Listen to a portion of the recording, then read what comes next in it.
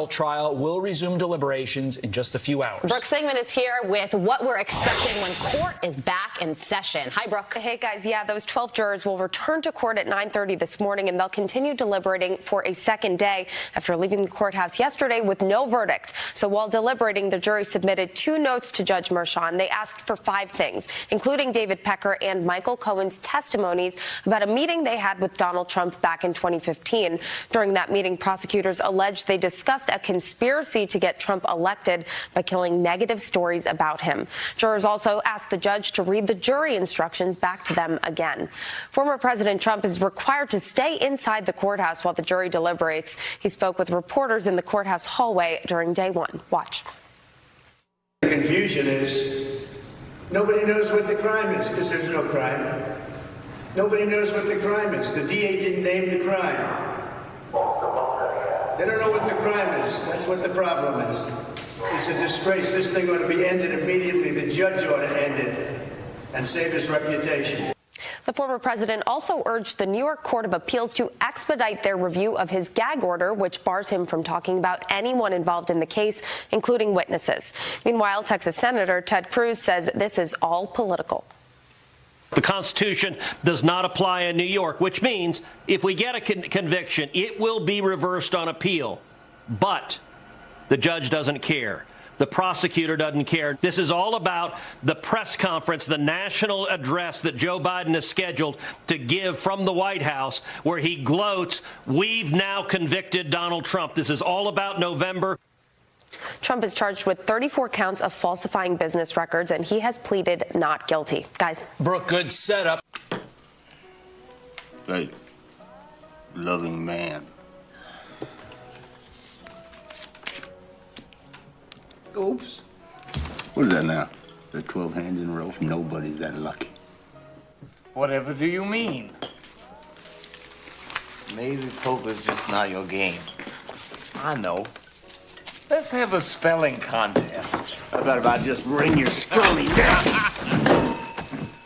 Are you taking his part? I'm the one who got cheated.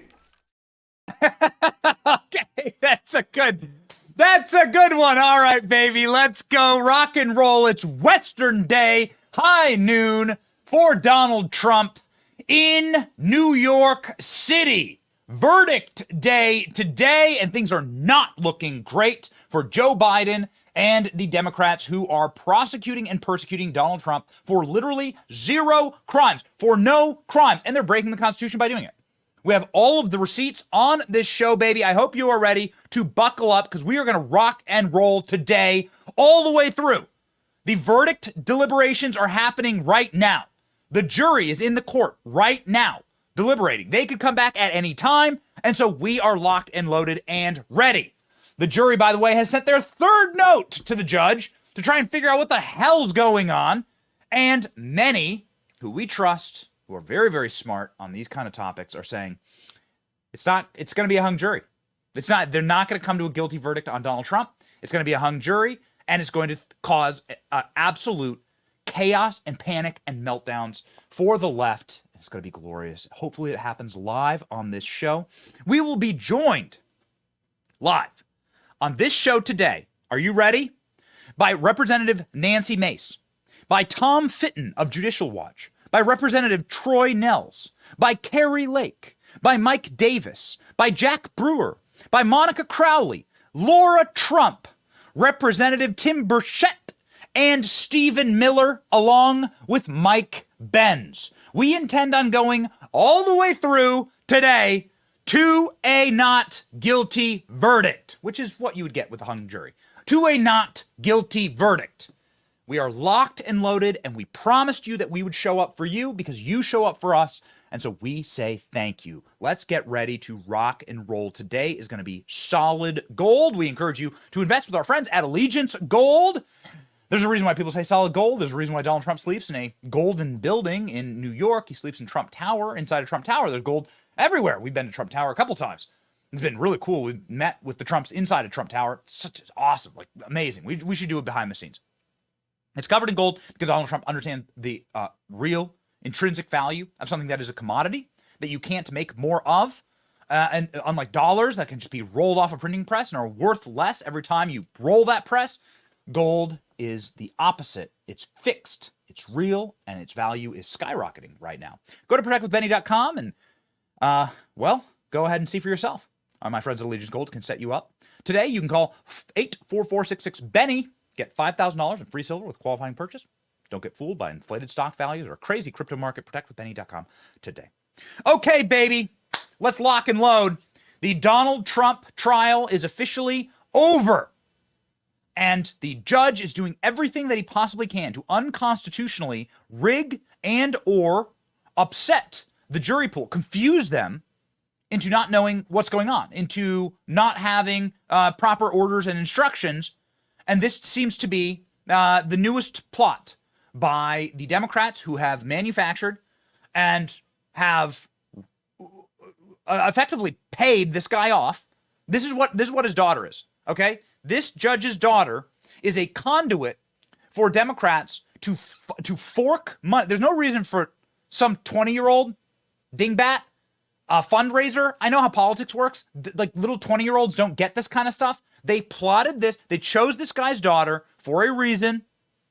And they have been forking money into her bank accounts. Adam Schiff, Cory Booker, all the rest of them. They fork money into her accounts in order to get this judge on their side. And now they're hopefully getting what they paid for, hopefully for them. But it's not happening the way they thought it would happen. So we are now in jury deliberation day 2. All day yesterday, the jury, by this time yesterday, had gone in to deliberate whether Trump's guilty or not. And there's something remarkable that happened when they were sent in. The judge gave them a menu of what crimes Donald Trump could potentially be guilty of. Never seen anything like it. It's totally and wholly unconstitutional. It is remarkable. This is the Sarah Bedford tweet here. Let's go ahead and put this up. This is the by unlawful means. So in America, there is very firm Supreme Court rulings that declare that a jury must come to a unanimous verdict. So this is really important. This is called Ramos versus Louisiana in the U.S. Supreme Court. Spells out these principles clearly and concisely. Clearly and concisely. That the jury must have unanimity in guilt. Otherwise, you're violating the principles of unanimity and you're violating the principles of a jury trial in the first place. You can't just have one guy think you're guilty and then you're guilty.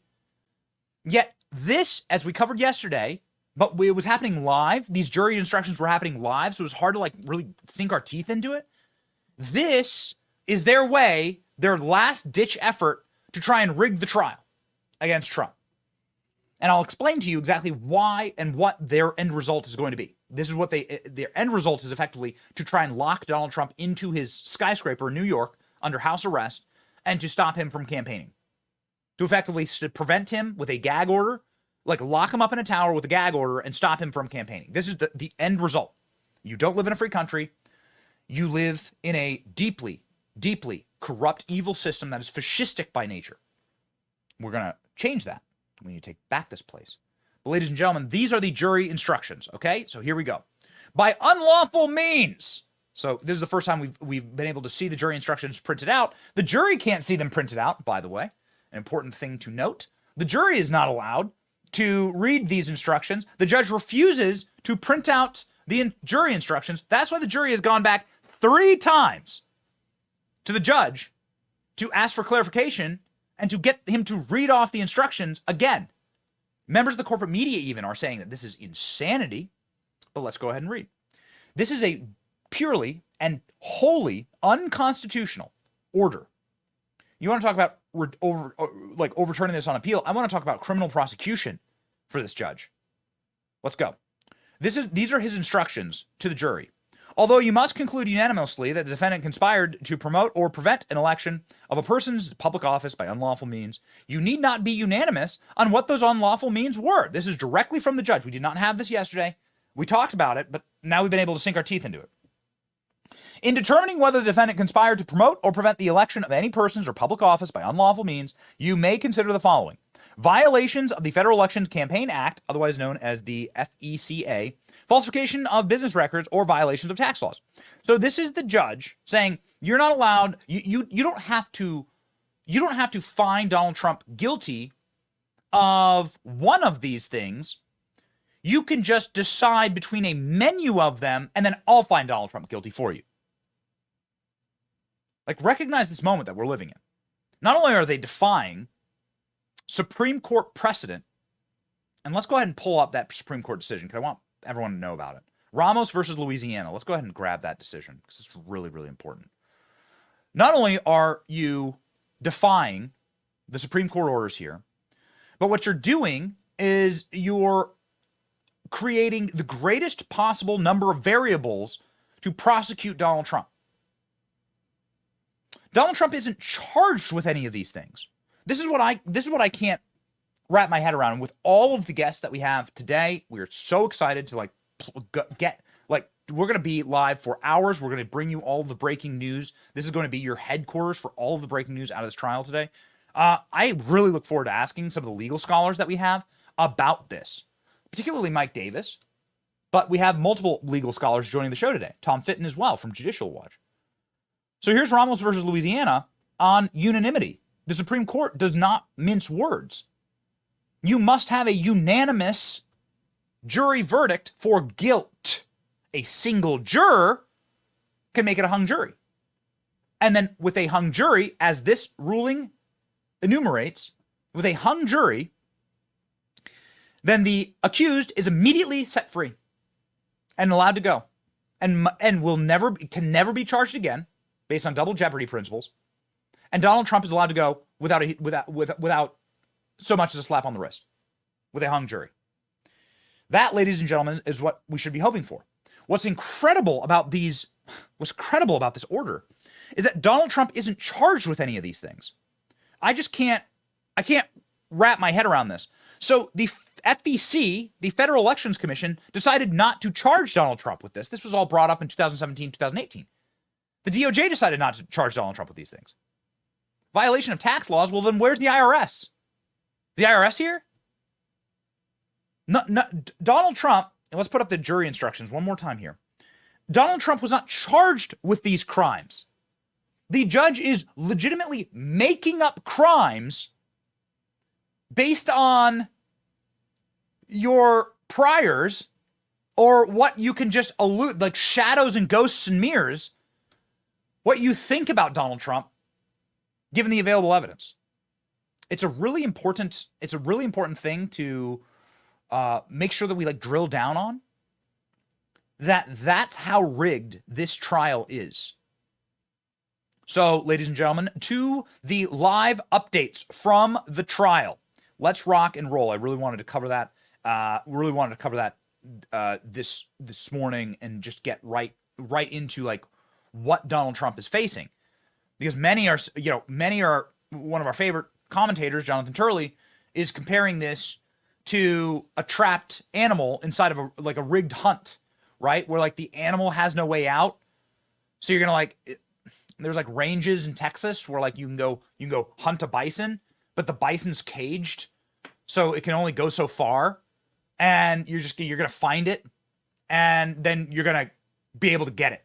And this is what the judge has done now, trapping Trump and trapping the jury, who again has gone back and rang the judge 3 times to say, we don't really understand what the hell you've given us here as jury instructions. In fact, before we get to Trump's comments today, I want to show you a corporate media, ABC News reporter, who outside of the courthouse is nobody really understands why the judge won't just give the jury instructions to the jurors. None of this makes any sense. This is we've never seen anything like this before. We can't, outside of wantingly attempting to rig this trial, we don't understand what's happening. Check this out. These are the instructions that the jury has to follow in Donald Trump's hush money trial before they can reach a verdict. 53 pages. This is complicated. This is lengthy stuff. It took the judge over an hour to read it, but guess what? The jury doesn't get this in the room during deliberations. They can write questions, they can write notes, but they don't get these instructions. In New York, Both parties have to agree and the judge has to agree. And in this case, it didn't happen. They don't have this in the room right now. So these are corporate media reporters being like, we don't even know, like, this doesn't make any sense. 53 pages, an hour to get through these jury instructions. The jury doesn't even get the instructions. Yeah. The point is to create confusion, to be able to browbeat the jurors and to be able to exhaust them into one of the menu of options that the judge has given for the persecution of Donald Trump, with the intended and stated goal of locking Donald Trump in Trump Tower, because as soon in the state of New York, as soon as a jury comes to guilty on any charge, and the judge has said you could just decide he's guilty on one of these three charges, all I need is every juror to decide he's guilty on one of the charges. You realize the game they're playing now? So they never said the crime for Donald Trump. They're not charging with these, but the judge is saying Trump's guilty of these. And all you have to do is, like, every juror needs to just pick one of the three options. And then I'll combine them all to say Trump's guilty. It's wholly unconstitutional. The Supreme Court should step in and stop this now. This man Judge Mchan should be locked up in Guantanamo Bay. I mean, this is so egregious. We look forward to talking to Laura Trump about this again on the show. We have multiple members of Congress. It's going to be a wild show. Ladies and gentlemen, before we're able to fill the entire day and bring you all of the breaking news from this trial, we want to let the president speak. Donald Trump is gagged. Donald Trump is gagged, and the judge could well, if they come back with a guilty verdict, continue the gag on Donald Trump, stop him from speaking during the campaign for presidency, stop him from debating Joe Biden, right? Or countering Joe Biden in a debate that's happening in less than 30 days. And then the judge could lock him in Trump Tower. He could say, okay, I'm not going to put you in prison, but I'm going to put you under home arrest. You're going to be under home arrest for the entire rest of the campaign. This could well be what the judge decides, and this may well be the play. This is why the judge's daughter is filthy rich and gets hundreds of millions of dollars, because this entire operation was hatched years ago in order to bring these charges with this specific judge, none of it's random, and to lock up Donald Trump when he runs for president again. This is what you're seeing playing out. Now, before we get to Donald Trump quickly today, I spent the entire evening praying. You should pray too. If you are a believer, you should pray. God is a God of miracles, and he's also a God of truth. And there has been no truth in this trial. They've brought known liars and literal demons up onto the stand to testify against Donald Trump. You should pray for a single juror. All there needs to be is one juror. Typically, it's one crime, but it needs to be one juror to say he's not guilty of any of these crimes. Then you have a hung jury. Then it's over. Then it's finished. And by American law, Donald Trump walks free at that instant. And the state has no more power. So that's what you should be praying for. Ladies and gentlemen, here is Donald Trump this morning at the courthouse. As ever, we will only play. We will allow the president's full commentary and allow the president to speak, talking about, I just wanted to build in the details here, because the more we research them, the more insane it actually gets. When they call it a rigged trial, it is by definition a rigged trial. So here, ladies and gentlemen, is the president, Donald Trump, speaking this morning. Thank you very much. Here we go again. 5 weeks. I've been here. I'm gagged. I'd like to answer all of your questions. They're very easy questions to answer, but I'm gagged, so I can't talk as much as I would like to about this ridiculous case that's hurting our country so badly. Some of the reviews from yesterday are and by the way, everyone's against this case. I haven't seen one legal scholar or expert in the law say that this case should have been filed. It should not have been filed, or at a minimum, it should have been filed 7 years ago. It's 7 years old. Everybody turned it down, including federal elections turned it down. Southern District turned it down. Bragg turned it down. Then he rejuvenated it when I was running for office. It's a terrible thing. At the request of Biden, the editors of the National Review say, acquit Trump. Bragg has failed to prove his charges. Totally failed. Greg Jarrett, who exactly was defrauded? Voters who had already voted Well, they already voted because all of this stuff came in after the election. So how were they defrauded? And then you say, what about Hillary with the dossier? What about all of these other things that go? And this is nothing. This is nothing. But what about all of the corruption, the voter fraud that you've seen over the last year on behalf of the Democrats, and nobody talks about it? This is ridiculous what they're talking about. This is called running for office. Greg Jarrett, the government, which received full payment on all taxable income. The government, by the way, received full payment. The taxes were paid in full. In fact, they made comment on that. Even if the taxes were paid in full, the Federal Elections Commission had concluded the money paid did not constitute a campaign contribution under the law. And remember, this judge wouldn't allow us. Look, he's a very conflicted judge. Everybody knows that. You don't want to talk about what the conflict was. I'm not allowed to talk about it because of a gag order that he put on me. So one subject he really doesn't want to talk about. There was no fraud. There was no conspiracy. It's that simple. Moreover, without a primary crime, there can be no secondary crime. It's a classic lawfare, weaponizing statutes because the law has been, because no law has been broken. That was Greg Jarrett. Ellie Honig, legal analyst for CNN. The crime here is not easy to explain or to understand. It's just not understandable. In other words, there is no crime. This is CNN. Catherine Christian from MSNBC, I call it MSDNC, legal analyst. It's difficult because it's a very nuanced argument. It's never been prosecuted before. This is an argument that has never been prosecuted before. And hopefully it'll never be prosecuted again. Andy McCarthy, this is anything but standard. It's the antithesis of standard, actually. The idea that they do not have to agree on what the other crime is. We spent 6 weeks wondering, what is the other crime? What is the other crime? And at the end, the thud we all get is this. There's 3 or 4 of them, and you could pick one from the other, and they don't have to agree on anything. And what he's saying is it's so corrupt. Nobody's ever heard of a thing like this. It's called pick 'em. It's like the lottery. Pick 'em. You pick 'em. And you don't have to be, even though in a criminal case you have to be unanimous, you don't have to be. Just give a couple of votes, because the judge, unfortunately, is corrupt. Judge Jeanine Pirro, no one has heard of this. It's like there's a menu column A, B, or C. You don't have to agree on it. This is a kangaroo court.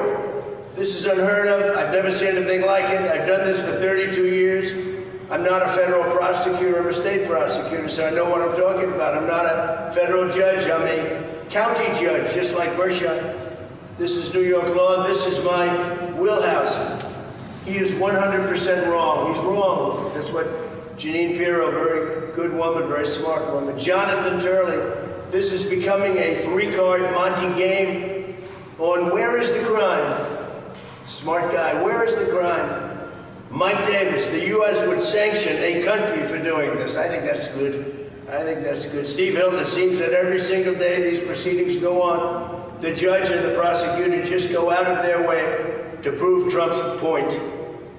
And I guess they are proving my point when you think. That's why I write some of these things that are very sad. Mark Levin, this Stalinist-like case, it's a Stalinist-like case.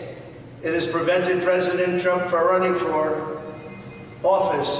It has prevented him from campaigning. He's unable to campaign because he's been in a courthouse for 5 weeks. And yet we just had a poll came out, NPR.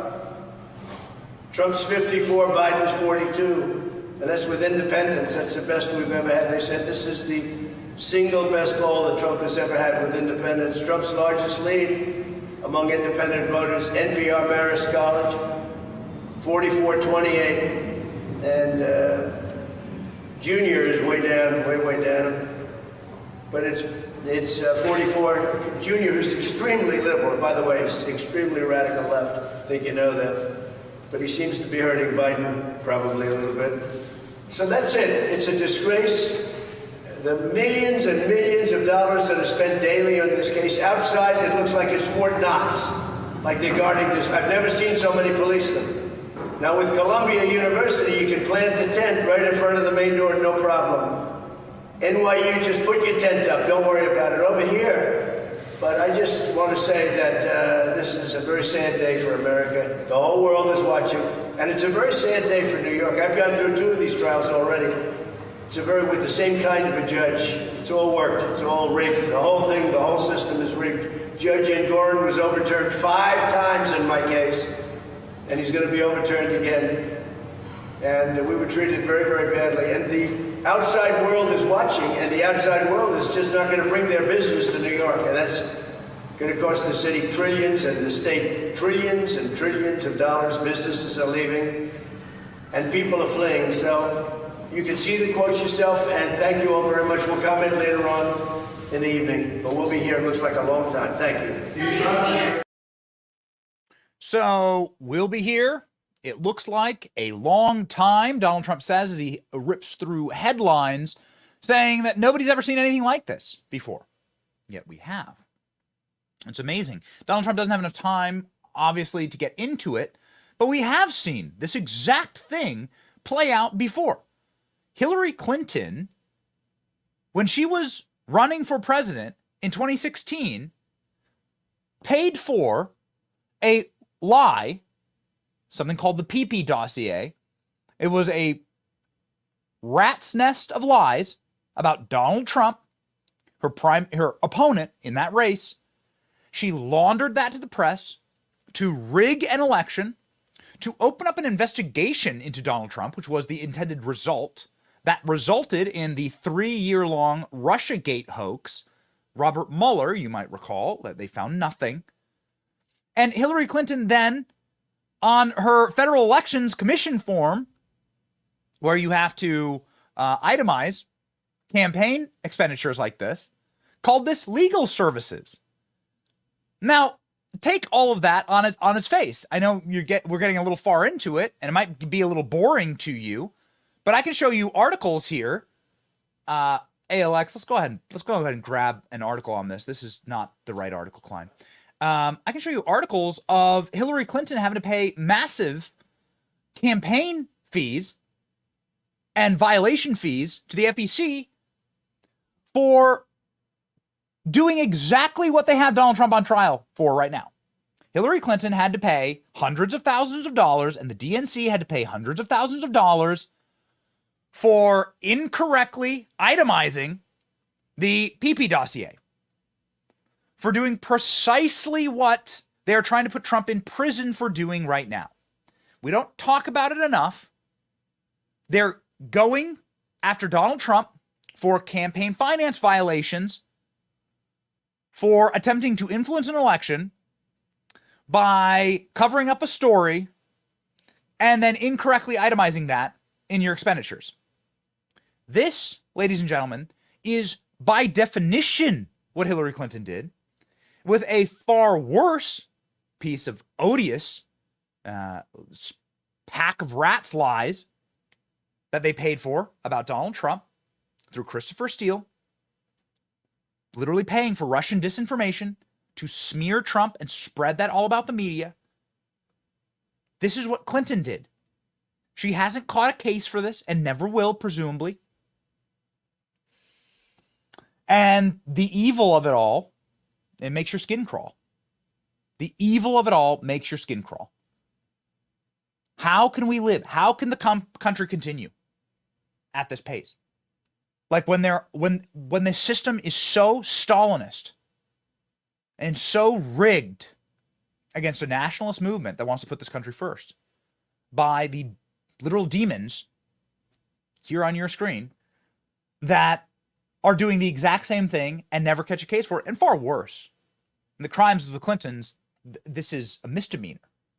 The crimes of the Clintons, if you really want to see the beginnings of them, then go ahead and read the Jeffrey Epstein documents. Go see what they did in Haiti. But this is a good appetizer for what the Clintons are guilty of. Will they ever catch a case? Will the Bidens ever catch a case? Well, in a just country, yes. But just a reminder of what they're doing to Donald Trump. Same thing with the documents. There was no FBI raid on Joe Biden's house. There was no guns drawn, embarrassing photographs. rigged crime scenes that were released. They're not charging Joe Biden. They're not charging Joe Biden. They said Joe Biden's too mentally unfit to be president, so we're not going to charge him. If they didn't have double standards, they'd have no standards at all. And so here we are, ladies and gentlemen.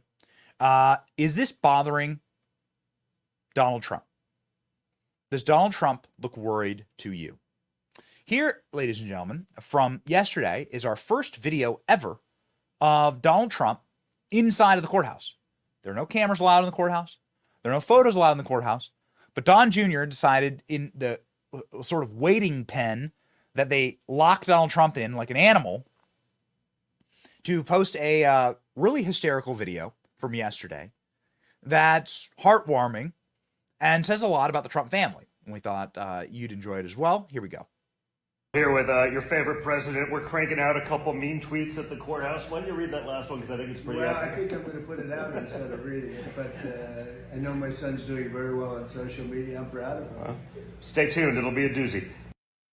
So this was Donald Trump and Donald Trump Jr.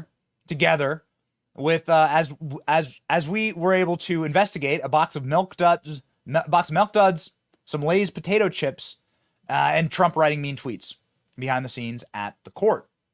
Donald Trump laughing and in good spirits and complimenting his son and saying his son's great at social media. A beautiful sort of insight into the Trumps, and they're laughing, they're smiling. I don't know how they do it. I don't know how to do it. The point of all of this, of course, is to humiliate and break a man. And Donald Trump seems to be younger and with more energy than ever. Now, what was the mean tweet that Donald Trump was sending? Well, here's the post on Truth Social. He was talking about Shannon Bream. Shannon Bream being a naive reporter and not being willing to admit that it is, in fact, Joe Biden who is running all of these attacks against Trump. Alina Habba, friend of the show, was on Fox News yesterday and told Shannon Bream, who's the on-air legal personality, these are Biden trials. This is Joe Biden trying to lock up and cage his political opponent who's beating him in every single poll. And Shannon Bream, to her great shame, we know Shannon Bream. She's great. I mean, I lived in D.C. for 15 years. We would run into Shannon Bream. She's a very nice person. But to her great shame, she did what every corporate media person does. And I know this because I worked for corporate media before, and I've had shows on cable TV. They engage in the hive mind, boilerplate responses where they are not allowed to just see the evidence in front of their faces. And they're not allowed to just come to the conclusion. You're not allowed to notice certain things if you work in corporate media. And this clip is a perfect example of that. Here we go. Alina Habba with Shannon Bream yesterday. This is exactly a Biden show because he's got to distract the American people.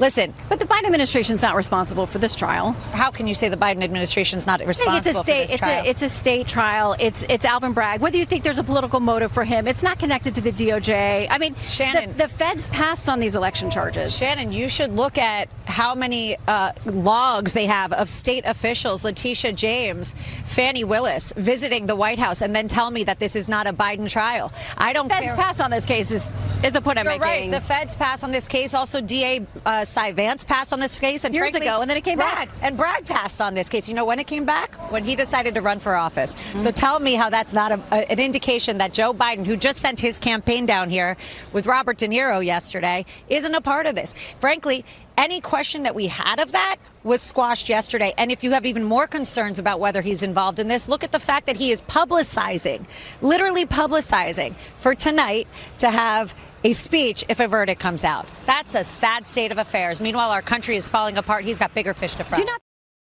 So, ladies and gentlemen, this was what Donald Trump was posting the mean tweet about. This is what Donald Trump watched on Fox News. Presumably Fox News is on inside of the holding pen that they have Donald Trump in. And Donald Trump loved his attorney, Alina Habba, pushing back on that line of questioning. But it also begs the question, How can you not see this? How are you so blind? It is broken, hive mind, corporate media, pablum that breaks people. And when you do interviews, you have a producer in your ear that's screaming at you, oh, you can't say it's a Biden trial. Can't say it's a Biden trial. No evidence, right? No evidence of a Biden trial. Even though there is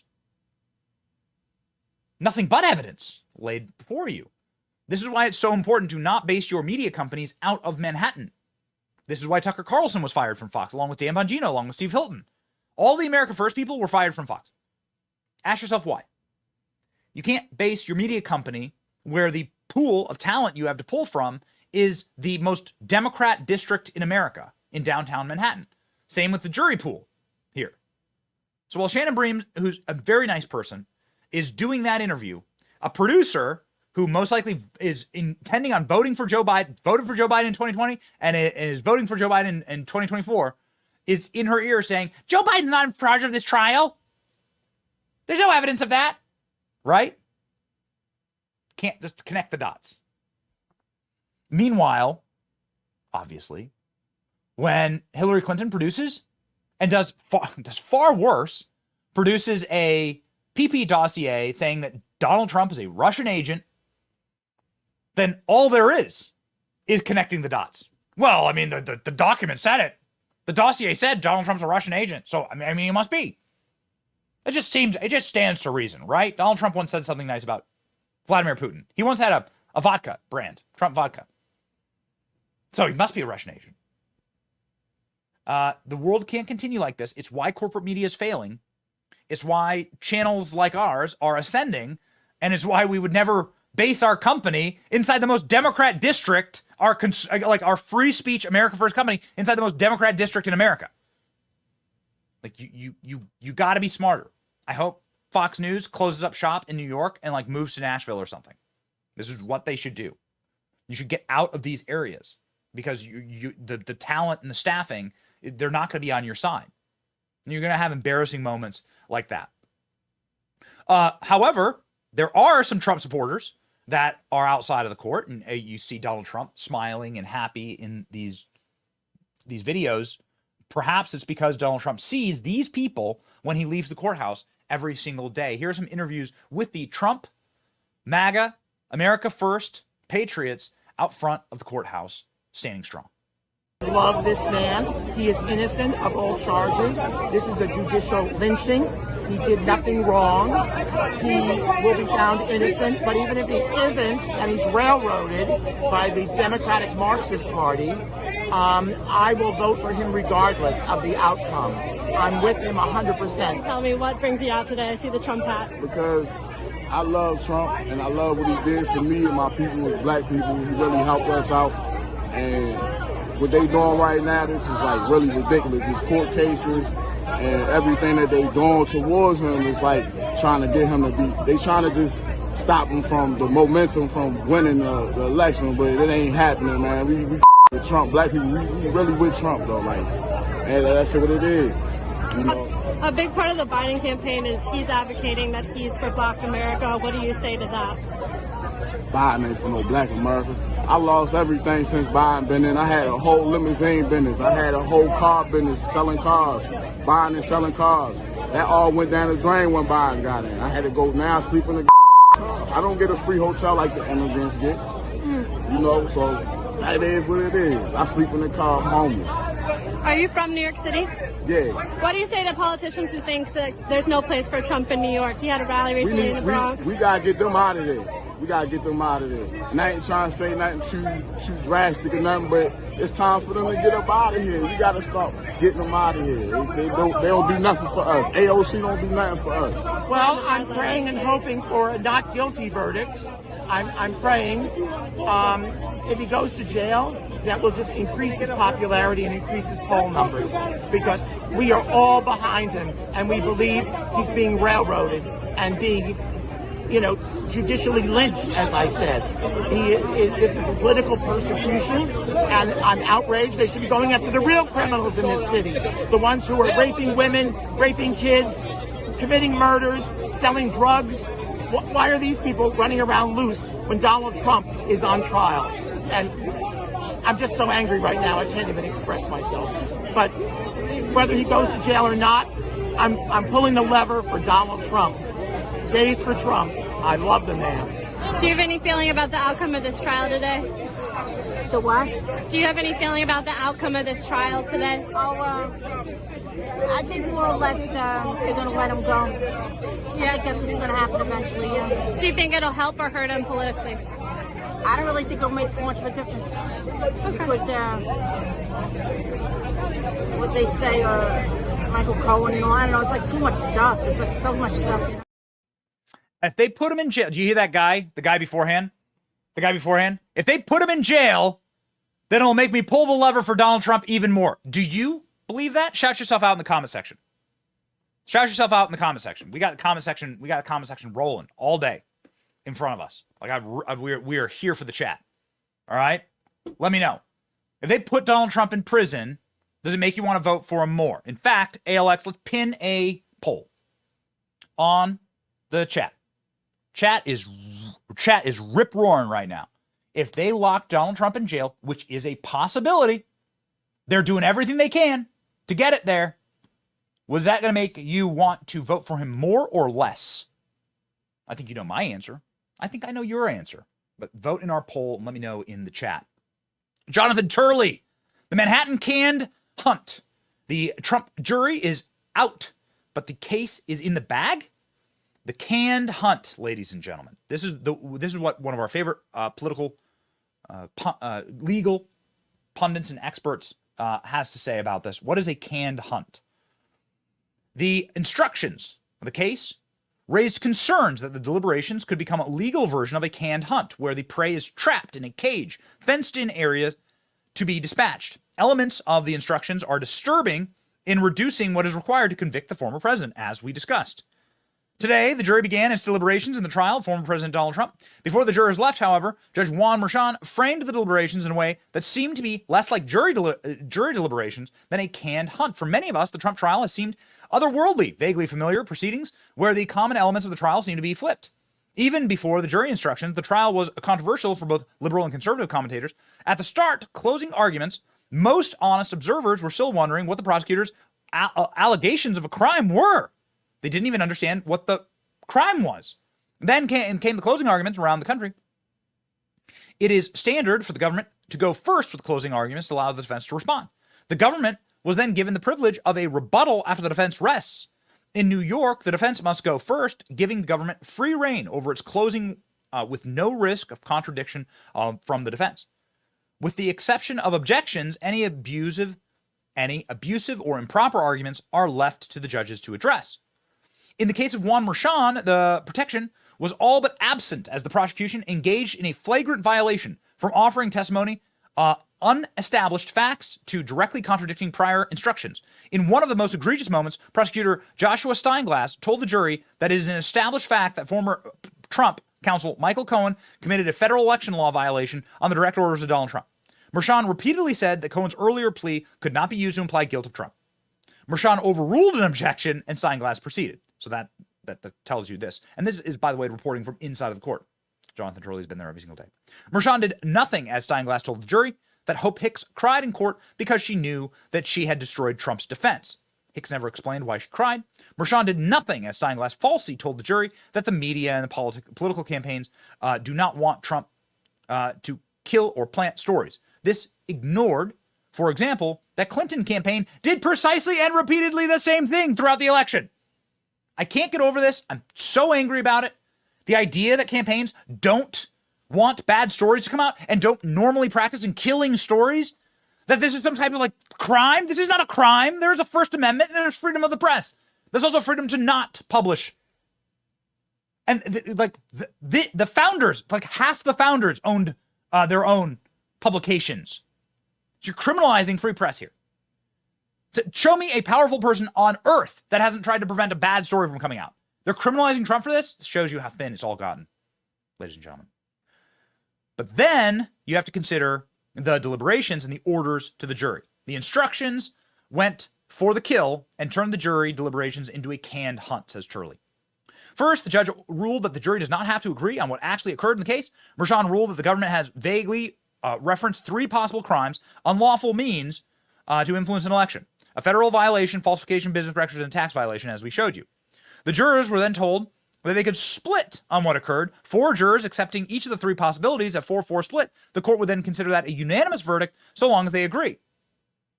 Strangely, this is unconstitutional. Isn't that amazing? Second, the judge said that he would instruct the jury on the law, but then omitted the key elements and established that there was no federal campaign violation. Indeed, a blocked legal expert, Ben Smith, former chair of the Federal Election Commission, was going to testify that this could not have been a federal election violation. Moreover, even if Trump's legal settlement money could be viewed as a federal campaign contribution, it could not have been part of a conspiracy to influence the election. A contribution could have occurred after the election, because that's exactly what happened.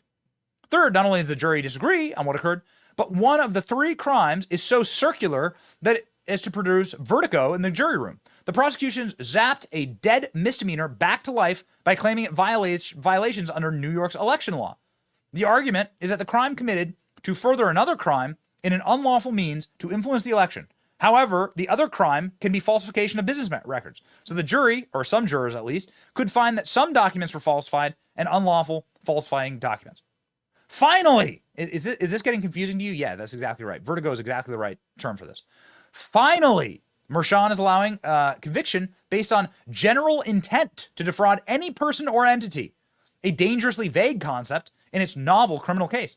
Mchan is largely stuck to the standard jury instructions, but the case is anything but standard. With ambiguous claims of influencing an election or general intent, the definition can be an invitation for total and complete bias. Given the instructions and the errors in this trial, it would seem as if acquittal is almost beyond the realm of possibility. That leaves either a hung jury or a conviction. However, framing this case as a failure to protect the rights of the defendant and undermine perceived legitimacy of the proceedings and any possible verdict, Trump is in a tight cage. Mchan just left it for the jury to deliver the coup de grace. We will see. He remains hopeful that the jurors will find a hung jury. But there are jurors here that will say, and he has said this repeatedly today, Jonathan Turley, that he expects a hung jury here. And that's not great signs when they're going back to the judge again and again and again. So, ladies and gentlemen, we shall see. An absolutely wild breakdown and an important moment, obviously, to recognize something. That the entire system that we view as the American Republic stands to fall if you can simply prosecute your political opponent for non-crimes. If you can put your political opponent in jail for nothing, then we no longer have a republic. We're in something like very, very dark and very different from what you were told that this country was when you were being raised. So what do we have in this country? It's probably best to talk to a member of Congress about this. The great Congresswoman from South Carolina, Nancy Mace, joins the program now.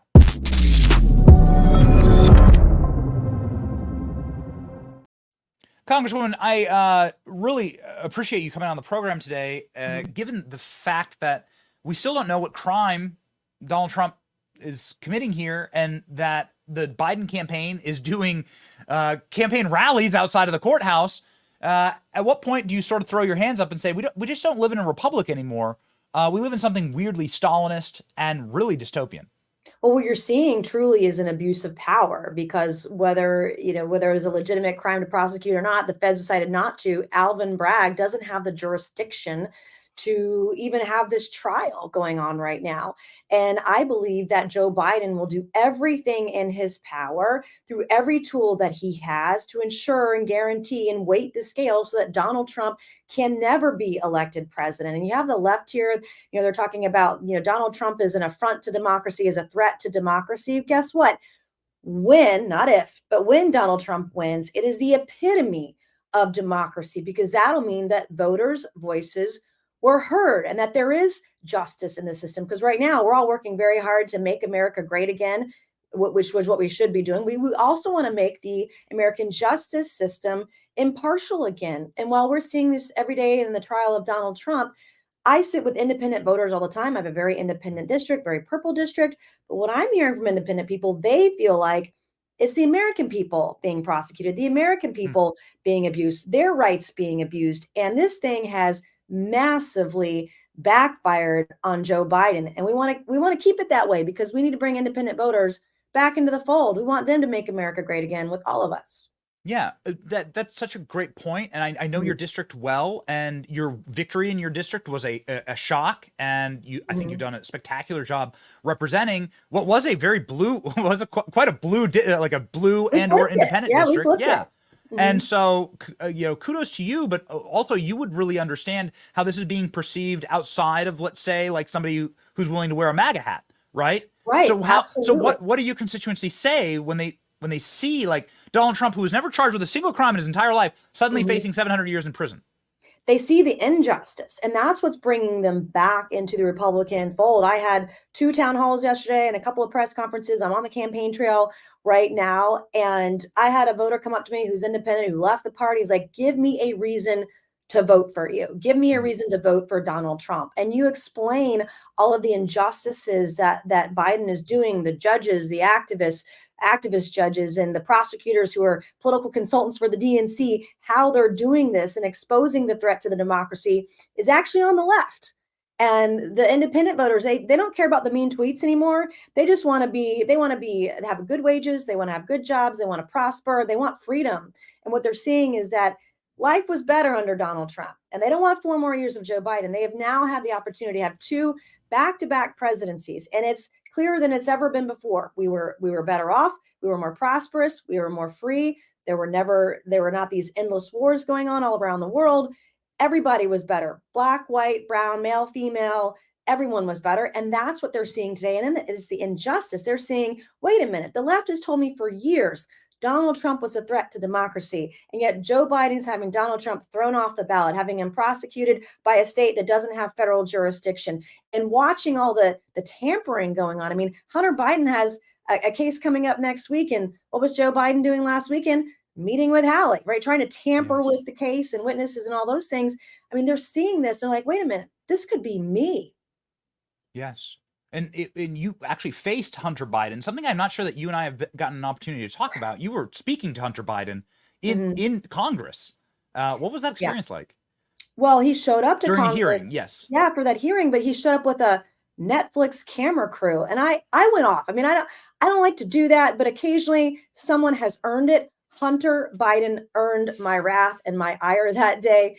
And he shows up with his camera crew. This is all one big joke. No, this is the institution of Congress. When you don't show up to testify, when we subpoena you, you should be held in contempt and you should be hauled off to jail for that. But instead, he made a mockery out of the system, which is what Joe Biden is doing. It's the Biden family brand. That is what they do. They want to make a mockery out of the Constitution, out of Donald Trump, and all the values that we stand for, all because they have a little TDS and they don't like some mean tweets, which is insane. But people are slowly coming to their senses. And I had a friend call a couple of weeks ago, and they voted for Trump in 2016. They didn't vote for president in 2020. And they called and they said, we cannot have 4 more years of Joe Biden. I'm back on the Trump train. And by the way, a couple of my Democrat friends are going to join me. They're not going to put it on social media, but we're all going to vote for Donald Trump in November. And those are the people, Benny, that we have to go after and make sure they feel back at home in the Republican Party. And they know all of the greatness that Donald Trump brings to the White House and the rest of the nation and the world. Yeah, I just got chills. ALX, my producer, can we get that tweet from yesterday where we show the Biden campaign rally versus Trump in Harlem? So Joe Biden held the campaign. You talk about black, white Americans. You're in a very diverse district. Joe Biden is now desperately trying to appeal to black voters because they've totally abandoned him. And he held a rally, if you can call it that, a rally yesterday where kids in Philadelphia were required to attend, and it was completely and totally empty. Yet Donald Trump's in Harlem, and the overflow crowd is much bigger than Joe Biden's entire rally yesterday, reaching out and appealing to black voters. Perhaps you could tell me how this erosion happened for Joe Biden, and does he have a chance of winning back this demographic as you regularly just pop it up? Yeah. Right. As you Joe regularly Biden, do. Yeah, Joe Biden is quickly So you losing. can see. You can see here the difference. Yeah. Oh my gosh, I haven't seen this yet. That is amazing. So let's click on the Joe Biden one. Yeah. So here's the this is the Blacks for Biden campaign rally. Well, Joe Biden is losing black voters at about the same rate Donald Trump is gaining them. And so when you see this kind of movement happening, people are waking up and they are look at what Donald Trump did, from the pardons to prison reform. I mean, when he was president in December of 2018, he did a massive prison reform bill, which helped a lot of people and helped Black Americans, helped women, all these folks. And he's done it. He puts his money where his mouth is. And people are saying, look, Joe Biden, he's a lifelong racist. He didn't want his kids raised in a racial jungle, according to his words, and you ain't black if you don't vote Democrat, right? And so I think black voters, I would imagine, are starting to wake up and say, what has the Democrat Party done? They've made promises for decades, but what have they actually done? And they're looking at Donald Trump, a man who loves freedom, who loves the Constitution, and realizing that kind of freedom and liberty makes the educational system better, gives people higher wages, better jobs, better education. All of it was better under Donald Trump. And you're seeing that reflected in these rallies in New York.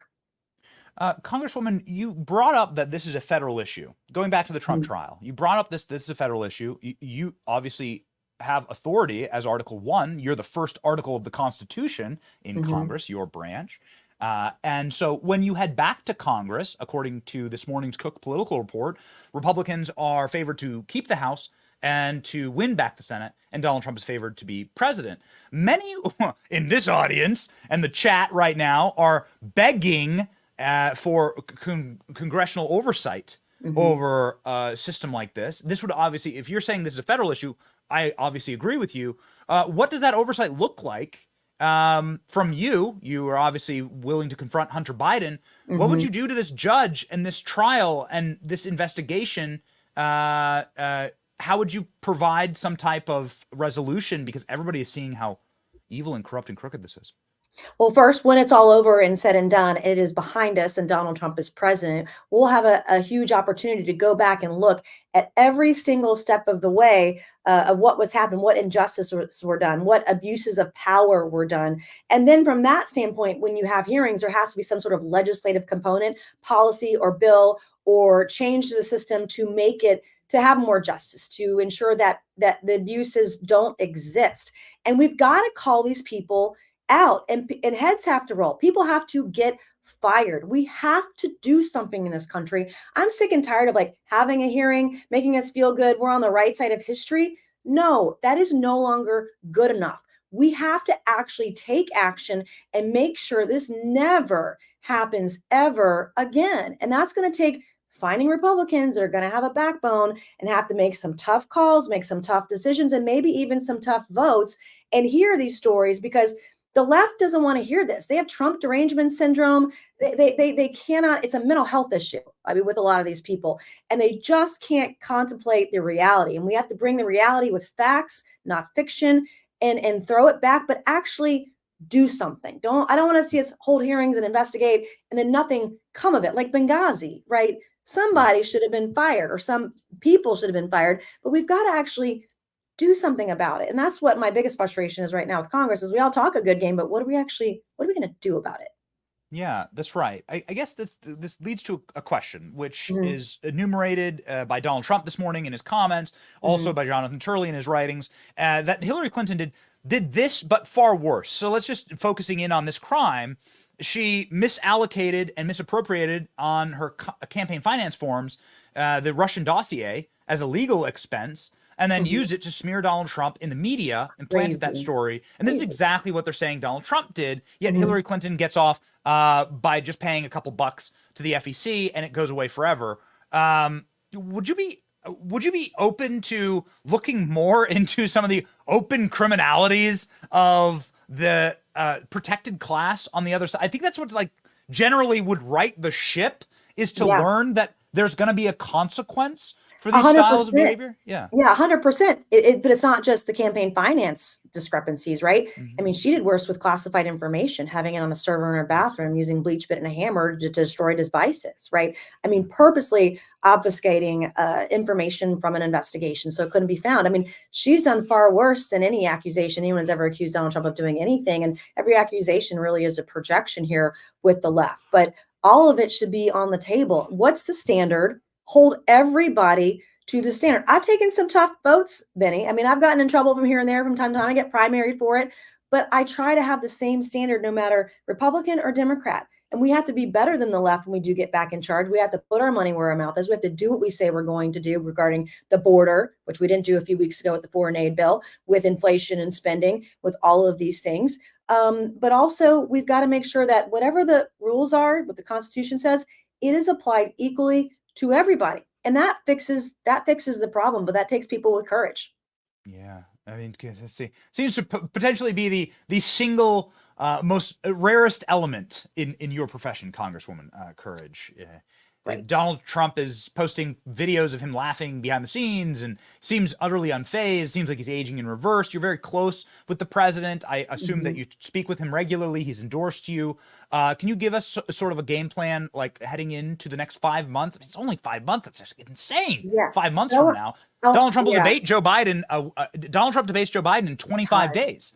I know. I cannot wait. I mean, I don't care what time of night the debate ends. I'm making my kids stay up to watch. I cannot. We're going to have full bowls of popcorn, soda, whatever they want, M&Ms. We're watching that thing. I cannot wait for that debate. Cannot wait. So what's considering what you know about the campaign and working with the president, what's sort of the path forward to victory? Well, two things. But first, before I answer that question, I want to say one thing. A couple of weeks ago, I learned that Kevin McCarthy was spending $6 million against me. We did the math on this thing in the middle of Donald Trump's trial, over the days that he's been seeking. He has sought to ask, how am I doing? How are we doing? What kind of support and help do you need right now? And he retweeted or re-socialed his endorsement like 2 weeks ago because we had reached out and said, hey, this is happening. And in the midst of everything, every challenge he has right now, he's not thinking about himself. He's thinking about people that can keep the majority in the House, people that can flip the Senate. He's thinking about what can we do to make our country great again. He's not thinking about himself. He's thinking about us as Americans, our nation, our country. He's very, very selfless. And that's just like a behind the scenes thing. I was like, how thoughtful is that? Despite everything that they're throwing at him, he wants to make sure that I'm doing okay and that I am going to win. And that is the mark of a man that I haven't seen in my lifetime, right? That he cares so much about his people and our country that he wanted to check in with us and make sure we had everything that we needed to be successful, number one. And then number two, the next 5 months, we've got conservatives. We've got traditional Republicans. We have to go after the middle. We have to go after the centrists. We have to go after some of the libertarians. We need to get people back into the fold to make sure that they vote and they vote for Donald Trump. And that is the work that we're going to have to do on women, on African Americans, Black and Brown Americans, making sure that it's not just a win in November. This needs to be a mandate. This needs to be overwhelming so that Congress, the Senate, the House, that we have a mandate to go put our money where our mouth is and do what we say we're going to do. I'm done being just squishy and let's just be soft. No, we need to actually deport illegals who are here. We actually need to cut spending so we can stem the tide of inflation. We need to address women's issues, right? And he is the man absolutely to do it. But we got to get those center folks. We got to get them into the fold. We want them to vote. We want them to vote for us. Congresswoman, we are huge fans of yours on this program. The audience is a huge fan of yours. For those of you who are not aware of how fearless the Congresswoman is, we have just a little bit of a throwback here. Just one more minute of your time. Here's the clip of Congresswoman Mace confronting Hunter Biden to his face. Everybody else in the committee sits silently as Hunter Biden goes walking in, making a mockery of Congress. And this, ladies and gentlemen, this is the moment. And keep in mind that Hunter Biden goes to trial in 2 weeks in Delaware for gun crimes, which is going to be a remarkable moment. We hope you'll join us again. Here we go, ladies and gentlemen. This is the moment. Chairman Comer, First of all, my first question is who bribed Hunter Biden to be here today? That's my first question. Second question, you are the epitome of white privilege, coming into the Oversight Committee, spitting in our face, ignoring a congressional subpoena to be deposed. What are you afraid of? You have no balls to come up here and... Mr. Chairman, point of inquiry. Mr. Chairman, if the gentlelady wants to hear from Hunter Biden, we can hear from him right now, Mr. Chairman. Let's take a vote and hear from Hunter Biden. What are you afraid of? Hold on. Order. Are women allowed to speak in here or no? Are women allowed to speak in here or no? Because you keep interrupting me. I'll interrupt the chairman. I don't know that he's a lady. I think that that Hunter Biden should be arrested right here, right now, and go straight to jail. Our nation is founded on the rule of law. Come on. And the premise that the law applies equally to everyone, no matter what your last... Point of order, Mr. Chairman. Ladies and gentlemen, the great Congresswoman Mace from South Carolina. Thank you for fighting. We just love that clip. Everybody needs to go follow. 177,000 Americans. Can't be wrong. And if you're in South Carolina, support Congresswoman Mace. Thank you so much. NancyMace.org. Thank you, Benny. Thank you.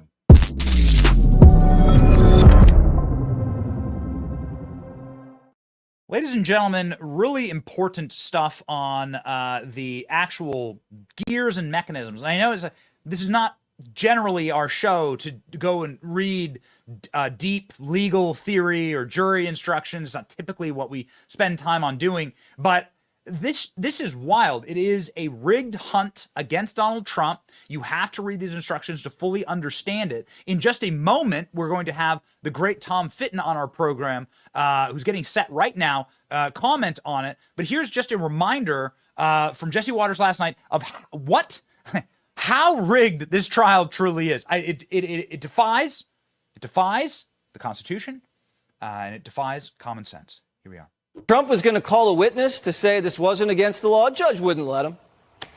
So listen to what the judge told the jury. The jury gets to pick what crime Trump's guilty of. The 12 jurors don't even have to agree on which 3 charges he's guilty of. It can just be one or any 1, 2, 3 charge combination. And the judge considers that a unanimous verdict. Convicted. It's like a crime buffet. 12 jurors can go to the buffet, each eat different things. One juror just gets a salad. The other jurors get meat and potatoes. Other jurors get salad, meat, and potatoes. All they have to do is agree on that their meal was delicious, even though they didn't even taste everyone else's food. Fill your plate with misdemeanors, whatever you want, and we'll call it a felony. This is the first time we've ever seen a case like this in the history of the American legal system. And 3 non-unanimous misdemeanors make a former president and convicted felon. Now, it's not like they found Trump with gold bars in his closet like Gold Bar Bob. It's not like Trump filmed his crime spree like Hunter. If I don't understand it and our lawyers don't understand it, how do you think the jury feels? Ladies and gentlemen, Tom Fitton of Judicial Watch joins the program live now.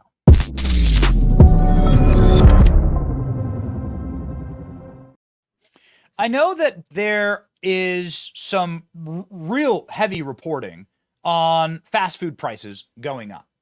But this dollar menu Trump crime situation is beyond my capacity to understand it. Tom, please help me figure out how they can select like the McChicken and the McDouble and then 6 nuggets and Trump's guilty. How does this menu of guilt work? What the hell's going on? I don't know.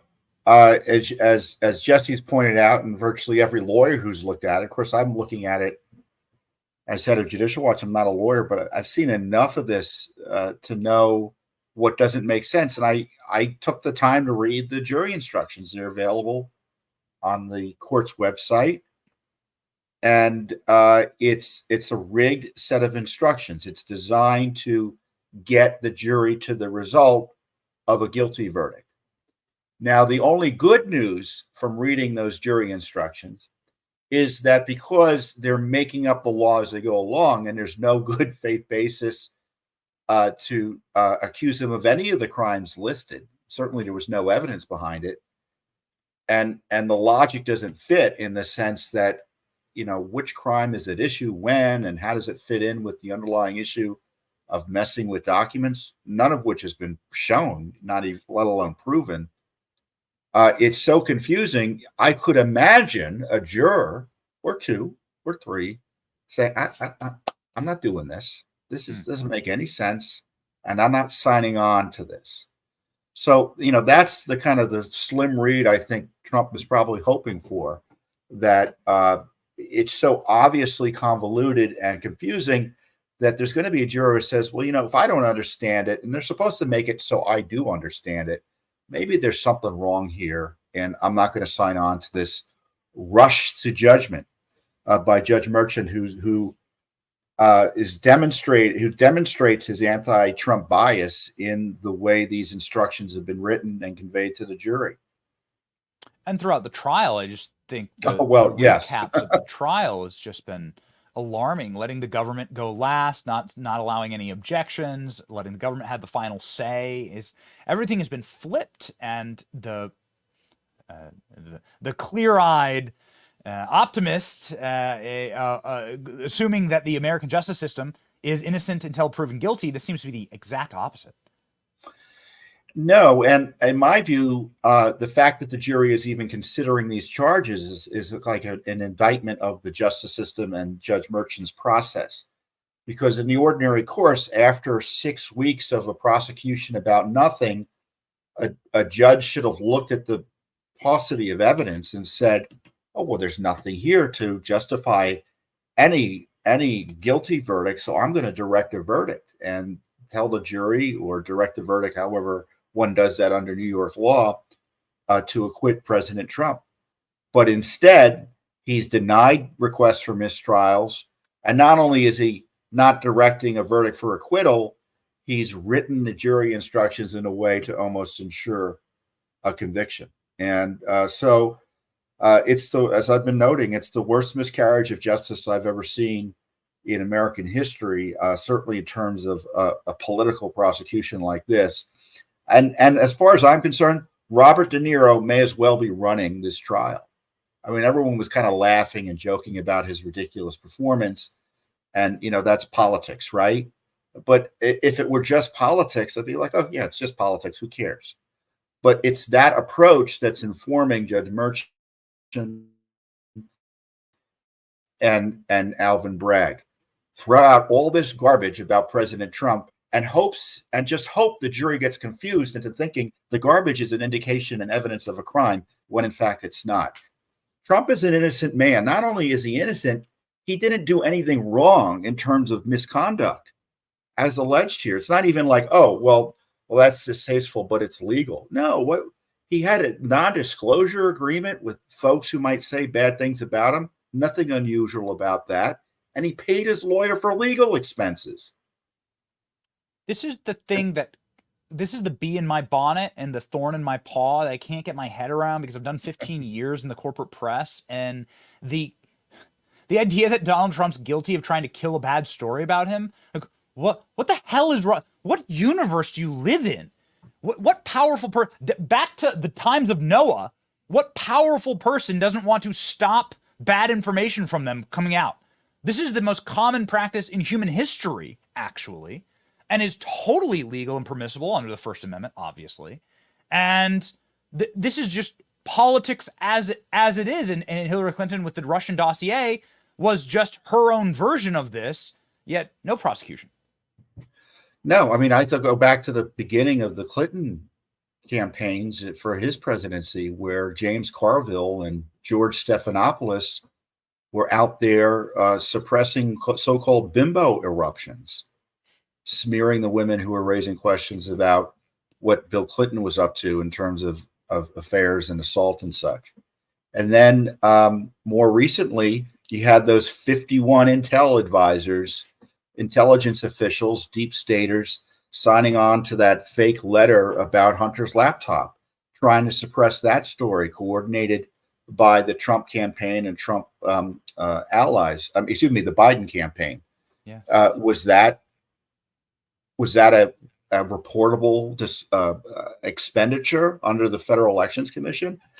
If Trump is convicted, all bets are off in terms of prosecutions for all politicians who try to manipulate the media and don't report it on their FEC forms.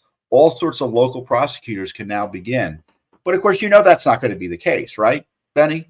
I mean, we say, well, if this happens, just think of what's going to happen to Democrats and Hillary Clinton and Joe Biden and Barack Obama. Nothing's going to happen to them if the past is any prologue. And so this is why I think Trump should commit.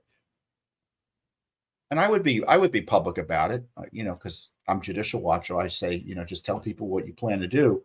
He should, if he wins the presidency or the next honest president, directly hire a special counsel to investigate this abuse of him, this collusion, this conspiracy to violate his civil rights and the civil rights of countless of other Americans under the color of law.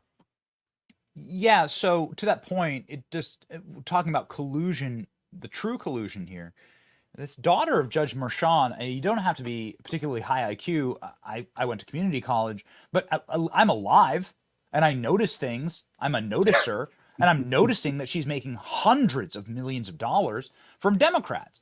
And that's not normally how political fundraising works. Some 20-year-old who has no history in doing that doesn't suddenly get the biggest plum contracts for political fundraising from Democrats, particularly Democrats like Adam Schiff, who are investigating Donald Trump.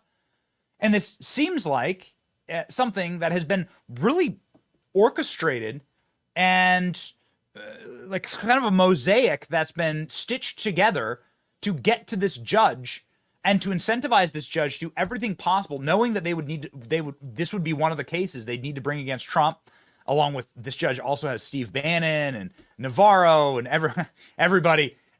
Every big case that's brought in New York somehow goes to this judge. This seems like they bought the guy off. That's just what I'm noticing. This seems like they buy their person. Yeah, I just think he's a Democratic activist. He's a politician in judicial robes. He's made donations to the Biden campaign, extreme left campaign organizations that are anti-Trump and pro-Democrat. And of course, there's nothing wrong with the Biden campaign getting donations from anyone but judges. And he violated the rules, and he's been dinged by the Judicial Commission. It's been confirmed in the last week or so. It's leaked out. Of course, he hasn't released the letter.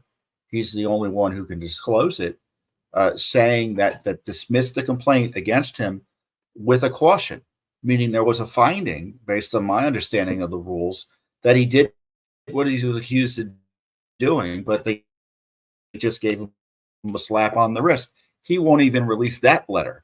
So we have a confirmation he wasn't punished.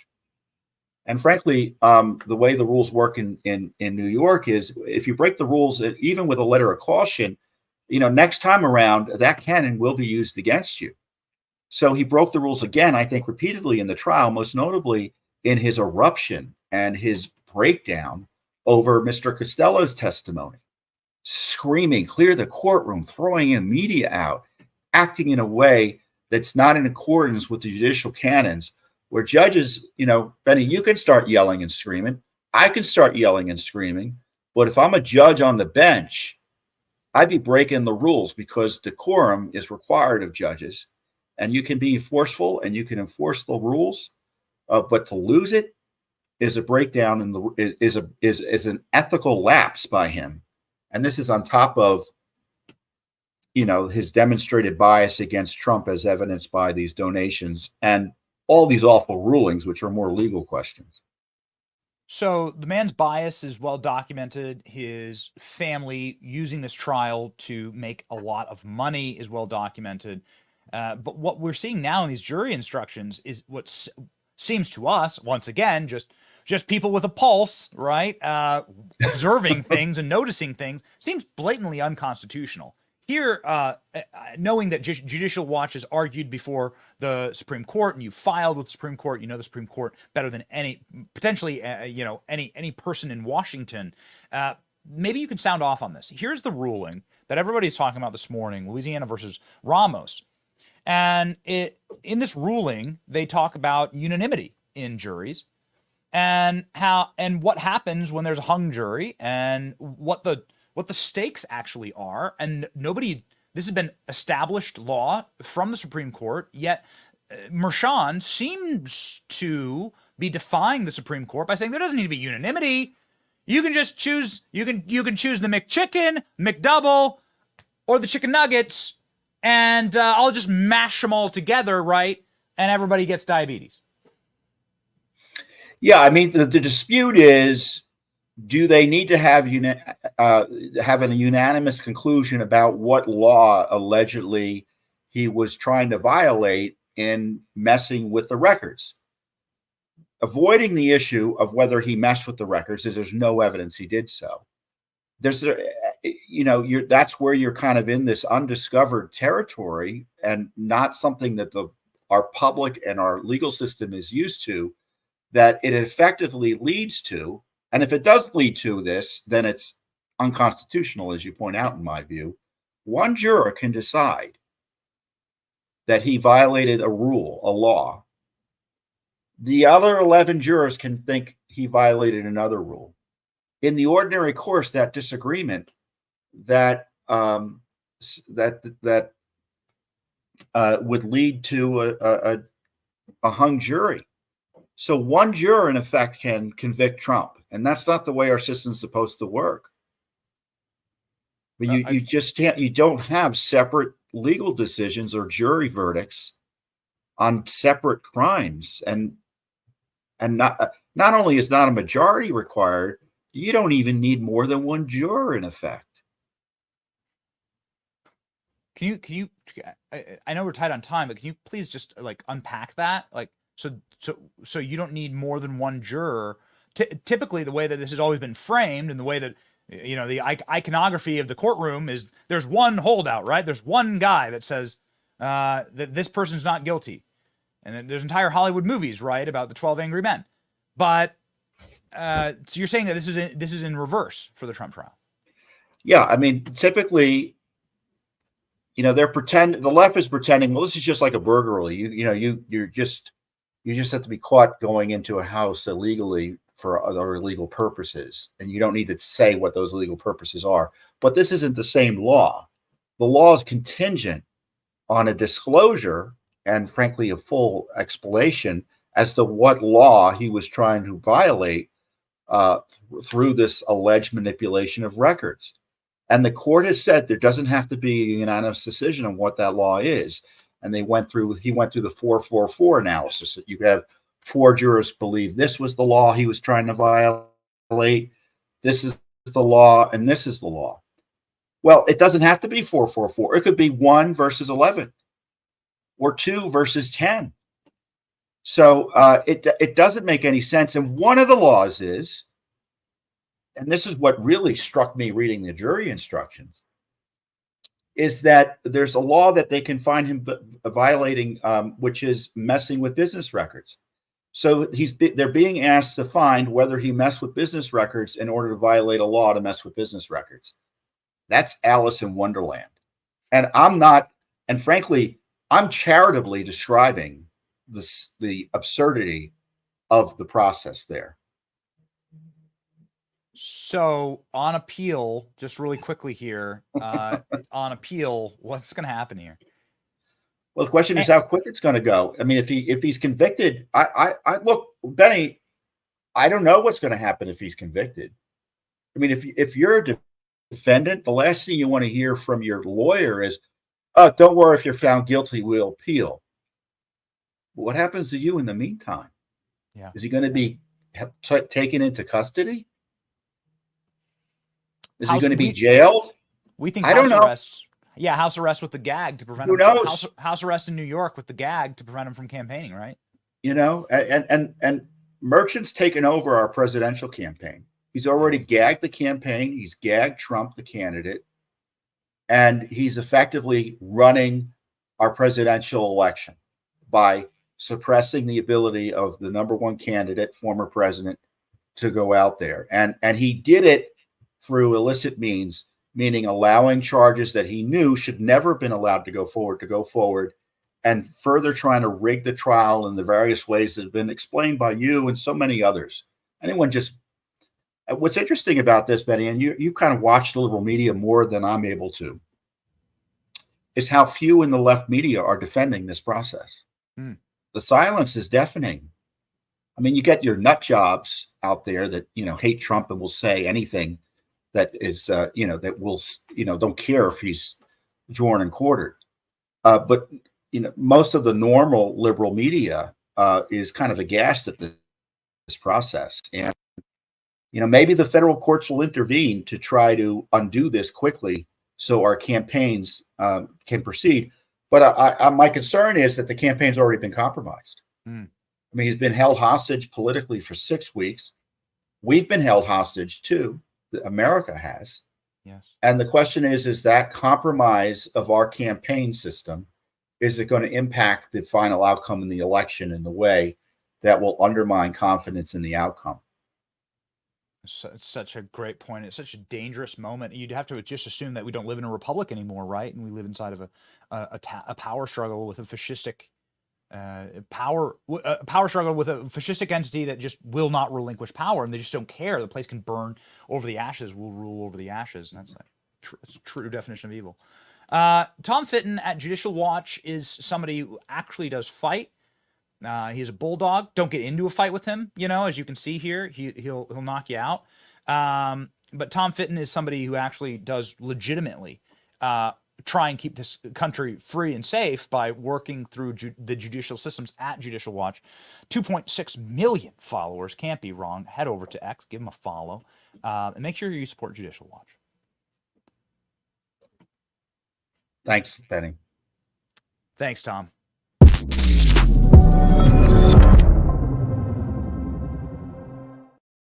So, ladies and gentlemen, we move through this wild moment in American history with extreme trepidation and a bit of anger at what's happened. Also, something that continues to sort of boggle the mind here is that none of it's working, right? I mean, they may be able to lock up Donald Trump, but people have won elections from prison before. Donald Trump's campaign spokesperson, Caroline Levin, making this point yesterday. Donald Trump said he'd be happy to run from prison. And remember, you should only ever vote for somebody that's willing to die for his political beliefs. That's a proud tradition in this nation. Caroline Levitt talking about the backfire. Be careful what you wish for, Jesse. This is a classic example of that. I'm not sure when the Democrats are going to realize, do not underestimate Donald Trump. He will fight through everything. He fought through 2 hoax impeachments. He fought through the Russia hoax. He's fought through endless investigations into his family, into his business, into himself as president, now as a candidate. They've confined him to this courtroom for 6 weeks, and he's stronger than ever. I was with the guy all day today. He's in great spirits. Why? Because he knows he ultimately has the truth on his side, and he's going to be vindicated. And the Democrats know that too. They don't have a case. They don't have a crime. They concocted this entire trial to put it on in the media capital of the world here in New York in an attempt to weaken him ahead of the election. And it is not working. Just look at the polls. Yeah, it isn't working. But what would work is if they put Donald Trump under house arrest in New York. And that seems to be what the goal would be, unless they get a hung jury today. Once again, the jury deliberating right now. If anything changes, we'll cut right over. But the jury deliberating right now, if Donald Trump's under house arrest, how would he even debate Joe Biden in Atlanta, right? Is Joe Biden going to have to come to Trump Tower? If Donald Trump has a gag order that continues, then how would Donald Trump be able to run for president? Never seen anything like this. Joining us from the great state of Texas, Congressman Troy Nehls, to comment.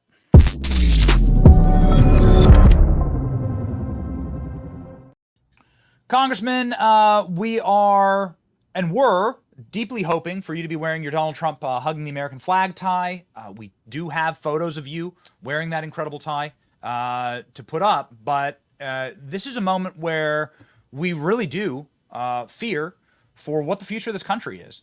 This trial seems unbelievably rigged and in a way that would potentially require something to be done about this broken system.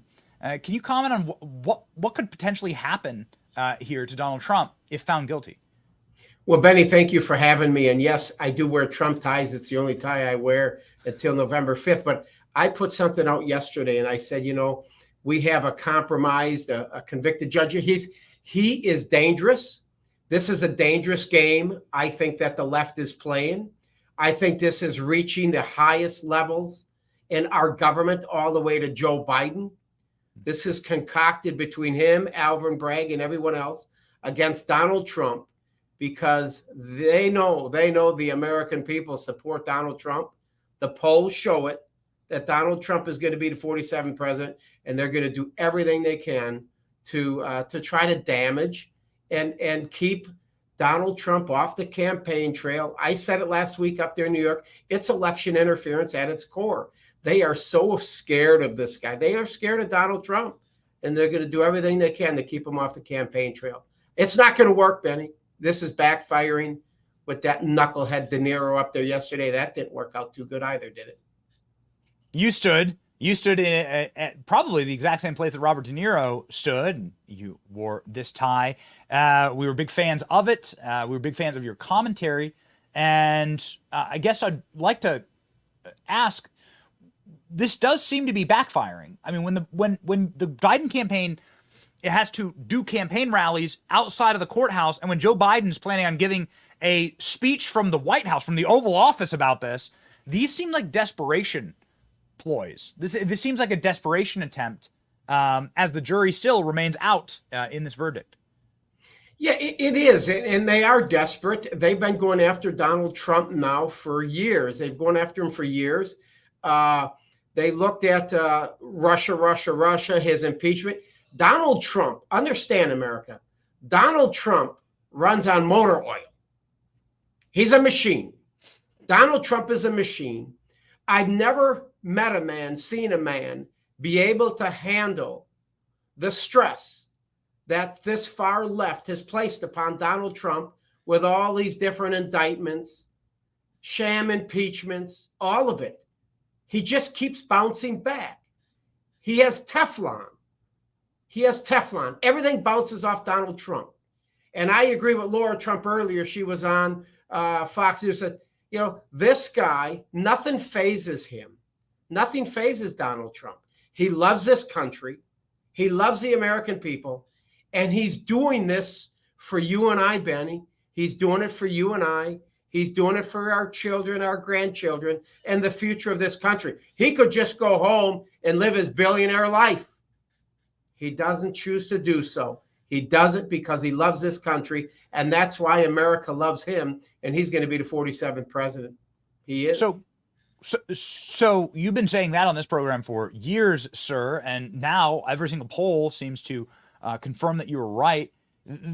This backfire, it's pretty historic. The more they do this to Donald Trump, the more popular he gets. Are you seeing that in your district? Are you seeing that on the trail?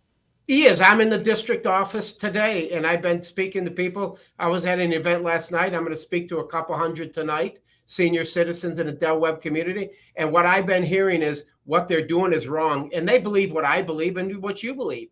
This is working against, this is backfiring on the Democrats to bring up that Robert De Niro. Who cares what the hell what Robert De Niro says, right?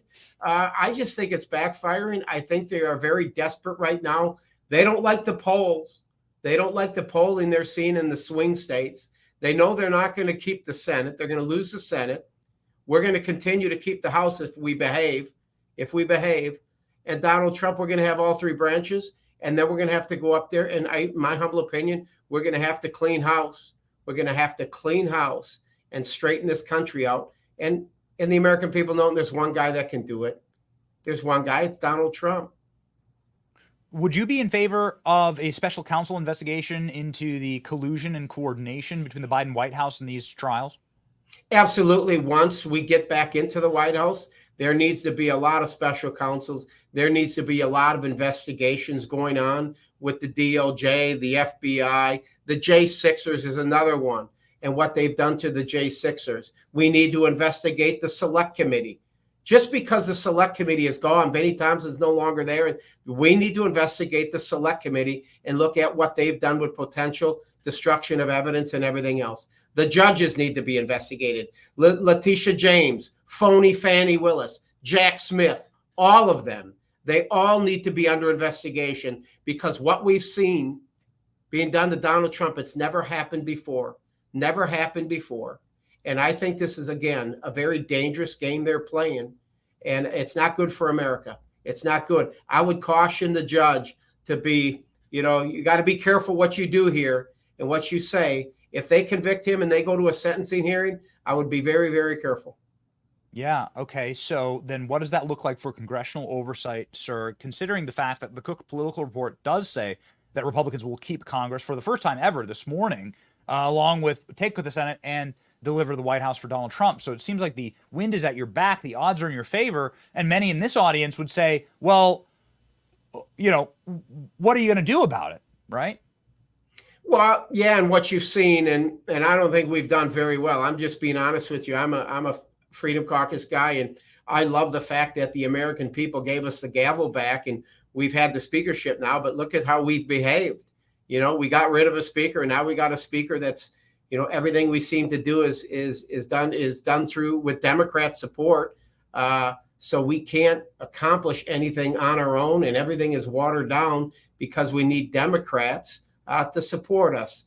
And so I think we're in a little bit of trouble. If the American people give us the gavel back or keep the gavel, I think we ought to behave. We ought to behave, and we ought to pass strong legislation in support of the president.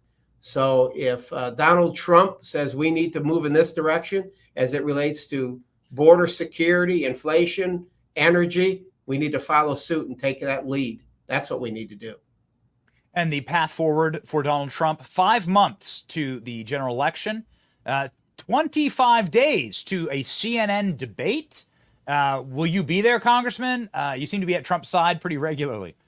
Yeah, I think June 24th, I think is a good thing. That's a calculated risk, I believe, that Joe Biden's playing. Somebody told him, Joe, you're behind in all the polls in the swing states. We're going to give you a little shot of adrenaline, and hopefully you can stay awake and speak coherently, but you're going to have to debate Donald Trump. But I believe June 24th is Election Day. I think Donald Trump is going to clobber him. I think Donald Trump is going to be able to talk about his record. When he first ran, he didn't really have a record. We can't look at the 2020 election because it was just everything was COVID. But Donald Trump is going to talk about his 4 years of accomplishments.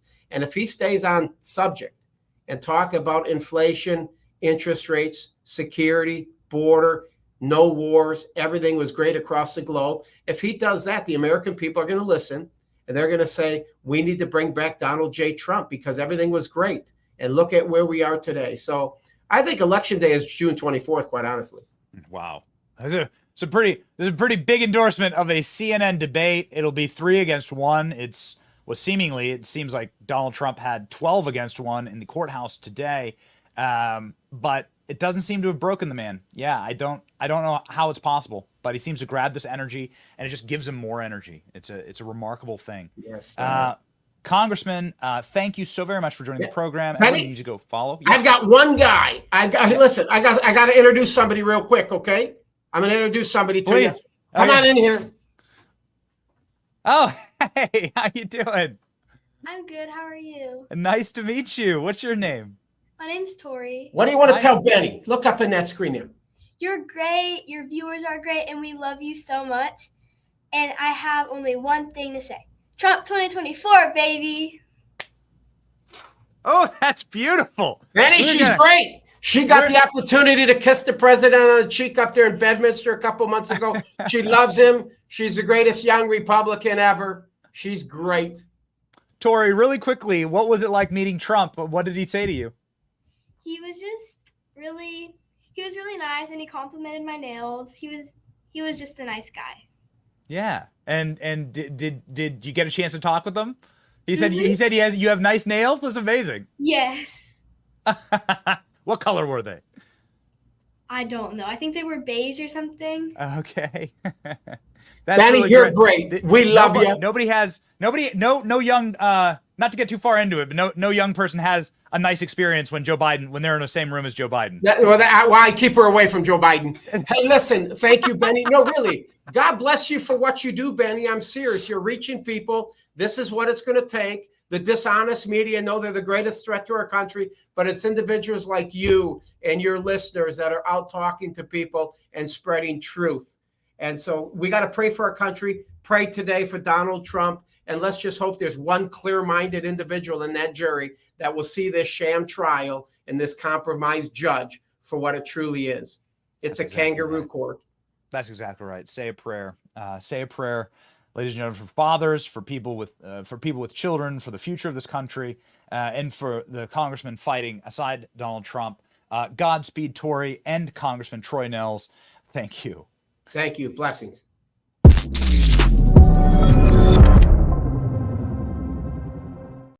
All right, ladies and gentlemen, we are rocking and rolling. What is the update out of the court? The jury is back into deliberation mode inside of the court. We tell you the truth. We are going to be live. We are going to be live for whatever happens in this courtroom. Many handicappers in the legal profession are saying that a hung jury is a big time possibility here. The longer this trial goes on, the more questions they have for the judge, the more they ring the judge, and the more they say, what the hell are you talking about here? Like, what are these rules? What is this stuff? The more that happens, the greater the possibility, ladies and gentlemen, that there is just going to be one juror, and that is what it's going to take. One juror to just say, no, Donald Trump's not guilty on any of these things. You can't even elucidate a crime. You haven't even told us what crime he's committed. The crime he committed was trying to kill a bad news story? Like every person on earth who's ever run for politics or has ever been famous? Ladies and gentlemen, it is an absolutely rigged trial. And this is what's at stake. What's actually on trial here is the American system. What's actually on trial here is the future for your family, your children. And the true verdict will be on November 5th of 2024. Now, joining us in just a moment is going to be the great Kari Lake, who's running to help flip the Senate red. Kari Lake joining the program momentarily. Ladies and gentlemen, last night, Eric Trump, who has stood so strongly beside his father, and who is not a man who's prone to, he's a very sound, very confident, very in control man. Eric Trump showed last night some emotion on Fox News. Eric Trump saying what it's like to watch your father go through all of this, but there's a happy ending here. Watch. You know, Sean, sometimes I'm angry, sometimes I'm numb to it. I mean, I watch my father go in there every single day and fight for his life, literally fight for his life against bogus charges. I've said it on the show, I've said it on others. No one believes that $130,000 from 8 years ago for a perfectly legal NDA booked a legal expense to a personal longtime lawyer booked as a legal expense is a crime where a former president and the frontrunner for a Republican Party is charged with 34 felony counts. No one believes it. Donald Trump had never been charged with a crime in his life. In his life. Donald Trump is 77 years old. I think I'm counting correctly there. And now suddenly, after announcing that he's running for president again, and after winning in every poll, Donald Trump is facing 700 years in prison and 91 felonies. Do you think you live in a free country? Somebody who's been fighting for freedom and has been doing so in a way that is very mama bear is the great fighter out of the hot deserts of Arizona, Kari Lake, joins the program now.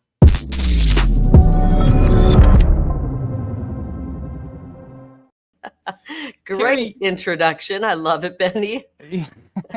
Yeah, you are somebody who has a family. You're somebody who speaks with a lot of family, a lot of parents, and it could potentially destroy the country. This ruling against the president. You're somebody who's decided to run for office, and you've done so in such like a brave way, and you've stood against some pretty corrupt systems yourself. Yeah. And it seems like what's happening to Donald Trump is trying to prevent people from ever wanting to run for office again. To say, like, if you don't comply, then we'll destroy you, and we don't even need a crime. And that seems like what's really happening in New York. Maybe I'm wrong. Well, I can tell you from my own experience what I've learned. You know, I call me naive. I studied history growing up. My dad was a history teacher, and I thought that we had a right to step forward and run for office as citizens. We need more citizen politicians. And I can tell you from my experience, when I stepped into the arena, maybe I was naive in thinking that. I learned very quickly that no, indeed, you can't. If you are not a pre-approved candidate by the swamp, they will do everything to try to bring you down. And they've done, and thankfully for President Trump, I'd seen what happened to him, the 8-year smear campaign they've led to try to do a character assassination on one of the greatest men in our history, one of the greatest fighters in our history. Had I not known what they had done to President Trump, I probably would have given up. But then I realized very early on, they're doing the same thing to me that they've done to President Trump, because they are so afraid of outsiders who are not controlled by the system, who they don't control the vote and the policy of that person. That person is working for we the people. And so we've watched this as President Trump has been attacked relentlessly. You just showed that clip of the amazing Eric Trump, one of the awesome children that President Trump has raised. And the whole family's been dragged through the mud for 8 years because they're trying to stop him. They're so afraid he's going to get in there and bring down this corrupt system. And thankfully, he is going to get in there and do exactly that. And we're watching these really evil people in the last throes of their control and power. I think they're losing their power, and we're watching them go down right now. And it's quite glorious to watch this in a way, to watch people like Robert De Niro have a crying fit outside the courtroom. I mean, this is just nothing that they're doing, Benny, is working. They can roll out all the Robert De Niros they want. The people aren't buying what they're selling anymore. So I'm so happy that you were able to join the program today, because I wanted to speak about a certain element that they are trying to manipulate and weaponize against Donald Trump in this prosecution, which is he killed a bad story about him. Now, you have a long and historied career in media and in press. And that is what you did for the better part of the last 30 years. And this is how the people of Arizona know you and love you.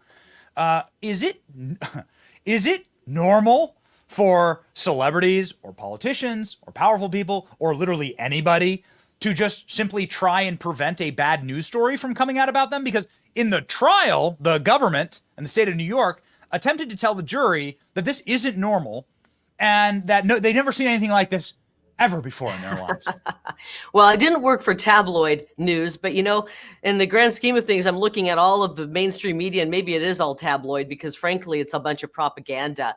I will tell you this. I mean, we will get wind that a reporter is working on a story maybe on our campaign, and we find out it's a lie, it's bogus, it's not truthful. And we call that reporter and we call him out. Now, what would you say, that we're killing a story? No, we're trying to get things factual and make sure that they're on the up and up. But I mean, it's interesting, Benny, in just the last couple of hours, the jury asked to have some of that testimony repeated to them from that publisher. And I don't know the exact wording of it, but that publisher basically said, look, President Trump, at the time, Donald Trump, said he didn't want to do that because it always gets out. That kind of stuff never stays quiet. It always gets out if you do that. But I will say in tabloid news, I'm assuming that's quite common. That's real common, I'm sure, in tabloid news. So what's also quite common is, again, as you alluded to, outsiders the machine attempts to destroy outsiders with an immune reaction, and they've come after you. You're running for Senate. You to God's ears, Carrie Lake for Senate. We need you. We must take back the Senate. Now the Cook Political Report is saying that Republicans will take back the Senate, but you faced a dirty, filthy race. It has been dirty, but I ran for governor. We ran an incredible race, started an amazing movement here in Arizona. That movement is still going strong.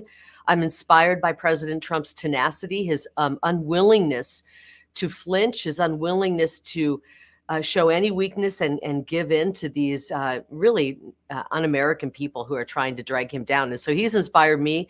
We're running a great race right now. We're running against somebody who I call him a Joe Biden mini-me.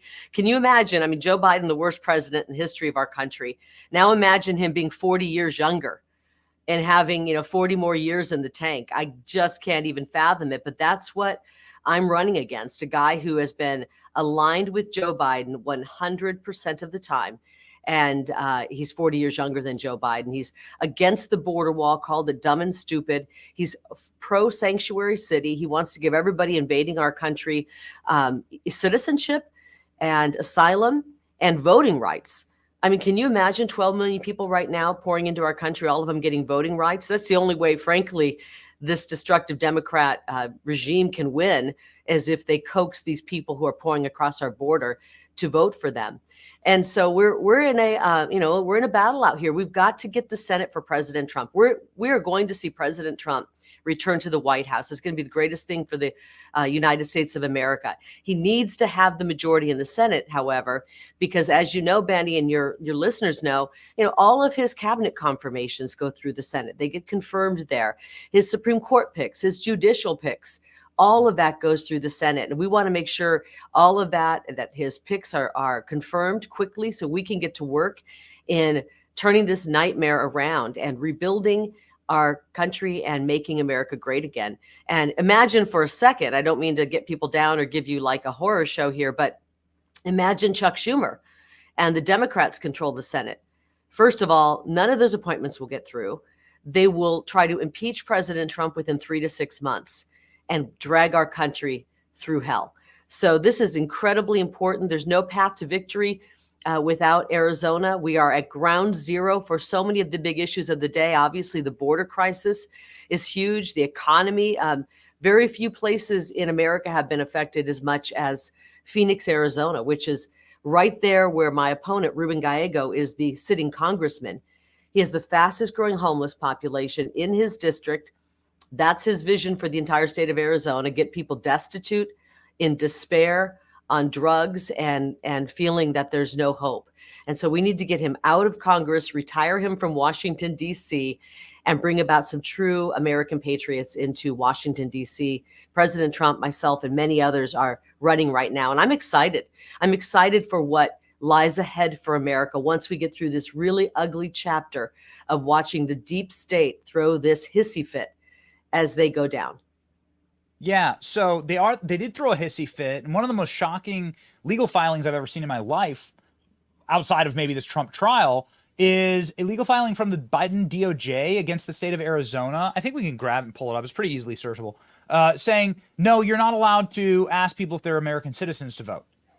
And they just say it. And they sued the state of Arizona, and they won because Arizona put a citizenship question on whether you can vote in an election. Now, they rigged an election against you. There's absolutely no doubt in my mind. And they broke the machines, and they ensured and did everything possible to ensure that you wouldn't be declared the winner at 7 p.m. on election night in Arizona. I was physically there. I was supposed to talk. I was emceeing your election night party.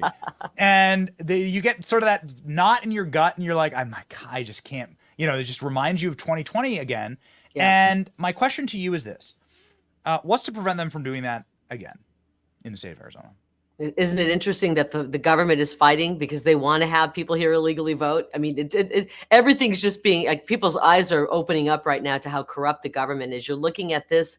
We're fighting. We've got several lawsuits that are in the works. We have to go through the courts. Unfortunately, that's our only means of being able to fight this. And while we're not always taking a victory every time, we are exposing what they are doing. Our court case, when they rigged election day and sabotaged, frankly, election day, taking the sacred vote and trampling it of the citizens of Arizona, everyone knows it's a fraud. I mean, everyone knows it. Even the people who are sitting in these offices, they all know what happened on the election in 22 here in Arizona was fraudulent and wrong. And so we're continuing to fight it, and we're exposing it. Sometimes the court of public opinion is more powerful than in the corrupt courts. Look at what's happening to President Trump. Nobody could look at what's happening in New York City and say that Judge Mchan is fair. is ethical. Nobody could do that.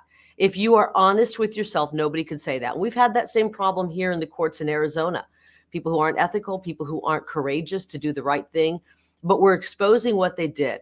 When we showed that video of them rolling out the machines without the media present, without observers present, tearing off the security tape on all of the electronic machines, pulling out the memory card, reinserting a new memory card, and then rolling those machines out on election day, where 60% of the polling locations failed, the machines didn't work.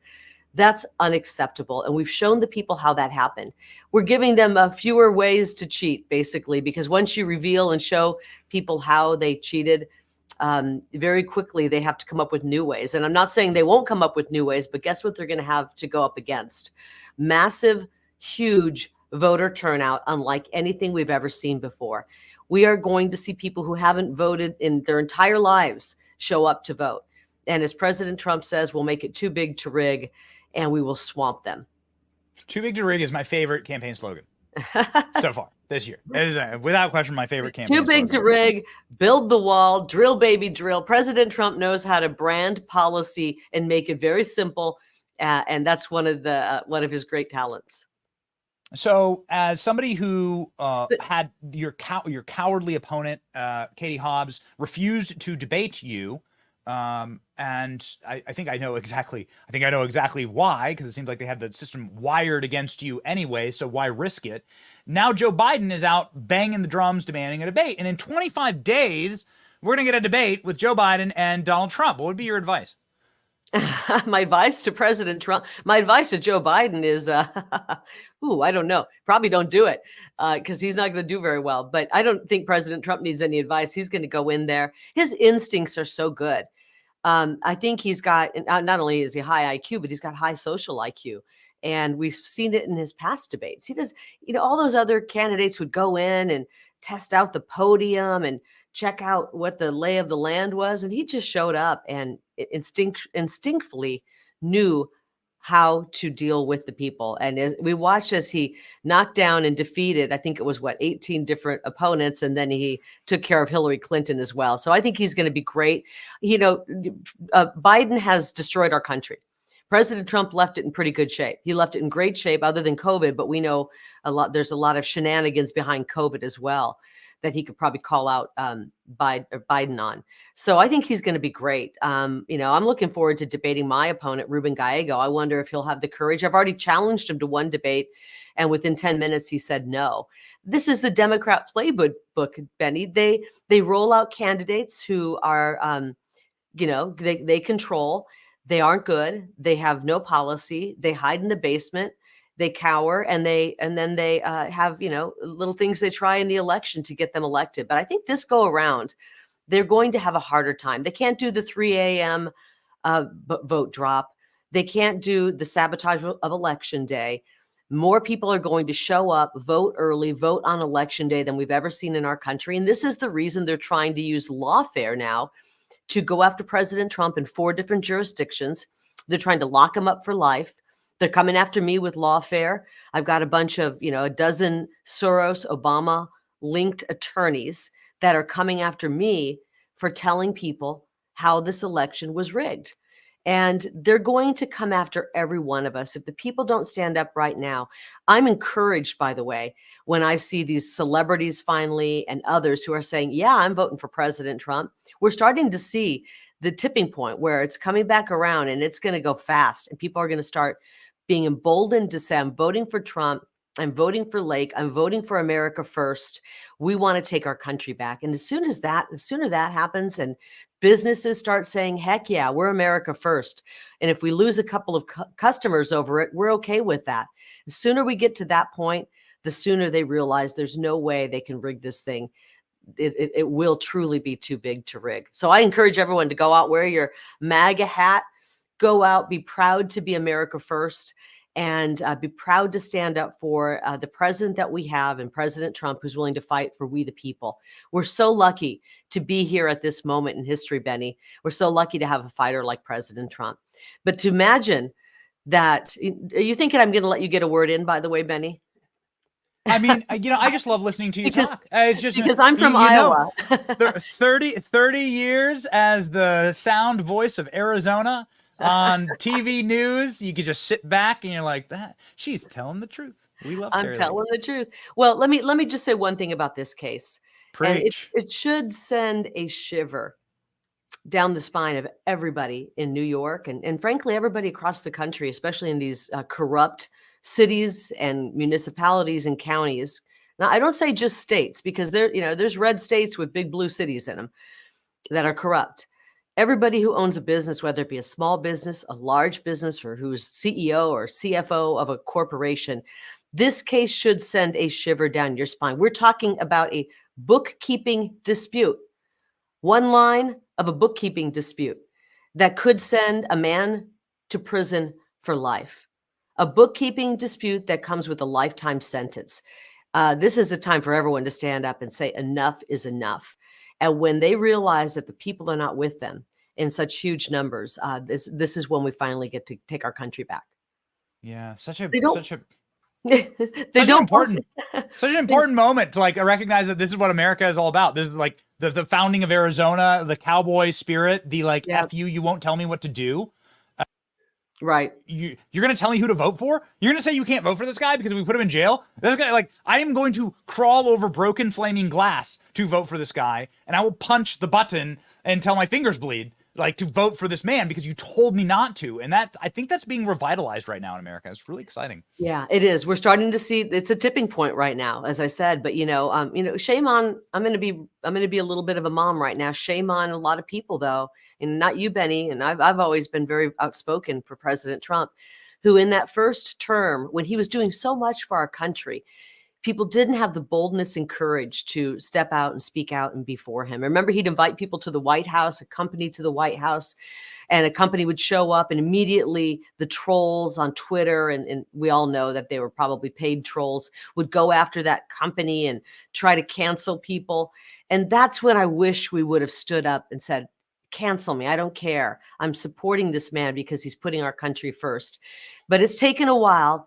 We've built up, and the straw that broke the camel's back is different for everybody. For some people, it was watching that kind of censorship and control. They didn't like it, and they spoke out. For others, it was COVID, when they had to force masks on our children and took them out of schools and forced needles in our arms and all of that. For some people, they're just now waking up when they go to Taco Bell and they find out, it's $100 to buy a meal for your family. That could be the straw that breaks the camel's back. Yes.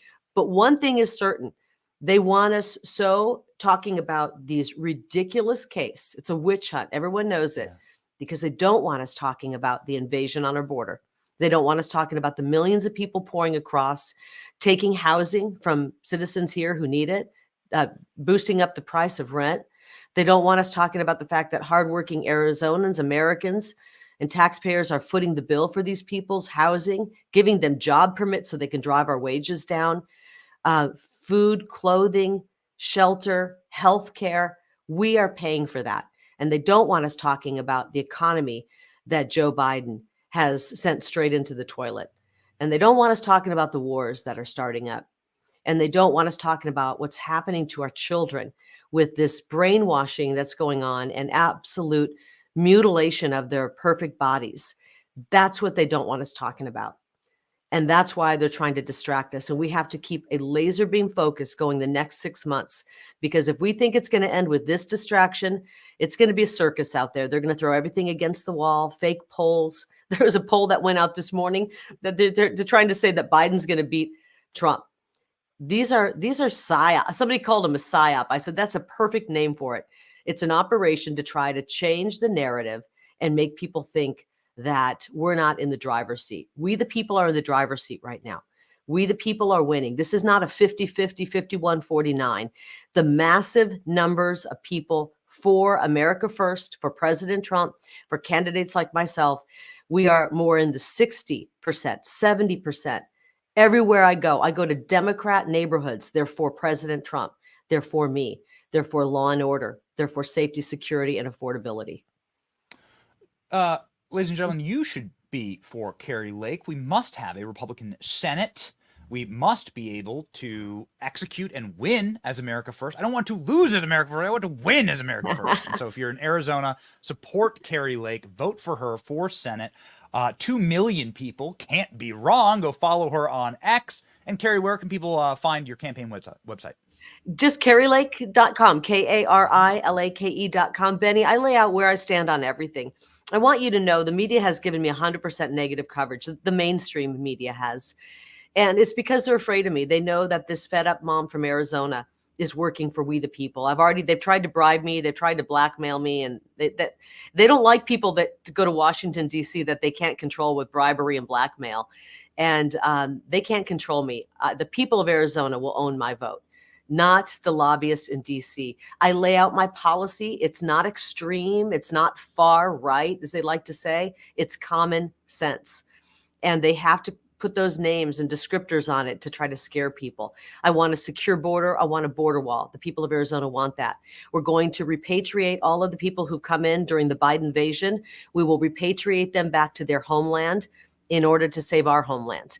I want to make sure housing is affordable again for young people so that they can get out and start. If they work hard, they can have access to the American dream.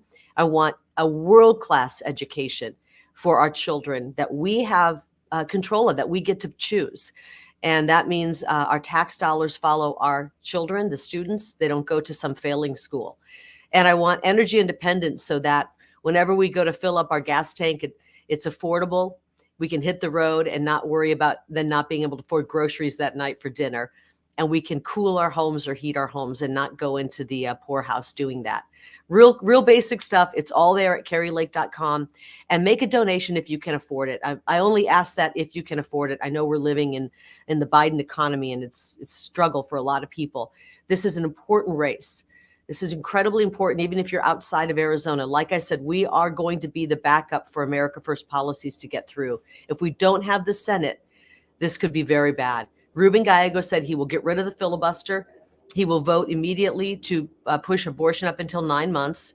He said this, by the way, many times in interviews. He'll get rid of the filibuster to stack the Supreme Court. He'll get rid of the filibuster to make Puerto Rico and Washington, D.C. states, which would give us 4 more forever liberal senators, and our country will be gone. We must defeat Ruben Gallego, a man who marches and defund the police rallies and is the most radical Democrat to run in this cycle and probably in any cycle in our lifetime. Ladies and gentlemen, the great Kari Lake. Godspeed. Support her. Here's her campaign website. The mama bear from the hot winds of the Arizona deserts coming through. America First. Godspeed, Kari. God bless you, Benny. Thank you.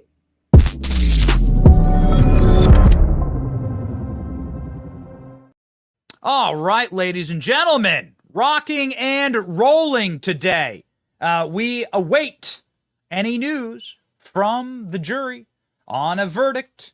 We have laid out as best we can the remarkable amount of unconstitutional criminality that is occurring in the court. It is something that you shouldn't even call a court, I think, anymore.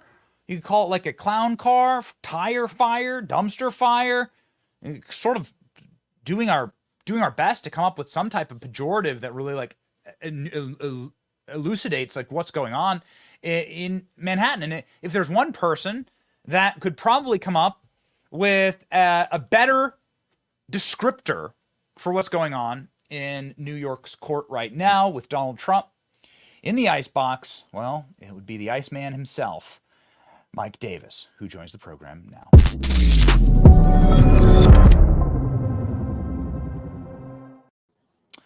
Mike, hello, and how are you? You're not the Iceman. You're the flamethrower. Sorry, that was very racist of me.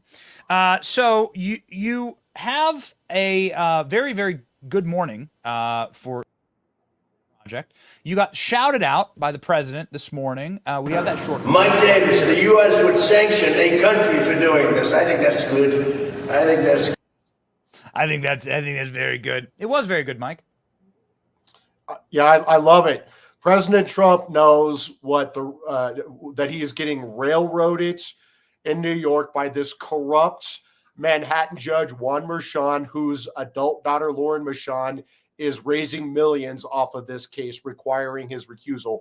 President Trump cannot mention Lauren Mchan's name, or Judge Juan Merchan has threatened to throw him in prison. Trump's campaign can't mention her name. Trump's campaign can't even post a news story from even the New York Times mentioning Lauren Mchan's name, or President Trump goes to prison. President Trump also can't mention Matthew Colangelo's name. Matthew Colangelo is this former senior Obama and Biden political appointee, political hack, DNC political hack, who got deployed from the number 3 office in the Biden Justice Department to Soros-funded Manhattan DA Alvin Bragg's office to resurrect this zombie case against Trump from 7 years ago for the non-crime of calling a legal expense a legal expense. They did not even explain to the jury. This Judge Merchan, Colangelo, and Bragg have not explained to the jury, let alone the defendant, what the legal allegations are. How the hell can a criminal defendant defend himself if he doesn't even know what the legal allegations are during his trial? And then this judge, this corrupt judge who illegally donated to Biden, which got him reprimanded by the New York court system several months ago, we just learned, and whose daughter is raising millions, requiring his recusal. This judge instructed the jury they don't even have to unanimously agree what the crime is. They can just make up whatever crime they want. I mean, this is insane. This is what happens in third world Marxist hellholes like North Korea and Zimbabwe, and now in Manhattan. So that I want to jump into that question alone, because that seems to defy Louisiana versus Ramos in the Supreme Court. We have the ruling here. We don't pretend to be, well, lawyers. I went to Kirkwood Community College in Iowa and the University of Iowa. I don't pretend to be some type of scholar for the Supreme Court. Yet even I have a functional brainstem and a pulse and can read this ruling, where the Supreme Court says very clearly and concisely, you must have unanimity in juries to convict. Otherwise, it's a hung jury and the accused walks free that second. Maybe I'm old-fashioned, Mike, for just ruling. You're somebody has a great history with the Supreme Court. Can you talk me through like how this isn't unconstitutional? Well, Ben, as you know, I also went to the University of Iowa, and I clerked for Justice Gorsuch on the Supreme Court of the United States. And that's the same Justice Gorsuch who wrote Ramos versus Louisiana in 2020. Yep. And that case is very clear. It was the case says that in order to convict a criminal defendant, you have to have a unanimous jury on all the essential elements. And that applies not only to federal cases, it applies to state cases. But because before you had states like Louisiana that did not require unanimous jury verdicts in order to convict a criminal defendant. And my former boss, Justice Gorsuch, undid that, and as he should have. And it wasn't your typical liberal and conservative lineup. The Chief Justice, Justice Alito, and Justice Kagan dissented on that case. You had Gorsuch teaming up with Kavanaugh and Ruth Bader Ginsburg and Sotomayor, and I think Justice Kennedy was on that as well. So it wasn't your typical lineup, but it shows that Justice Gorsuch has understood for the decades that I've known him that it is very dangerous when you have a politicized and weaponized justice system. And so civil libertarians like Justice Gorsuch understand that. Liberals used to understand that, like Justice Ruth Bader Ginsburg, but today's Democrats are not liberals. These are Biden Democrats. These are not liberals who love America. These are leftists. They don't believe in due process. They believe in politicized and weaponized justice. And I would just warn these people, remember that President Trump is very likely going to win election on November 5th, 2024, and his Justice Department is going to be back. The Trump 47 Justice Department is going to be up and running on January 20th, 2025. Do these Biden Democrats inside and outside of government, like Andrew Weissman, for example, do they really want a politicized and weaponized justice system? Because guess what?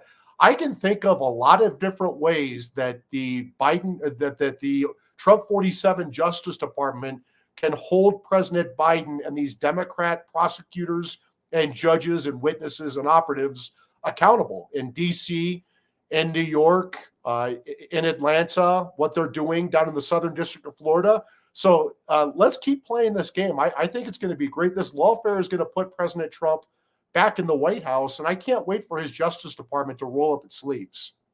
Yeah. So, I mean, again, that's it's amazing. I didn't actually know that we've been talking about Louisiana versus Ramos all morning. So I had no idea that you were there when that was decided. And your old boss. Perhaps that was after I clerked, but my old boss, former boss, Neil Gorsuch, wrote the opinion after I clerked. And can you explain to me then how it's legal for the judge to say that none of you have to decide on unanimity of the guilty? You can't explain that. This is going to be very good evidence.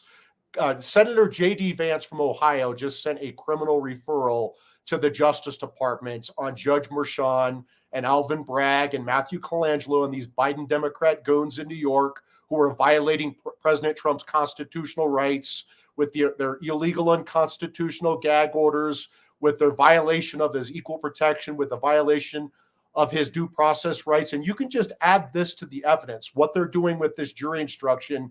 Judge Juan Mchan is participating in a criminal conspiracy under 18 U.S.C. 241 and 242, very serious federal civil rights felonies. And Judge Juan Mchan is participating in this criminal conspiracy against President Trump. There will be accountability come January 20th, 2025. There is going to be, I'm going to advocate very strongly from the outside as Trump's viceroy, because I can't get confirmed as AG, that the acting attorney general open a criminal probe on this blatant criminal conspiracy against President Trump.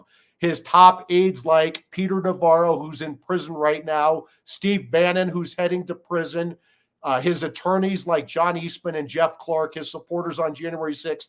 This is an obvious criminal conspiracy driven by Joe Biden himself through his deputy White House counsel, Jonathan Sue, who worked with Gary Stern, the general counsel of the National Archives, and Jay Bratt at the Justice Department to orchestrate the Mar-a-Lago raid, which led to Jack Smith's 2 indictments against Trump for January 6th, and the Mar-a-Lago for presidential records under the Presidential Records Act that Trump is allowed to have, with Nathan Wade, Fannie Willis's big, dumb, unqualified boyfriend, billing his time to Fulton County taxpayers for his 2 meetings with the Biden White House, including the Biden White House counsel, 16 hours, $250 an hour to collude with the Biden White House before Big Fannie brought her big, dumb indictment down in Georgia. You have Matthew Colangelo deploying from the Biden Justice Department to Bragg's office to bring this bogus case in New York. This is a criminal conspiracy against President Trump and so many others. There will be severe legal, political, and financial consequences to that. And to the 3 people who remain at Media Matters, mark my word on this. They're crying into their soy lattes right now, breaking off their fake fingernails, trying to write this up as quickly as possible. Oh no! Mike Davis promises accountability, promises to do to us a scintilla of what we're doing to them, which is the more you look into the Hillary Clinton Russian dossier, the more you realize, like, wait a second, why the hell isn't this lady rotting in prison? Because this is everything they're trying to charge Trump with. Yeah, that's the whole reason for this lawfare and election interference, Ben, is because they know that Trump declassified those damning Crossfire Hurricane Russian collusion records the day before he left office. The CIA, the FBI ran to Mark Meadows, the White House chief of staff, and said, you're going to violate the Criminal Privacy Act. You're going to put sources and methods in danger. Mark Meadows said, okay, do your Privacy Act review. Get out these Crossfire Hurricane records. Guess what? They didn't get them out. Instead, Biden sent a raid against Trump to go get back those Crossfire Hurricane records. This is all going to come out. There's going to be accountability. This is the biggest scandal in American history. And Joe Biden, you better figure out what prison you want to go to, buddy, because it's coming. Maybe like a visiting angels. Is there like a visiting angels prison? I don't know.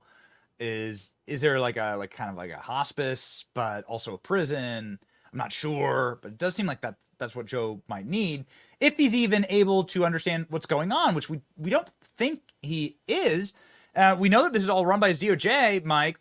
Yet, what many handicappers are saying is that Juan Mchan may well, if they are able to trap Trump with all these rules and confuse the jury into a guilty verdict here, that he could put Trump on house arrest in New York, and that he could continue to gag Trump and say, I'm taking the high road by not putting you in jail. What do you think would happen if the unthinkable happens here and they come back with a guilty verdict and they effectively just prevent Trump from campaigning? I dare Judge Juan Mchan to do that, because guess what? Right now, President Trump is winning by 2 points. If this bogus, corrupt, partisan, rigged trial results in a criminal conviction in New York, Trump's going to win by like 4 points. If this corrupt Judge Mchan, whose daughter is raising millions of dollars off of this criminal trial over which her father's presiding, requiring his recusal under New York statute, and that's not just me, a former federal Clinton judge went on Caitlin Collins' show on CNN and on April 5th and said he had to recuse. If he tries to put Trump under house arrest or prevent him from campaigning for president, Trump's going to win by like 6 points. It's going to be an utter blowout election. They're going to turn Trump into Nelson Mandela. And remember, Judge Mchan, preserve your documents. You are participating in a federal criminal conspiracy against President Trump's constitutional rights with your illegal, unconstitutional gag order by ignoring Ramos versus Louisiana on the fact that this jury has to be unanimous on all essential elements. You are part of a criminal conspiracy, Juan Mchan, and there must be accountability. And J.D. Vance's criminal referral lays out this very, very well. So really quickly here, Mike, since you're obviously have much greater and deeper expertise than us on these issues, do you have a handicap here? Do you believe that they'll come back with a hung jury? I actually think this process is so partisan, corrupt, and rigged that they're going to come back and find Trump guilty. Maybe not of all these charges, but guess what? Even if it's a hung jury, guess what happens? They immediately retry Trump. They keep Trump in this dingy courtroom, unconstitutionally gagged, instead of on the campaign trail for the next 3 months. I almost wish they would just find him guilty so Trump can get this damn thing eventually reversed on appeal. Maybe he should just file a habeas petition directly. If the New York court system ignores him, file a habeas petition with the Supreme Court of the United States if they try to confine him or if they try to restrict his ability to campaign for the White House. But I will say this, the American people are not going to accept this illegitimate process in New York. You're already seeing it in the polling. You're seeing that during this trial, President Trump's polling has gone up, particularly among Black men. And guess what? If these Democrats, right now, the Black Americans make up 13% of the population. They vote 95% Democrat. People always say Republicans are never going to win the Black vote. We don't need to. If you change that number from 95 to 85%, that puts Democrats in dangerous territory. If that number goes down to 80%, Democrats can't win, and they know it. Yeah. So, wow. You take a population that has been raised assuming that the judicial system is rigged against them, and you prove it by locking up the guy whose best friends are a bunch of rappers. So, and giving him a mugshot. So it's like such a great plan, Mike. It's such a great idea. Yeah, because these Biden Democrats actually believe their own BS, and they actually are this Trump deranged, and they can't see clearly, and their judgment is so clouded, and they're so smug and arrogant and out of touch with real Americans and real America. Just as a final closing note here, because I know we're out of time. A lot of people are pretty angry at this judge right now, and many are saying, "Well, he's protected by the system; nothing will ever happen to him."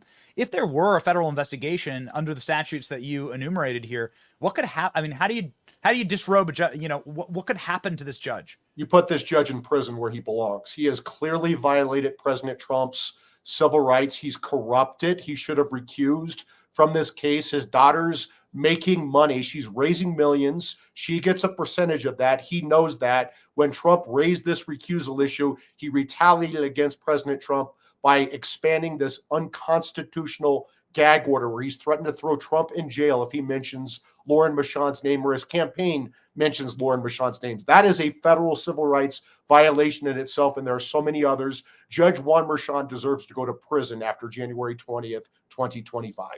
What's wild, Mike, is I'd normally say, we've known each other for a long time, I'd normally say the media wouldn't be on your side here, but I've seen a shocking number of people refuse to defend this process in the corporate press. From places like MSNBC and CNN, you brought up a number of CNN interviews.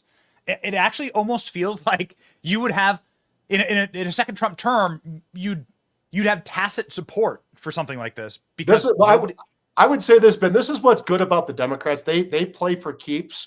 When Colangelo and Bragg and Judge Juan Merchan do not deliver, and Lauren Mchan do not deliver, the Democrats will throw them to the wolves, like they did with John Edwards, like they've done with so many people who do not deliver for Democrats. They play for keeps. They eat their own. All right. Well, ladies and gentlemen, keep eating. Consumption of Mike Davis's social media, which is right here up on screen. 200,000 Americans, can't be wrong. Go ahead and follow Mike on X. The Article 3 Project, Mike, shout yourself out. Article3project.org. We don't have a man crush on Judge Juan Merchan like Andrew Weissman does. We want to put his ass in prison. Article3project.org. You can have your man crushes in jail, okay? That's right. Andrew and Juan Merchan can be cellmates and have man crushes on each other. Thank you, Mike. That will get Media Matters' attention for us. See you, Mike. Yep. Thanks, Ben. All right. Later, buddy.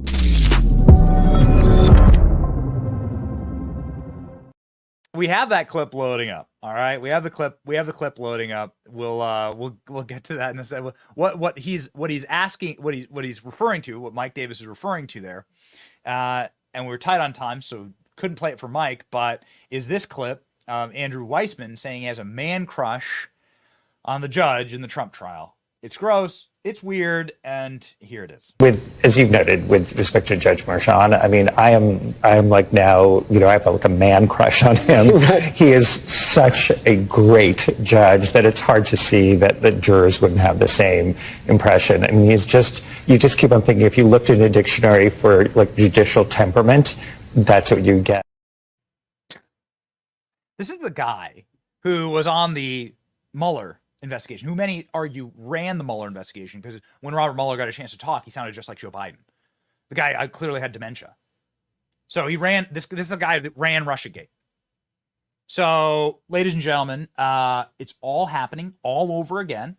They're doing everything they can to prevent Donald Trump from being president. They did this in 2016. Now you're starting to see like that Access Hollywood tape come back up. They're going to pull every single stop. There's something that is happening. There's a force that's occurring right now that we didn't have in 2016, which is the black hole of Joe Biden and the optimism that Donald Trump brings to the country. I think polls show, by and large, like polls show unanimously, demonstrably, that people just don't care about this stuff. That people are on the side of the Trump family, and that they can as you can see themselves in these shoes. We're all parts of this rigged system. And anybody who's ever had to deal with the IRS knows that. You're all part of a rigged system. People are sick of it.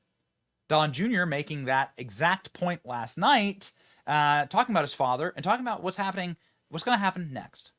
To be a lie, and Michael Cohen literally got caught admitting to lying during this You can trial. lie about everything, Eric, but on this one, you should believe him. I mean, it's asinine, but people understand that it's a show trial. It's a show trial to try to help the Democrats. It's the epitome of election interference. They're trying to do whatever they can to help Joe Biden, to hamstring Trump, anything. When elections are won, in the margins, these little tiny basis points, they're trying to allow it that the Democrats can have any sort of upper hand. That's clear in the venue, not just here, but in all of the other cases. They choose the venue, they choose the prosecutors. It just never ends. It's not a coincidence that this very judge also gets the Steve Bannon case, also got the other cases for conservatives. It's like, this is the guy whose daughter's fundraising and making millions off of it, who's going to take and look at all of these things. That's banana republic. It's happening right here in New York. I think.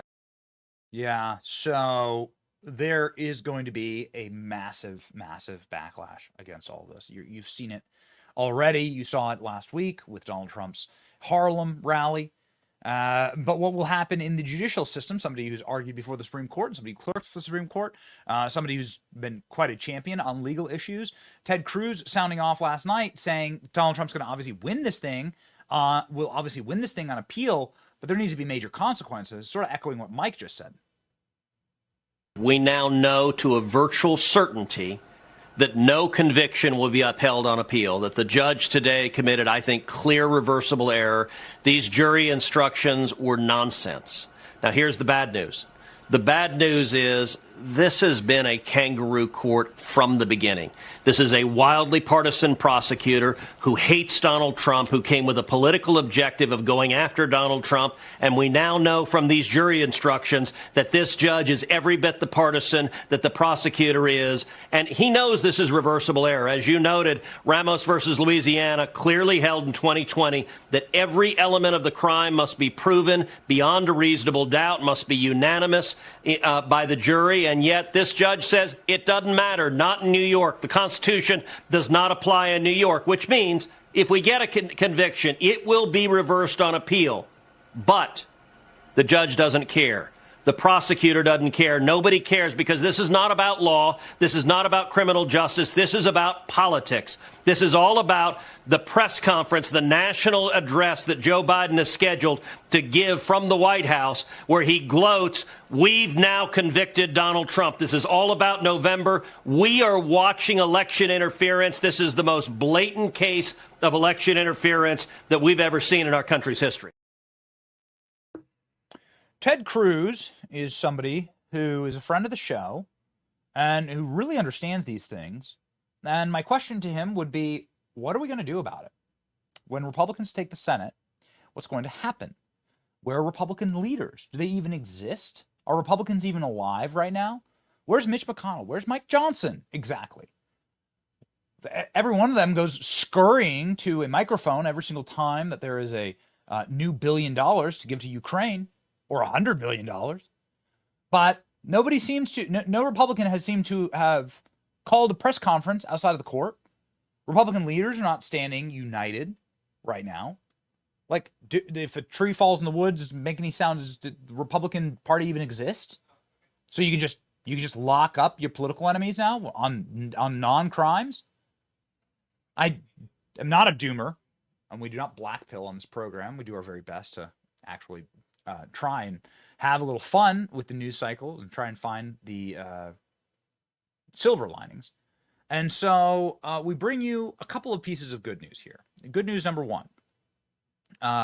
Jonathan Turley is our favorite and most trusted legal scholar and advisor on these things. He says this is really, really good news for Donald Trump, that the jury is taking so much time here and are asking so many questions. Jonathan Turley from inside of the courthouse. We haven't heard from him because he's been in the courthouse during these deliberations. And as an update, there are deliberations currently right now ongoing. We'll break as soon as there is news about what's happening next in the jury. We'll break. But right now, the jury's still deliberating. So here we're going on 48 hours now of total deliberation. Jonathan Turley saying that's a really good sign for Donald Trump. I'm surprised that some other networks have said, look, this is really great news that they sent this out. I got to tell you, as a criminal defense attorney, I would not view this as clearly good news for the prosecution. The only reason why a jury would send out a request to hear the instructions again is if there's a disagreement about what the instructions are. That indicates that there may be a conflict with jurors in that room about what their standard is, how they're supposed to look at the evidence. There's various reasons why these particular parts of the testimony would be demanded by the jury. Among them is a rather intriguing one. The judge told the jury that if Cohen lied to any material fact, the jury could disregard all of his testimony. Now, he noted that means that you have to look for cooperation of Cohen, because he is someone who obviously is not just a serial perjurer, but he's an accomplice. So they happen to have requested the Trump meeting, which the government cited as cooperation for Cohen. So it may have been that they started logically and say, first of all, can we consider anything that Michael Cohen has said? So how can you say that this is a good thing? It's not a good thing for the prosecution. It is a good thing for Trump. Mike Davis is saying, just get it over with. Just get it over with. Just find the guy guilty, and then we'll crush you after we win. Donald Trump is taking a winning attitude by releasing political ads in the middle of this trial. So once again, Donald Trump is legally required to stay at the courthouse while the jury is in deliberations. So he's sitting there in the ice packs, as they call it, with his milk duds and his Lay's potato chips, what was in the video yesterday from Don Jr., approving ads be released. Here is fresh off the presses, released just minutes ago, and our excellent executive producers were able to get it clipped and cleared. The brand new Trump ad on this trial, pretty powerful. Let's watch. We beat you to the top.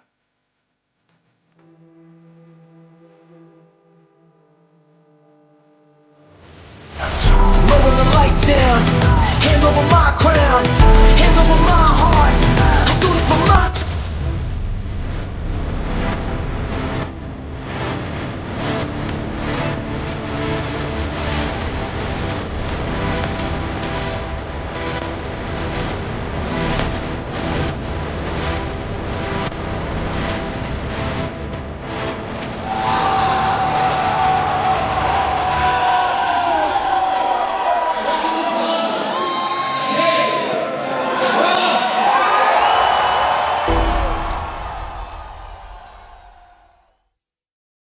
Bro, that ad is pure fire. Donald Trump walking in like a fighting champion, somebody who has been in the arena and who has a incredible background playing before in front of stadiums and massive crowds and audiences, is the great Jack Brewer, who joins us now.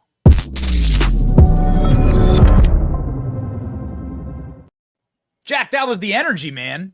Did you watch that ad? Did you watch that? We can put it back up, but like, brother, I want to put my helmet on, and I'm 45 years old, brother. Man, I'm ready to play a game, Benny. I got to be honest with you, man. That was, you said it, straight fire, man. That's like an intro, like you played in the NFL for a decades. That's like an intro that you'd get for a sports team.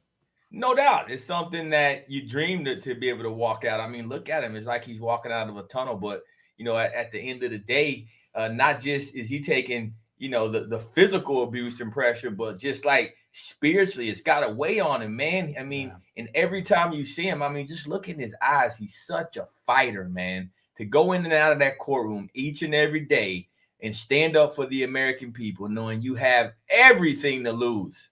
And he's willing to put it all on the line for us, man. And it's so cool. It makes you proud. For me, after going through years and years of just hate and people not talking to you, family not talking to you, friends not talking to you anymore behind Donald Trump. I mean, for me, this is vindicating, man. It's like I do it all over again. 100 times I stand for him because you see what kind of man he is. You see what he's made of. And he really is a man of the people, man. So, Jack, you know this, obviously, based on your dealings with President Trump. Could you please, for some of the audience that may not be familiar, can you please illuminate for us how you and Donald Trump have worked together?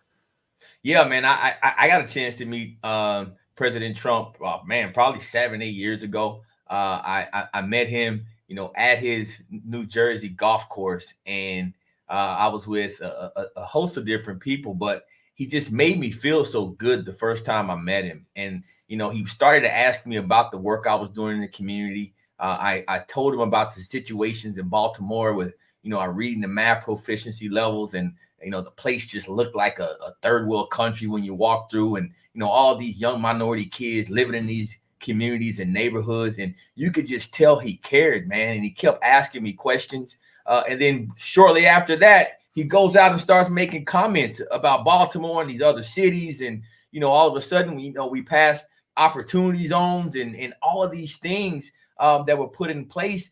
It was really because he cared. He wanted to go into the hardest hit places in America. And he believes that everybody can live the American dream. And the American dream to him, I mean, he is America. I mean, look at what he's built. Look at what he stands for. Look how much respect he gets from other Americans that put their lives on the line every day. And so when you start to see what really motivates and moves this man, it's hard not to back him, man, if you're really a fan of America. Yeah, you talked about third world countries in Baltimore. I agree with you. I have a sister who actually lives in Baltimore, and it looks like after a war zone. It looks like a war zone, actually. It looks like the front lines of World War II, Ukraine, Dresden, whatever. It's like the whole place is an empty shell. But now in New York, there's this third world trial that's happening against Trump. Nobody's been able. It's our job to explain what the crimes are, right? And if they caught Trump in a case, okay, we're going to talk about it. There's no case here. There's no crimes here. And everything seems wildly rigged against him the way that you would do it in the Soviet Union or a Stalinist or a third world, right? So, no question. Your thoughts on a rigged judicial system that is once again trying to put an innocent man in jail. Unfortunately, I've seen this before, right? I've seen it in Malawi. I've seen it in Haiti. I mean, these are countries that are some of the poorest places on earth. I watched a former president in Malawi who was like my mom be persecuted, and they try to throw her in jail for doing absolutely nothing. And this is exactly what I'm watching happen here in the United States of America. Wow. And to see, President Trump walk into the court and I'll follow this case and what started 7 years ago as something that would be classified as a misdemeanor.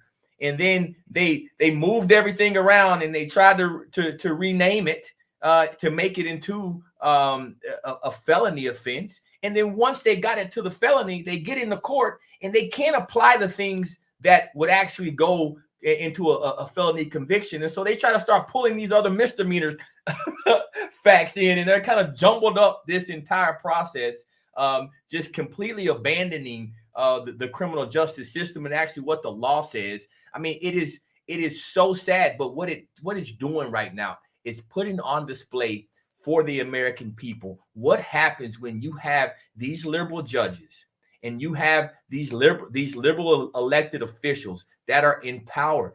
This happens to men and women across America all the time.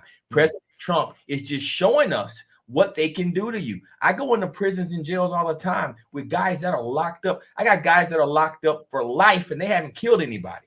I got guys that got double and triple life sentences for selling drugs. And so now you're watching the president of the United States that they hate so much. And Benny, I've said it before. That's why I call him the first black president in the Oval Office. I call him the first black president because they persecute him worse than they've done anyone in the United States of America. I mean, think about the amount of money and time and energy and just years on this man's life that they've cost him over all this persecution. We don't even hear about Russia. We don't even hear all those were persecutions. At the end of the day, all of those they were trying to have criminal charges on this man to lock him up. They've done whatever they can to do that. And I think, for the American people to see our justice system be capable of this, it truly is a resemblance of a banana republic. Yeah, it's sucks because somebody from my background is going to be like, no, actually our judicial system's great. And, F the police. No, not that. Right. Right. I can't be down with that. And then you look at this and you're like, wait a second, there's an entire population in this country who has been totally railroaded by rigged justice systems that were run by people like Joe Biden and Kamala Harris. Right. Kamala Harris is locking up hundreds of thousands. Joe Biden's doing the 94 crime bill, locking up hundreds of thousands of black men for doing a scintilla of what his son did on camera. I mean, he filmed it all, right? Like it's one thing if he did it, but he put it all on tape, which I don't understand for the life of me. And then Kamala Harris, who used black men as forced labor and held them beyond their sentences in California, withheld evidence to get people off murderer's row, as you were just talking about. Kamala Harris did all those things. She did all those things, and then she put she ruined a bunch of people. She ruined hundreds of, maybe not hundreds of thousands, but tens of thousands of people's lives for marijuana charges. And they're the ones wondering like why they're losing black support. It's crazy. And you think about it, Benny. So you have the Democratic Party, Kamala Harris, and all these powers. Think about the millions of dollars that have been put behind this machine, right? And you have them going in and literally causing the largest epidemic in our country right now, which is fatherlessness. We got almost 24 million fatherless kids in the United States of America. Yeah. And so when you look at that and you look about how many of those were locked up in prisons and jails because of policies like Kamala Harris's drug policies when she was the attorney general in the state of Florida. You look at Joe Biden. Yes. You look up California, excuse me. You look up Joe Biden and you see that he literally was the author of the 94 crime bill. You're talking about a crime bill that led to hundreds of thousands of arrests of black men across the United States of America.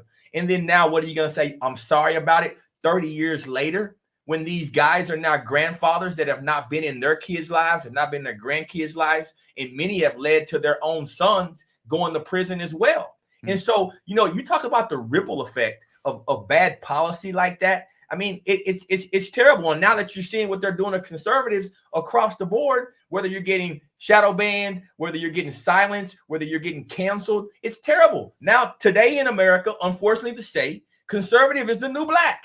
They put black people through shackles and chains and destroyed your lives, wouldn't hire you for work. You know what I mean? And now conservatives are treated the same way. And so I think the American people, particularly black Americans and brown Americans, are starting to see that like, hold on, wait a minute. They're treating this man the same way they treated my uncle or the same way they treated one of my homeboys that I grew up with. You see this time and time again, man, and it's not right. And I think, I was so proud to see President Trump go into the Bronx, and every time he steps out of his hotel in New York, people are in the streets cheering for him, and they're all shapes, sizes, and colors, and no one can deny that. Yeah, well, I say it. Preach, man. I mean, that's fire. Clip it right now. That's the end. Clip it right now. Get it up on social media. What's a beautiful thing you just said there, which is the rally in Harlem. I think we have some footage. I think we have some B-roll of what that looked like. Donald Trump taking the stage. And these people aren't going to stop voting for Trump if they put him in prison. No. Right? Like, I guess that's my question to you. Like, if they go all the way, and we don't know what the jury's going to do, God willing, they acquit Trump, right? And they just say, we're not going to put an innocent man in jail. But if they do put him in jail, is that going to make people vote for him more or less? No doubt. I just had a conversation with my wife. I said, if they lock up Donald Trump, I might stop working and just do nothing but campaign. I mean, we are fighting. We are literally fighting for, look at that picture. That is like you're looking at the United Nations mixed with, there's every race of people were out that rally cheering for President Trump. And I think that folks are understanding now what our government's capable of. And so now it's become a personal fight. Most people, they vote according to their pocketbooks, what's better policy for their families, and, maybe a social issue or two that's important to them. Now people are fighting for their future of the country that they have given everything to. People have their entire net worth here. Their families have fought, some for generations, to get here. And so now we realize what our government is capable of. And I think people are willing to make that fight. I know minorities, particularly the ones that I talk to. I'm going to tell you, there was a time I didn't even want to go into certain neighborhoods because I didn't want to get shot at if they see I'm the black Republican supporting Trump. Now, all of a sudden, everywhere I go, everybody's, hey, how you doing? How you doing? They want to talk to me about Trump. They got questions. Hey, how's President Trump? Tell me about this. Tell me about that. I'm like, yo, I was trying to tell you about this 6-7 years ago. You didn't want to hear it. Now, all of a sudden, everybody wants to get on the bandwagon, which I like. I have no arguments about that. But people are definitely waking up, man. And you see it across the board. You see it in sports. You see it in entertainment. Think about it. Entertainers entire careers would have been over in some areas if they supported Trump during the last election. And now all of a sudden, people are coming out left and right in support of the greatest president of our lifetime. Yeah. I mean, people are coming out left and right. You can see it here in this is the side-by-side of two events within 7 days of each other. One is Donald Trump in the Bronx, is this one. And this is Joe Biden yesterday at Blacks for Biden. This is the Blacks for Biden event yesterday in Philadelphia, where it doesn't look like even a tenth of the gymnasium is filled. We did some research here. This was apparently at a college where the kids were forced to attend for credit, like the Biden event. And it's pretty tough. I don't know if we have any of this. Do we got any of the clips loaded? I'd like to get you to maybe you could respond to this. If you're appealing to black voters, would this be the line that you'd use? On Memorial Day, I proudly stood with a black man. I stood with a black man. So weird, man. I mean, for a black person to see that, like, what shocks me is that blacks on the left still lie to themselves and force themselves to digest that. Like, you don't have to eat it. You can say no. You don't have to take that in. And so to see that, you just know how awkward those people in those stands are.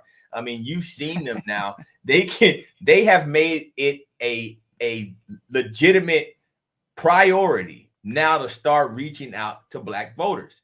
The vice president, right? Sometimes she's black, sometimes she's not. Whatever day it is, she'll tell you if she's black or not. Well, she's been on a rampage to appeal to black voters. They're using HBCUs, they're using everything that they can because they see the shift and they are terrified. They realize that if we get 25% of the black vote in the United States of America in November, this thing's a landslide. And so they're going to continue to have these weird moments because there's nothing they can do to stop Joe Biden from being weird on camera. There's nothing that they can do. I mean, and so it is what it is. God bless him. I pray for him. And I hope him nothing but the best. But, you know, he's made so many comments that you hear. And Byron Donalds did a great job the other day on CNN. They're trying to attack him for supporting Donald Trump and saying, shouldn't President Trump have to answer for his history? Look at what Joe Biden has done. You're talking about a guy that voted for segregation. He voted for busing kids, not allowing black kids to go to school with white kids. He voted for it. I mean, the guy has you know, being friends with Klan member. Listen, if a Klan member has changed his heart, given his life to Jesus, and repented, I love him and embrace him. But Joe Biden was hanging out with straight racist people. If that had been Donald Trump with that type of history, can you imagine the persecution? They would have ads left and right about Donald Trump, but they can't do it. You know why? Because Jesse Jackson loved him, right? Al Sharpton loved him, right? You got pictures of him with Muhammad Ali and Rosa Parks getting all kind of community awards. The man helped build New York City. He's done so much for the inner city and black community that they can't deny it. They can't go pull up all of Donald Trump's history because it'll work against them. And so now they have to create this facade and this false reality over and over again in order to strike the emotions of the Democratic voter. They play on the emotions of black people. They know they do it. And once a black person sees the light, that's why they come out so strong against them. And that's what's happening today. You bring up a really profound point, which is that this is all fake and that Kamala Harris is fake and it's not real. And you can tell that in really in the tonation when you listen to a clip like this from Kamala Harris. Here's just like a clip from yesterday. You can tell she's using a fake accent, right? She decides to talk differently. Have a listen. Testifying. Can I get a witness? Oh my God. Oh, can I get a witness? It's unbelievable, man. It's unbelievable. And you know, listen, I'm a Southern boy. I'm from Texas. So my speech may not always be, you know, according to what the dictionary says it should be in the English language. I have slang is what they call it, right? When you sit at my kitchen table, I'm the same Jack all the time. But you can tell she's just trying to appeal to people, and folks see it, folks know it, and that's what's so sad about it is it's manipulation, right? Yes. And you know, I'm a Bible guy, man. The Bible says manipulation is witchcraft. You know, that's deceit, and so you can see the deceit. Otherwise, if it wasn't deceitful, it would be natural.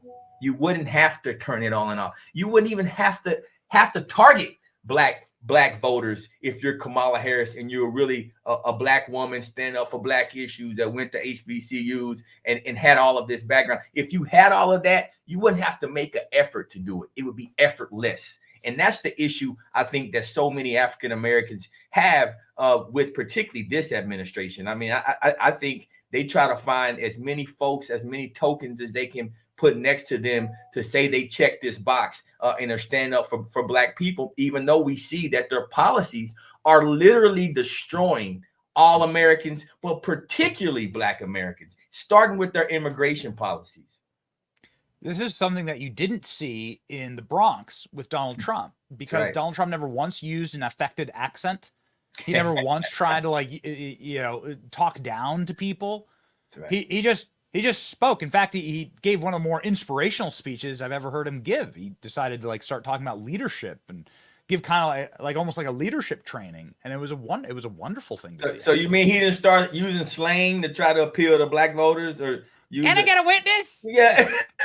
What's up, homeboy? Did you hear him say that? Could you imagine if Trump walked out to the stage and was like, "What's up, homies"? He did bring up those two rappers. He did bring up the two rappers and said he wants to get a grill. I think it was. And those rappers were great, as a matter of fact. I mean, think about it. You would not have seen that 4 years ago. You would not have seen two rappers in New York willing to go up and stand up for President Trump, right? The week before, you wouldn't have seen Otis Anderson and Lawrence Taylor, two of the greatest NFL players ever, stand up in a crowd of 100,000 people for President Trump. Man, this thing is real. People are realizing what they're fighting for, and they're realizing that we all got a dog in this fight. And the dog in this fight for us is President Donald J. Trump.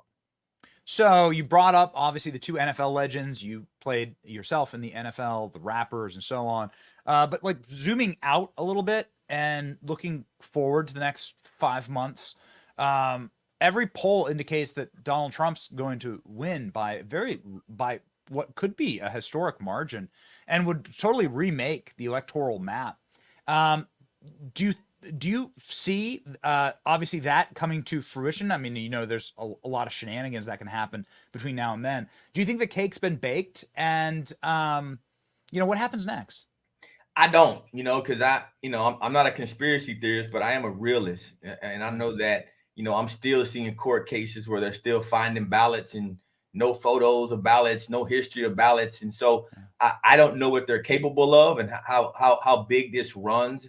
I do know that the Democratic Party right now is led by a lot of politicians who are career politicians that talk about dictators, but yet they're the ones in office for their entire lives. They're the ones that have gotten themselves rich, literally rich and wealthy from being a politician. None of them have personal businesses. None of them have family businesses, but yet they're wealthy. And so that's really scary when you start thinking about how deep that corruption runs. And that's really the reason why they fight so hard to stay in power, is because they don't want to be exposed. And so that really scares me. And so I think that's what we have to keep front and center, is we got to know who we are taking on right now and what powers are they coming from. And so that's an issue. And so I just hope that all Americans, particularly conservative, I'm not even going to say conservatives, right? Because I'll tell you, Benny, I'm not even a registered Republican. I'm a registered independent. So, I mean, we say America first around here. America first. I am MAGA, baby. I can tell you that right now. America first. That's right. 100%. Yeah.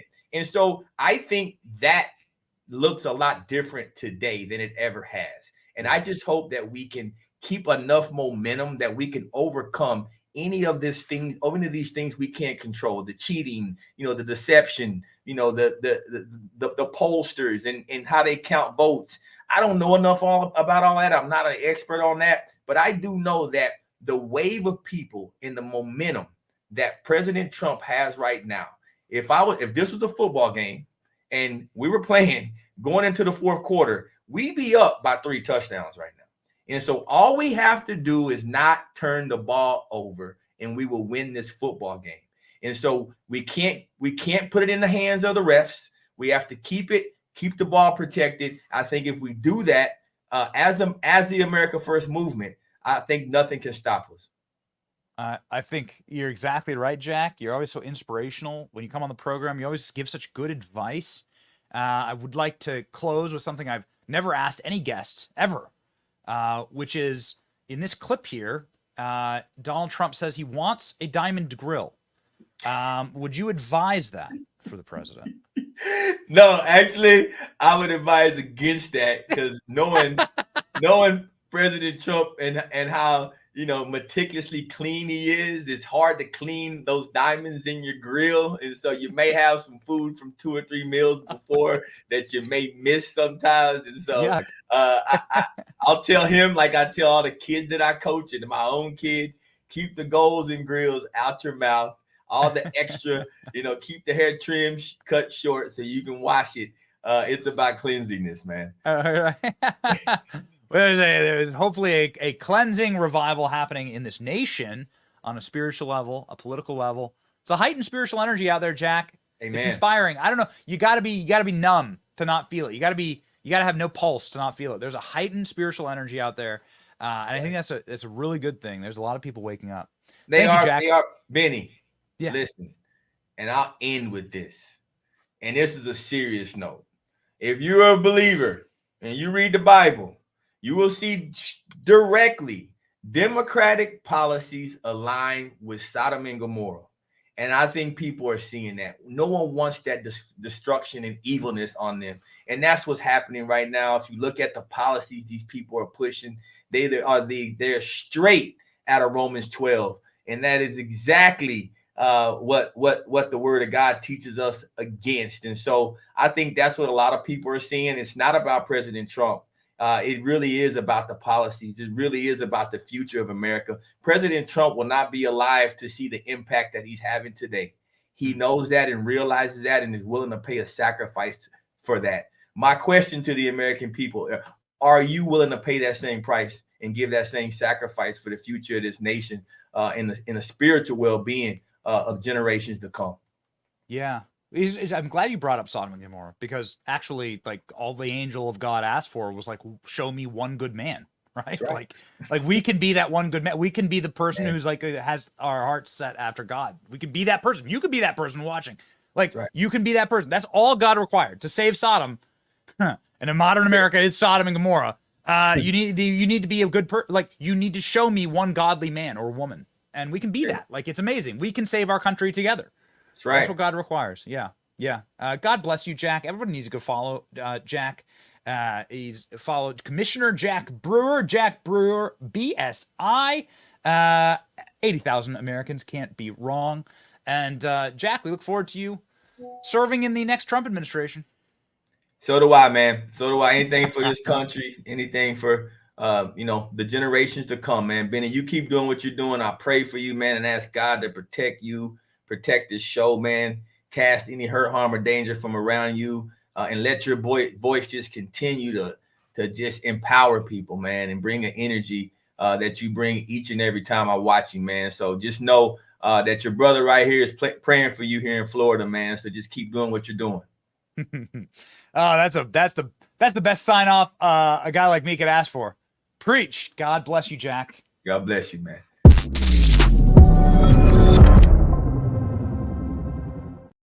All right, baby. Okay, rocking and rolling today. We have our executive producers with our eyes on the trial. We are watching every single second. We've been live for 3 hours plus today, and we'll continue. Coming up, we have Laura Trump, who will be joining us, along with a number of other members of Congress, some of our favorites. Mike Benz, Stephen Miller. It's gonna be on some of Trump's top advisors. Some of Trump's family members will be joining the program, and so we implore you that this ruling could come from the judge at any single time, from the jury and then the judge at any single time. The way it works in New York, and not to give you the jitters here, but the jury's going to come back. The jury's going to have their own findings, and then in New York, the judge has the power to sentence like right on the spot. So there's not some type, like in the federal system, there's a sentencing period, and the sentencing period is gonna sort of draw out, so someone can be found guilty on federal charges and then appeal. There's no sentence, and there's like this big limbo process. Not in New York. The judge may well have already decided what Trump's fate is, and is just waiting on a rigged jury, rigged by the judge, to come back and give him what he wants. So we await and see, ladies and gentlemen, and we will be live for that moment. We've made a promise to you for that moment, and to also obviously bring to you the people who have been the greatest sounding voices in this moment in time. Somebody who has regularly come on this program and who has defended Donald Trump is his attorney, Alina Habba. I know she's a fan favorite of this audience. She was on last night questioning, why is this happening to Donald Trump and not, I don't know, somebody we've talked about during this show, Hillary Clinton? Don't forget what they're doing here. Don't forget what trial we're dealing with here. If they're saying that he's doing it, it's because they've done it themselves. President Trump has done nothing wrong. Who has done something wrong was exactly the example of what we just saw. This man has a crush on this judge. Why? Because he peddles the false narrative that the Democrats right now need, because President Biden cannot win on policies. He cannot win on immigration. He cannot win on anything. So they have somebody come up who's from back in the day and fail to acknowledge the fact that Hillary Clinton actually got an FEC violation for funneling money through a law firm, for booking it as a legal expense. That is the person that should be sitting on trial right now, not President Trump. So Alina Habba, obviously so incredibly strong and doing such a fantastic job being the spokesperson now for Donald Trump on all of these legal issues. Alina Habba is inside of the courthouse with Donald Trump. What is happening inside of the courthouse? That's a big question. Something, of course, that we are following. We've had no jury rings or notes or questions to the judge since we've been live. There were a number of questions at 9:30 when the court opened this morning. The judge had to reread all of the instructions to the jury. He refuses to give them the instructions, which is insane. And the instructions themselves are unconstitutional, as we have enumerated here. And Mike Davis says that the judge will face severe consequences for being part of a criminal conspiracy. But what's happening inside the court right now?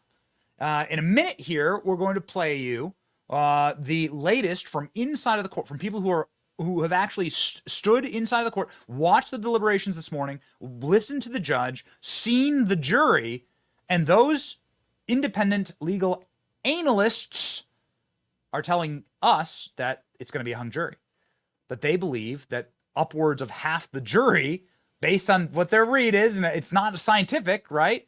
But based on what their read is, that at least half the jury members are deeply suspicious of what's going on here. Hence the fact that they've been ALX 9 hours now, 9 hours or more. ALX has been keeping track of how long the jury's been in deliberations. More than 9 hours of jury deliberations, 9 hours and 15 minutes. Not a great sign. Not a slam dunk case.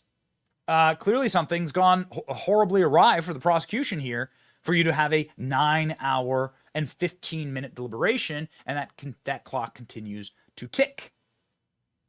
So, ladies and gentlemen, we will bring you the latest. We always bring you breaking news on this program. We go live day and night, night and day. We're probably going to be live for 7-8 hours today. We do not want to miss the news, and the people who keep us connected are Patriot Mobile. Patriot Mobile is the company that we use to stay connected when we're on the road, when we are in breaking news environments, when we just wish to find out what is happening and report it to you, when we choose to break news ourselves. We do a ton of independent investigations on this channel and independent reporting. And so, ladies and gentlemen, Patriot Mobile keeps us connected and keeps us strong on the road and out in the field. That's so important in this career. They are a company also that doesn't fund the left. They do not fund the woke. Every cell phone company does that, except for Patriot Mobile. I encourage you to make the switch today. Go to patriotmobile.com/Benny. Call 972-PATRIOT. Get free activation today with the offer code Benny. Make the switch today. Speak freely, ladies and gentlemen. patriotmobile.com/Benny. Okay, all right. So, breaking news from out of the trial. The legal analysts that have been standing and sit inside of the courtroom this morning and for the better part of the last few weeks summarize where we are currently. So this was analysis that happened just seconds ago. And so this is the freshest information that we can possibly get. It's good for a news break, okay? We've talked a lot about the structure of the case, brought on a lot of guests, and again, be ready. We got Stephen Miller, Laura Trump coming up. We're going to have an awesome program, and hopefully they'll come back with, hey, it's going to be a hung jury, right? Hopefully. But ladies and gentlemen, here's what we have so far. This is the breaking news from inside the courthouse in New York. Let's roll. Well, you have to assume that there was some disagreement. You don't send out a note to a judge for clarification unless clarification is needed. That doesn't mean that it's a serious block or a breakdown of communications. The fact they were asking about an inference could be the result of a couple of things. One is how much weight can we give the evidence, but the other one is also, do we have cooperation for Michael Cohen? It's interesting that 3 of the 4 transcript portions that they asked for are actually David Pecker, which may reflect the fact that the jury understands that Pecker is far more credible than Cohen. But all of this is inferential. When you look at what they heard from the Trump Tower, it's all inference because there's good things for both sides that came out of Pecker's testimony on Trump Tower. Right. Hey, Lydia, I wanted to ask you this because I read one of your notes. The 3 unlawful means that bumped this up to a felony that Judge Mchan read to the jury in his instructions were violations of the Federal Election Campaign Act, falsification of other business records, violation of tax laws. Judge Janine pointed out that the Federal Election Campaign violation is a federal law, and how do you charge that at the state level? At least half of a tax law would be federal. You could charge New York. But you think that he is probably most vulnerable on either the falsification of business records or that tax charge. Tell us more about that. Yeah, I do.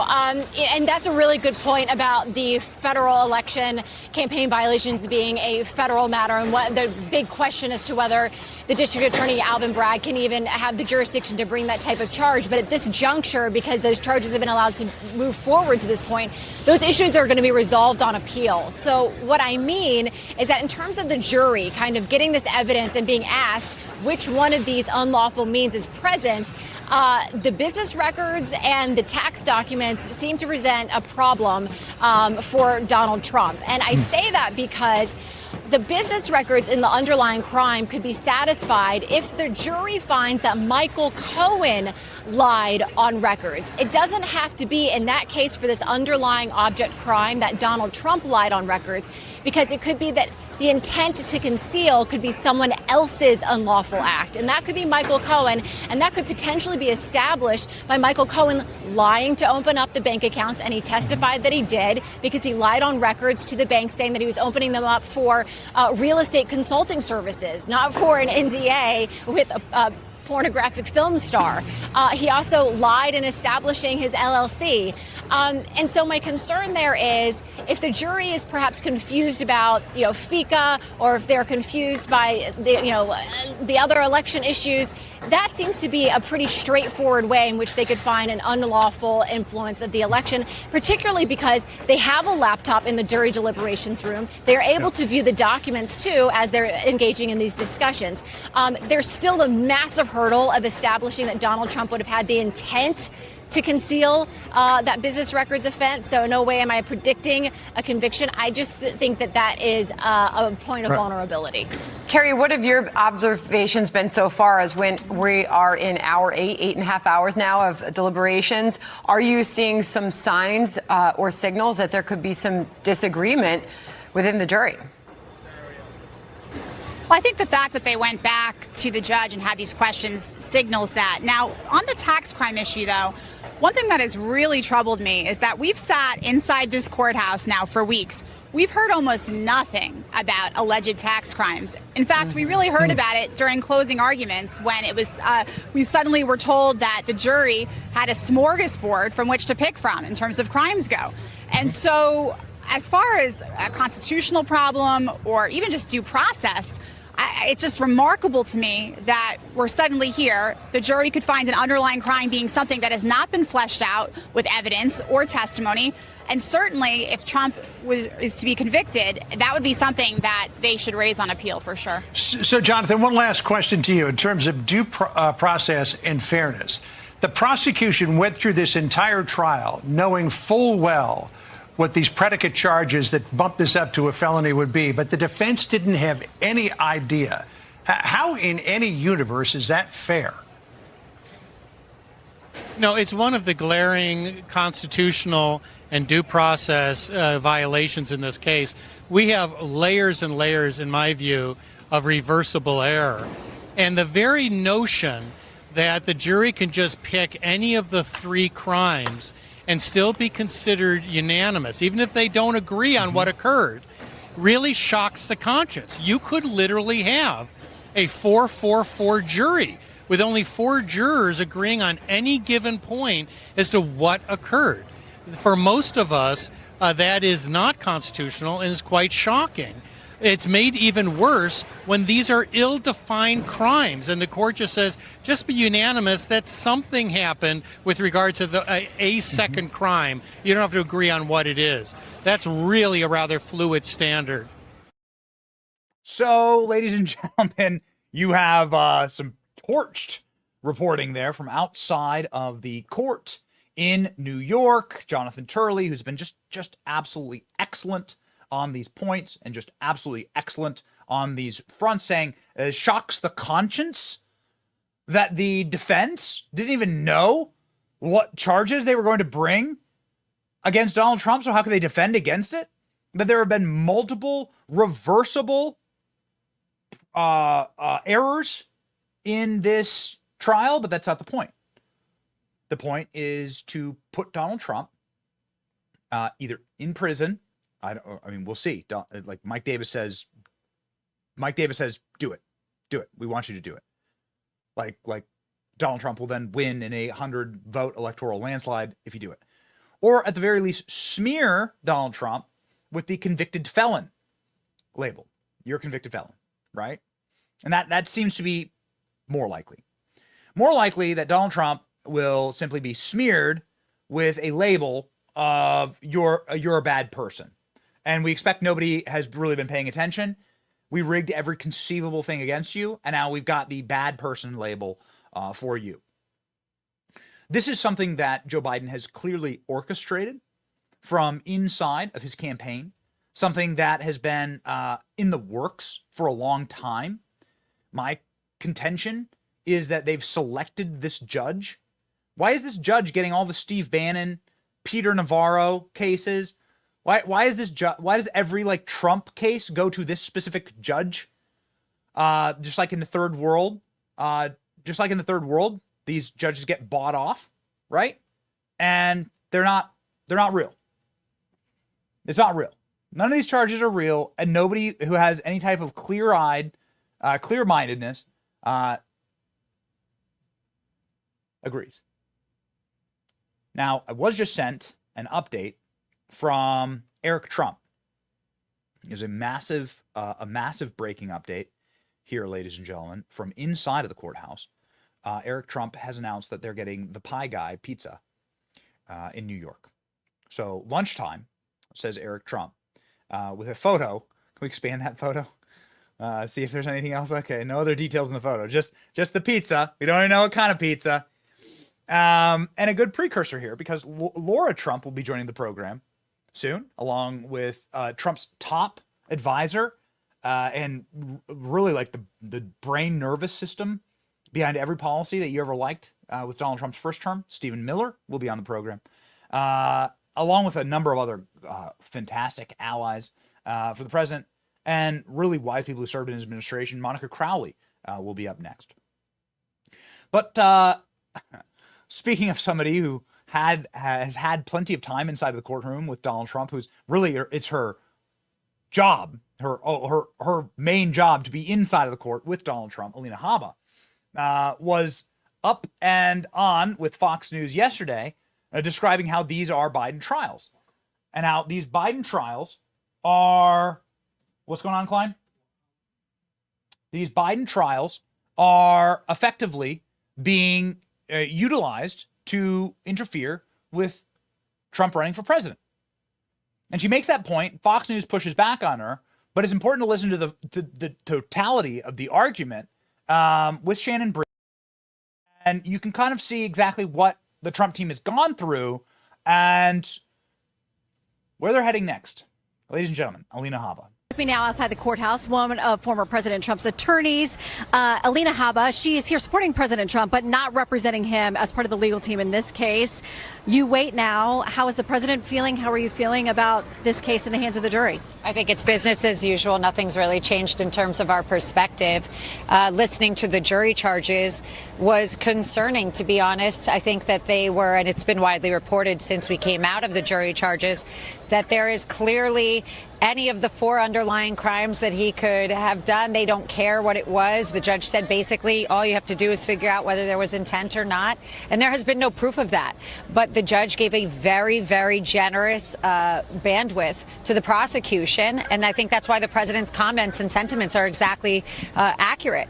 You know, Mother Teresa really couldn't get out of this one, because if you say, you know, if you have intent for a scintilla of a second, and it could be for anything, for any one of these 4 things, taxes, campaign, all the things that frankly they showed no evidence of, but they gave them so much breadth that I have concerns. Do you have faith, though, in fellow New Yorkers as a jury of your peers? I don't know that it's possible to find a jury of your peers for somebody like a former president, but faith in the system here and these New York jurors is now, his fate sits in their hands. Shannon, I haven't had faith in the state of New York since I saw what they do to President Trump and started working for him. I'll be honest with you. What I've seen over the past few cases, what I've seen in some of the other cases in the state of New York, what I've seen with the coordination with DAs and AGs, and we have some information that's come out today, obviously, about judges' affiliations and other things like that. I mean, it's corrupt as can be. And unfortunately, the state of New York has failed its citizens. And we're seeing it time and time again. But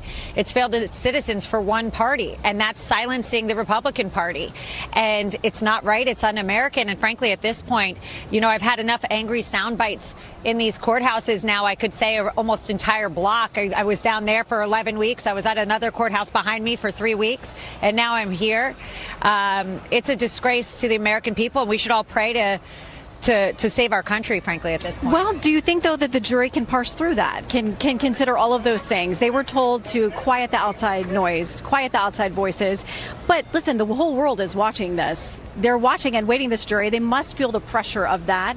And do you trust? We know there are at least two attorneys on the panel as well. Do you trust that they're going to work through this in a responsible manner, though? You know, I don't think it matters what your profession is. I think that it's a good thing they're asking questions. It's a good thing they're trying to look at testimony, credibility. I think that's very important here. I think credibility is the one thing that they absolutely have shown that they have none of, from the top to the bottom, frankly. And if the jury considers that and discredits any testimony that was frankly false, then, and it all was, in my opinion, then we're going to be fine and we should get an acquittal. But we're in the state of New York. Like I said, the jury charges I thought were a bit unfair, very unfair, frankly. country. And President Trump is President Trump. And what they're doing really is not about books and records. It's a sideshow.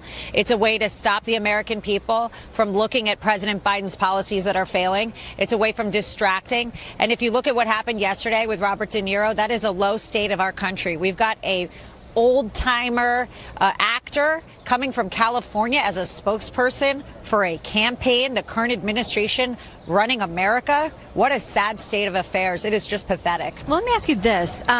It seems like, and President Trump, he predicted this when before the first indictment even happened here with Alvin Bragg more than a year ago. He said it would be good for him. He thought it has been in the polls. It has been in fundraising. So is there a net positive to him from this whole thing? Well, if you want to look at it from a political standpoint, I think then, yeah, that's different. We have Americans, we have people that were Biden supporters. I can't imagine how or why, but they're now waking up and saying, whoa, this is not America. This is very un-American, and we can't survive another 4 years of this. So if you want to look at it that way, sure, but I don't think countries need to hit rock bottom. I don't understand why we couldn't have continued on an upward trajectory of American morals, of the Constitution. I'm not sure why we had to hit this low point, to be honest, but if that's what gets President Trump back in office. But you know, when you talk about things like morals, people will say, this is a case about a former president, somebody who was running for president, paying off a porn star who alleges that she had a relationship with him. I mean, that sparks a whole other conversation about morality, who's running the country. Obviously, voters in 2016, it was not a problem, or they factored in what they knew about the Access Hollywood tape and other things, and they were comfortable sending President Trump to the White House. Yeah. They've had 4 years to think about the way he performed, now 4 years of President Biden. But some of them will always now have this vision with President Trump that these kinds of dramas and things will be just part of his package, part of what comes with him as president. It's called extortion. Extortion is something that happens with people when they are powerful, when they are strong-voiced, and when people listen to them. It is a natural consequence of being a very effective human being in this unfortunate culture that we have. It is litigious. That is what America has become. And Joe Biden, unfortunately, can't really do anything in office, so he's got to use the same means as somebody who's just trying to have a quick slip and fall and make money. And that is frankly what we're seeing right now. This is exactly a Biden show because he's got to distract the American people.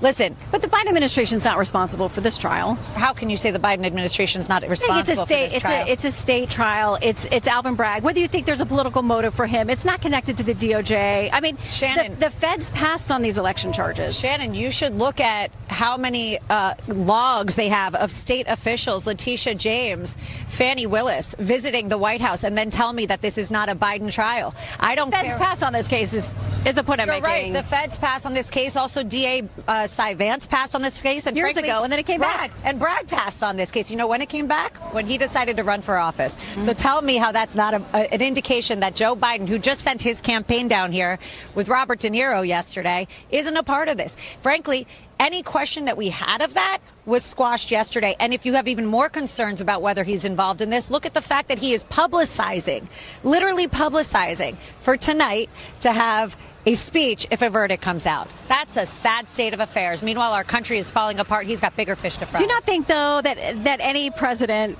would want to weigh in on something that's this historic, a former president, his predecessor, whatever the verdict or decision may be? I wish that Biden had that same sentiment about the border, fentanyl, and our children being mutilated. I would prefer that he would focus on the real things instead of trying to attack his political opponent, who he just cannot beat. Well, we'll see what the jury does and how quickly they do it. Alina, thanks for stopping by. Thank you. Good to see you. All right, ladies and gentlemen, the great Alina Habba.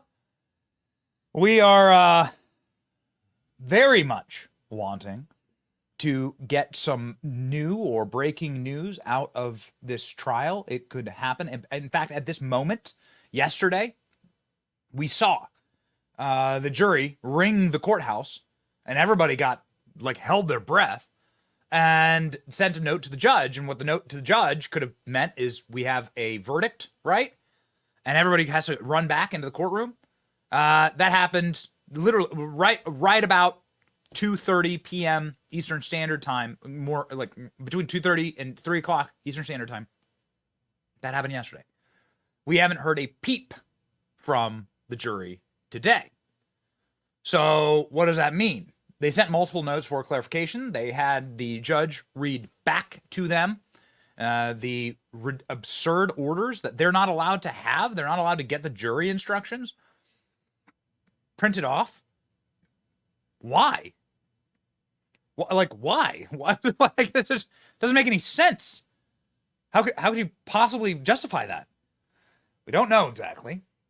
Alina Habba making an incredible case there that these are Biden trials. I would simply add that Joe Biden sent his number 3 guy at the DOJ, Michael Colangelo, to go run this operation against Donald Trump to Alvin Bragg's office. Why would anybody in that position take a demotion? Michael Colangelo took a demotion, left the Department of Justice to go move to the district attorney in Lower Manhattan's office to go run this rigged trial. This was all centrally coordinated from the top. It makes my blood boil when I watch clips like that of Shannon Bream trying to explain away that Joe Biden had nothing to do with this. You're not allowed to notice. This is the biggest crime in all corporate media. Corporate media, you're not allowed to notice. Okay, it's illegal to notice.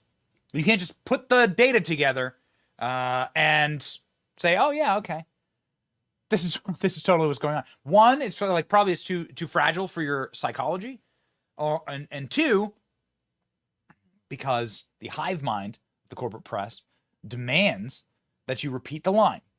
Joe Biden had nothing to do with this. This is a state case. Got it. Good for Alina Habba. Body checking Shannon Bream there on Fox. It does seem as though what she's saying, that the voters don't care about this or that this is actually helping Donald Trump, is true and is playing out in all of the recent polls. We've been talking about it for the entire show, but the polls are demonstrating that this is helping Trump, not hurting Trump, that this is eroding the support with Joe Biden, not helping it. We've shown you the footage of Joe Biden's rallies yesterday. It was total humiliation. Nobody's showing up for the Blacks for Biden rally. There's a Blacks for Biden rally. Not a single person shows up. Joe Biden speaks to like effectively an empty gymnasium. And the kids that were there were like forced to be there because they go to school there in that school connected to that gymnasium. They like literally marched in at gunpoint to go stand for Dictator Biden and clap for Dictator Biden. It's Philadelphia, so it very well might have been at gunpoint. Yeah, it's not working. It's not working. CNN finding out live with their live polling that just nobody cares. Watch.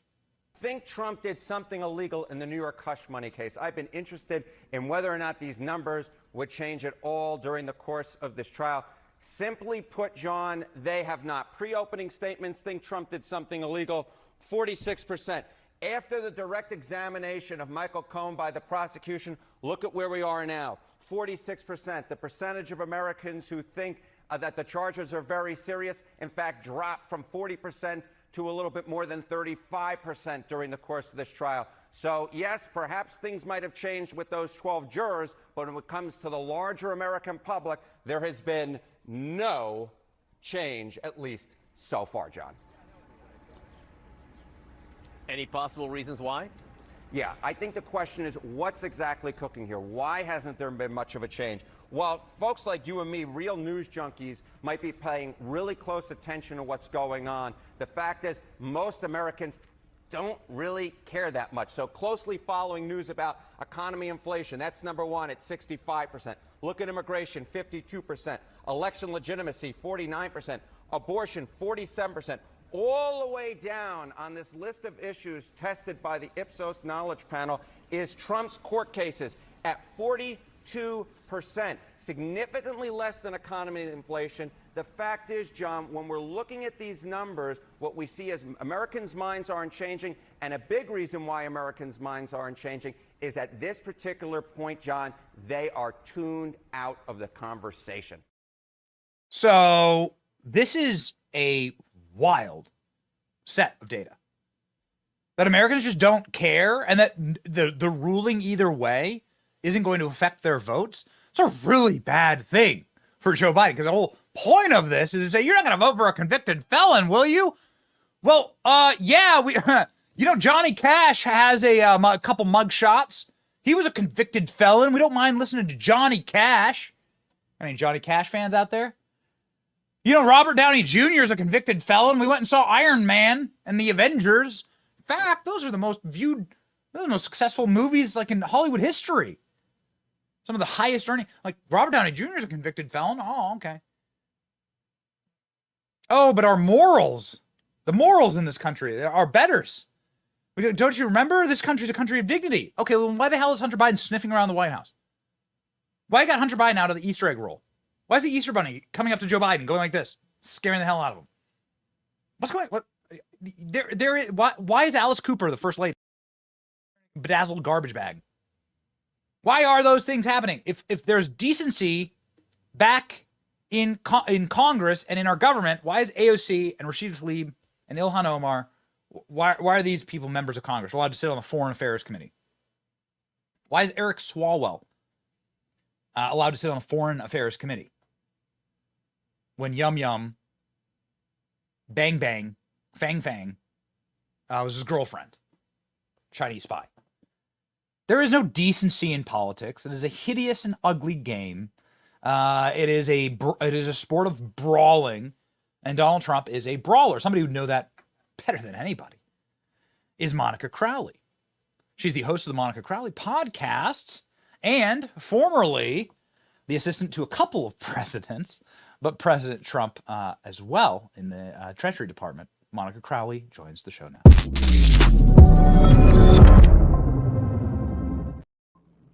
We need decency back in the White House. So we're going to lock up our political opponents. It doesn't, I don't know. You've worked for a bunch of presidents. Okay. You know, Ronald Reagan, Richard Nixon, Donald Trump. You knew all these men personally. You know these men personally in Donald Trump's case. And yeah, maybe you can talk about the greater overarching politics at play here, Monica, when it comes to power politics, because that's what this really seems to be about in New York. Oh, yeah. And I'm sitting in New York right now, Benny. It's great to join you from the belly of the beast, where just a couple of blocks south of me, this whole Stalin-esque show trial is taking place.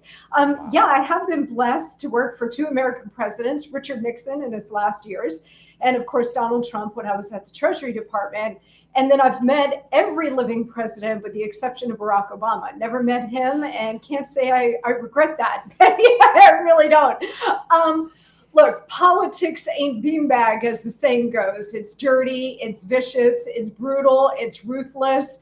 There is a reason why in the New Testament, when Satan takes Jesus to the top of the mountain and he's tempting him, one of the big things he tempts him with is all of the kingdoms of the world. Well, what is that? That is political power.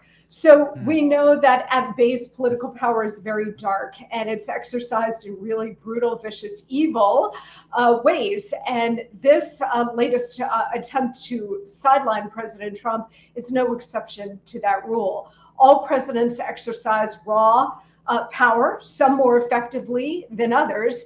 And in this case, you have this corrupt, demented hack who's clearly a puppet for bigger forces than him, pulling the strings here to try to marginalize, neutralize Donald Trump as a political force. But this is just the latest iteration of this, Benny, right? Because June of this year is going to be what, the 7th or 8th anniversary of Donald Trump coming down that escalator in June of 2015. And from the moment they recognized that he represented a very strong, powerful force in this country, America First, a real movement, that he wasn't just a run-of-the-mill kind of Republican candidate or a run-of-the-mill kind of leader, that he was actually leading something very exceptional. And because he wasn't one of them, he couldn't be controlled by them. When it dawned on them, they began this onslaught against him to try to remove him from the political landscape. So the Russia hoax, the 2 fake impeachments, harassing him nonstop throughout his presidency, undermining his policies, the rigged 2020 election, the January 6th frame-up, all of it designed to sideline Donald Trump. And the fact that none of it has worked, and in fact, the exact opposite, not only has it not worked for them, it's actually worked for him, to the point he is so strengthened by all of this. People are now really awake to what he's been subjected to over the last 7 or 8 years, that the poll numbers are going in the opposite direction. They are strengthening him. People have had it. People of all political stripes have had it with the corruption. They understand the raw exercise of power, but they do not understand or want to endorse in any way the corruption of all of our institutions, including our legal system. So all of this is backfiring. I find it quite delicious. And if, God forbid, there is a conviction, Benny, I think it's good for maybe 3 to 5 polling points, don't you? Yeah, that's right. It hasn't seemed to work out so far. And even if they lock Donald Trump in New York, he can do these remarkable rallies in the Bronx, and the imagery from this is wild. I don't know if you're a native New Yorker. You clearly have a place there. Are you a native New Yorker? Did you ever think you'd see anything like this, Monica? Well, first of all, I'm not a native New Yorker. I was actually born on an Army base in Arizona. I know you've got Carrie Lake on the show today. She's a great friend. So I'm an Army brat out of Arizona, but I grew up in New Jersey, so sort of always around the New York area. And the Northeast is just an incredibly deep blue place. But so none of us have ever seen anything like what happened last week in the South Bronx for a Republican candidate. But again, Benny, the thing that everybody needs to remember about Donald Trump is that he's not a traditional Republican. He's not a traditional candidate. This is a man who came out of nowhere in 2015, very successful in business and the media and entertainment, but had never done any of this before and started telling the American people the truth.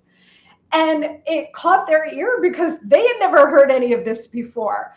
And so while the last 2 election cycles, 2016, where he won, 2020, which we know was a rigged situation, I think a lot of the standard Democrat lines coming at the Black community, like you just heard from Joe Biden over the last week, because they're so desperate, they're hemorrhaging Black support. But all of these like standard issue lines that the left and the Democrats have used forever to try to appeal to these constituencies as they took them for granted, none of it is working now. It's falling on deaf ears. People are like, we've heard this. It's a bunch of BS. We don't believe it. You know who we believe? We believe Donald Trump, because he has told us the truth. And then for 4 years as president, he has actually delivered for us. So there's a real track record there. So when they're calling him a racist or they're calling him a dictator, the American people are like, are you kidding me? This is a joke, right? Like, you are that desperate. None of it is working. You can see all the frustration from the likes of James Carville and David Axelrod. They're pulling their hair out because their old playbook just isn't working. And Donald Trump is not just not marginalized, but he's thriving. You know, Betty, they cannot believe that this man is still standing after they've thrown the kitchen sink at him. They can't believe he's not just still standing, but he's thriving. And he's the leading candidate for the presidency come November. They cannot believe it. I don't think there's anything more terrifying than seeing something like that, like footage like this. I think that this actually strikes so much fear because it's real and it's not totally manufactured. You see Joe Biden do a Blacks for Biden event yesterday, and no one shows up. It's empty. There's no one there. Yeah. This is in Philadelphia, and this is what it looks like in the Bronx in New York. And you're right about the rigging, and they would only do the rigging against Donald Trump. There's a lot of effort, right, to like concoct all of these lies and to run all of these psyops against Trump. It's a lot of effort, and they would only do it if the guy was a threat. They'd only do it if there was really an existential fear of him animating the American people against them. And so what does that mean exactly, Monica? Like, I guess the core of my question is, you watched, or you're a student of history, and you saw a similar apparatus attack Richard Nixon and pry him from office and strip him extra constitutionally from office. The playbook's the same. Spies inside of his administration, fake crimes,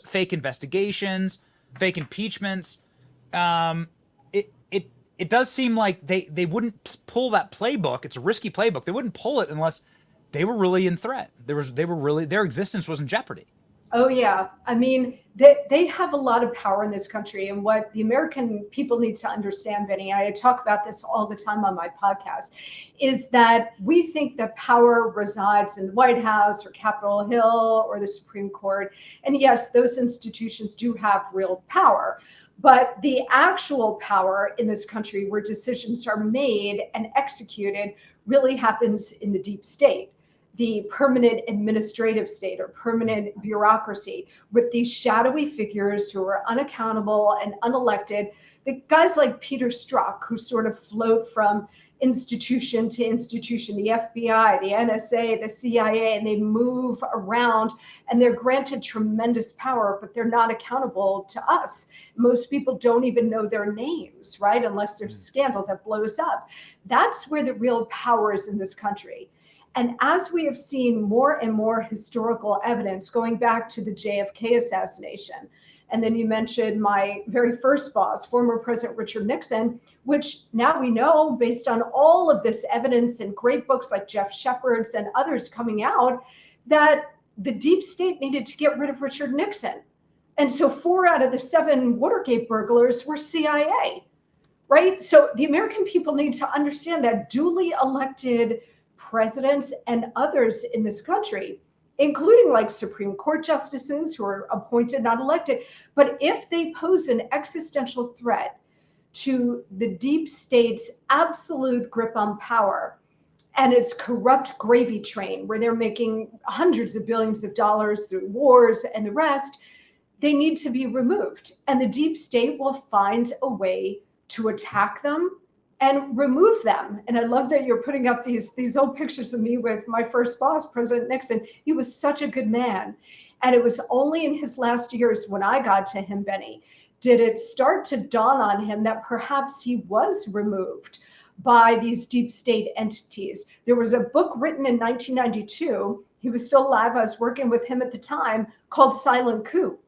And that book began to excavate the evidence of the deep state coup against Richard Nixon. And of course, now we have so much more material. But there was another picture that you put up of me with Nixon and President Reagan, one of the greatest days of my life. By the way, here I am between my 2 heroes, Benny. So amazing. And I put my arms around both of them and gave them both a squeeze. And that's when the picture was taken. They were both like a little surprised that I squeezed them both. But, Ronald Reagan had the assassination attempt, and he had Iran-Contra. There were all of these policies that now, or attempts to undermine and destroy Reagan's presidency that in retrospect now kind of makes sense that they were deep state attempts to remove Ronald Reagan as well. And then, of course, now you've got Donald Trump and this relentless attack to remove him. Anytime you have a leader who is not one of them, who is a peacemaker, who doesn't want wars, who is not playing their game, that is empowering and enriching all of them, if you have such a leader, then you are a target. And Donald Trump, I think, didn't understand that when he came in, but he certainly does now. So in any second term, he's going to be a lot wiser. Far be it for me to comment on women's fashion. And wisdom and being a lot wiser. I think you should bring back this haircut. I think you should. I mean, we've seen it. Maybe we can go back to the Nixon photo. I think Monica, maybe you should just go for it. The 80s are back, baby. You know. Listen, I mean, I'll grow a mullet with you. Okay, then you have a deal. I will take you up on that, Benny, for sure. Those bangs, by the way, I still love the 80s big hair. And as you can tell, I'm still like rocking a version That's of it. Right. Like, yes. Okay, so the bangs are a little more under control, but you see the tees in the bang. I still love that. Okay, so you're not going to convince me otherwise. Bring back big hair. I think you bring up such a remarkable point, which is if somebody stands against the super state in this country and the people that are actually in control, then you get eliminated. Richard Nixon was the most powerful. Nixon was the most popular president to ever win re-election, and won in the most dominant way that anyone's ever won in American history. It was a proper landslide. And they were able to, I mean, taking a step back, this is going to be sort of anathema to the entire program today, but, rigging things against Donald Trump is different in an era where there's only a handful of swing states, 4 or 5 swing states, right? I mean, against Richard Nixon, this is what the electoral map looked like. And they were able to effectively, extra constitutionally, remove this man from office. Yeah. And so how much power do these people have is quite terrifying, frankly, if you think about it. Yeah. I mean, look at that map. That's 1972. That was a 49-state sweep for Richard Nixon. The only state that he lost was Massachusetts, and he was running against George McGovern. So, I mean, that was astonishing. And by the way, the left has been cheating in elections for a very long time. There have always been shenanigans since the beginning of the Republic. But when we talk about President Nixon, I spent a good deal of time talking to him about the 1960 election when he ran against John F. Kennedy. And, on election night that night, Benny, he was actually presented with concrete evidence of election fraud in 3 states. Cook County, Illinois, and Illinois was something of a swing state in 1960. Now it's totally blue. But Cook County, Illinois, around Chicago, West Virginia, and Texas, courtesy of Lyndon Johnson, JFK's running mate.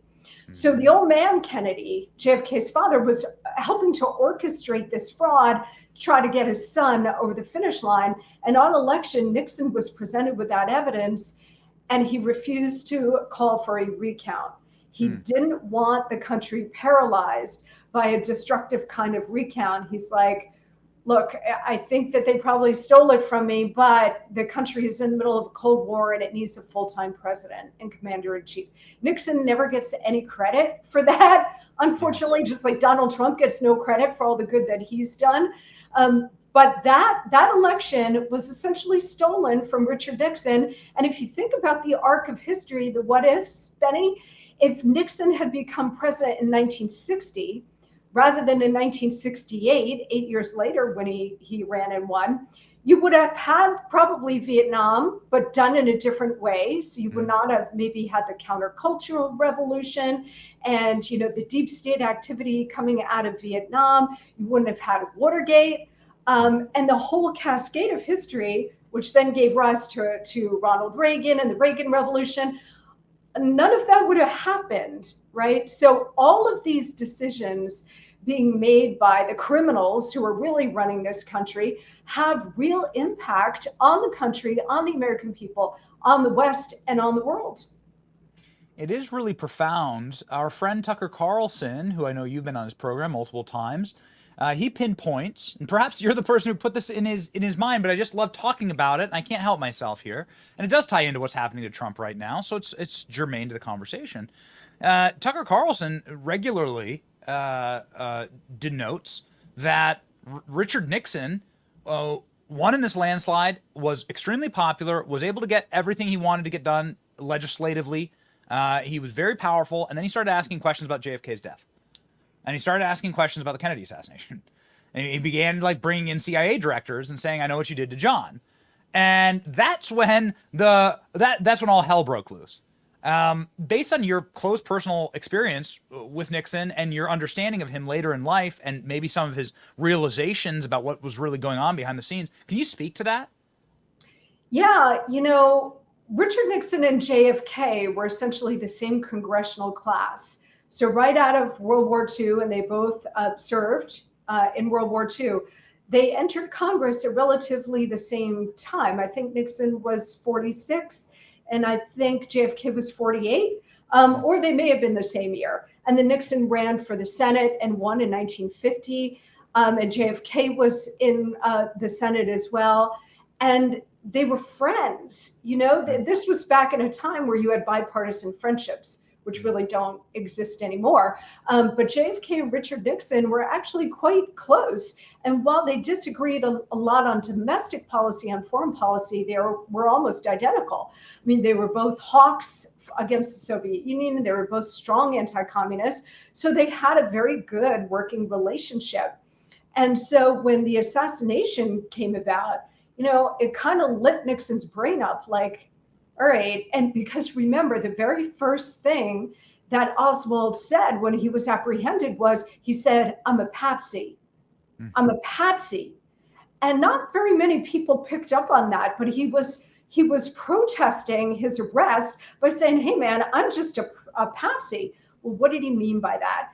And I think, Nixon, when he became president, when you become president, you get access to a lot of things like the Kennedy files. And you get access to like the UFO and the space alien files, which on another day, Benny, you and I will have to talk about that because I did ask Nixon about the space aliens, Area 51. But you get access to all of this stuff. And he started asking serious questions about the death of his friend who happened to be president. Even though his family had sort of orchestrated the theft of that election away from him, he still felt that something wasn't quite right in the story that we were being told about the assassination. So he started asking questions. And then when you pair that with the fact that Nixon was making peace all over the place, like Donald Trump was. So Nixon was ending the war in Vietnam, ending the draft, détente with the Soviet Union, the opening to China, shuttle diplomacy all across the Middle East. Richard Nixon, oh, I love that picture you guys just put up. Isn't that amazing? It's My beautiful, isn't it? That's my beautiful. two presidential bosses, oh, I know, I love them both so much. And they were both outsiders too. So when he started raising these issues and saying, the Warren Commission, and by the way, a lot of people raised the question, including Tucker, like, how did this backbencher out of Michigan, Gerald Ford, who was a very nice man, but not presidential timber, how does that guy suddenly become vice president and then president of the United States in the space of a couple of months? You start asking that question. Well, Gerald Ford was on the Warren Commission. So the deep state has ways of convincing candidates that they should accept person X as their running mate. Oh, you'll be very happy with Lyndon Johnson as your running mate, or you'll be very happy with George H.W. Bush as your running mate, Mr. Reagan. These are our deep state characters, and the deep state always needs an in into any administration. And that's why I hope President Trump is on guard for any kind of deep state recommendations of his running mate. Yes, that's right. No, do not listen to the whispers. Nikki Haley, she'd be great. Don't do it. Don't do it, please. Absolutely not. We beg you. We beg. But Monica Crowley would be amazing. Monica Crowley. Thank you. I am available. Yeah, that's ladies and gentlemen. That's right. You served in the first Trump administration, and hopefully in the next. Monica, you're such a dear friend. We learned so much having you on the program. I have like 400 different follow-up questions for you on that. So let's please do something more long form in the future. I would love that, Benny. Thank you so much. Because they're just assassinating Trump. They're assassinating Trump. It's just a different form of assassination. The Zapruder film got him, and so they're just assassinating Trump in a different way. It's the Kennedy playbook, Nixon playbook all over. And then they have to keep pressing it, Benny. Like, the assassination of JFK turned him into a martyr. But, when they removed Richard Nixon and that kind of political assassination, they have to stay on top of creating this whole narrative, this whole cult that Nixon was a villain and a criminal, a bad guy. They keep it up to this very day. By the way, Bob Woodward of the Washington Post, he was U.S. Naval Intelligence.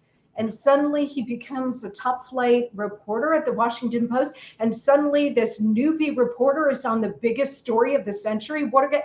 None of this is a coincidence. All of these players are part of the deep state, and they all have to continue banging the drum of their pack of lies that they sell to the American people about the situation around that president.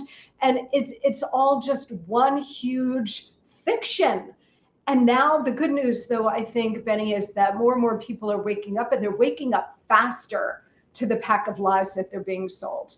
Yes. Thanks to podcasts like yours, and thanks to Monica Crowley. Godspeed. See you in the next Trump administration.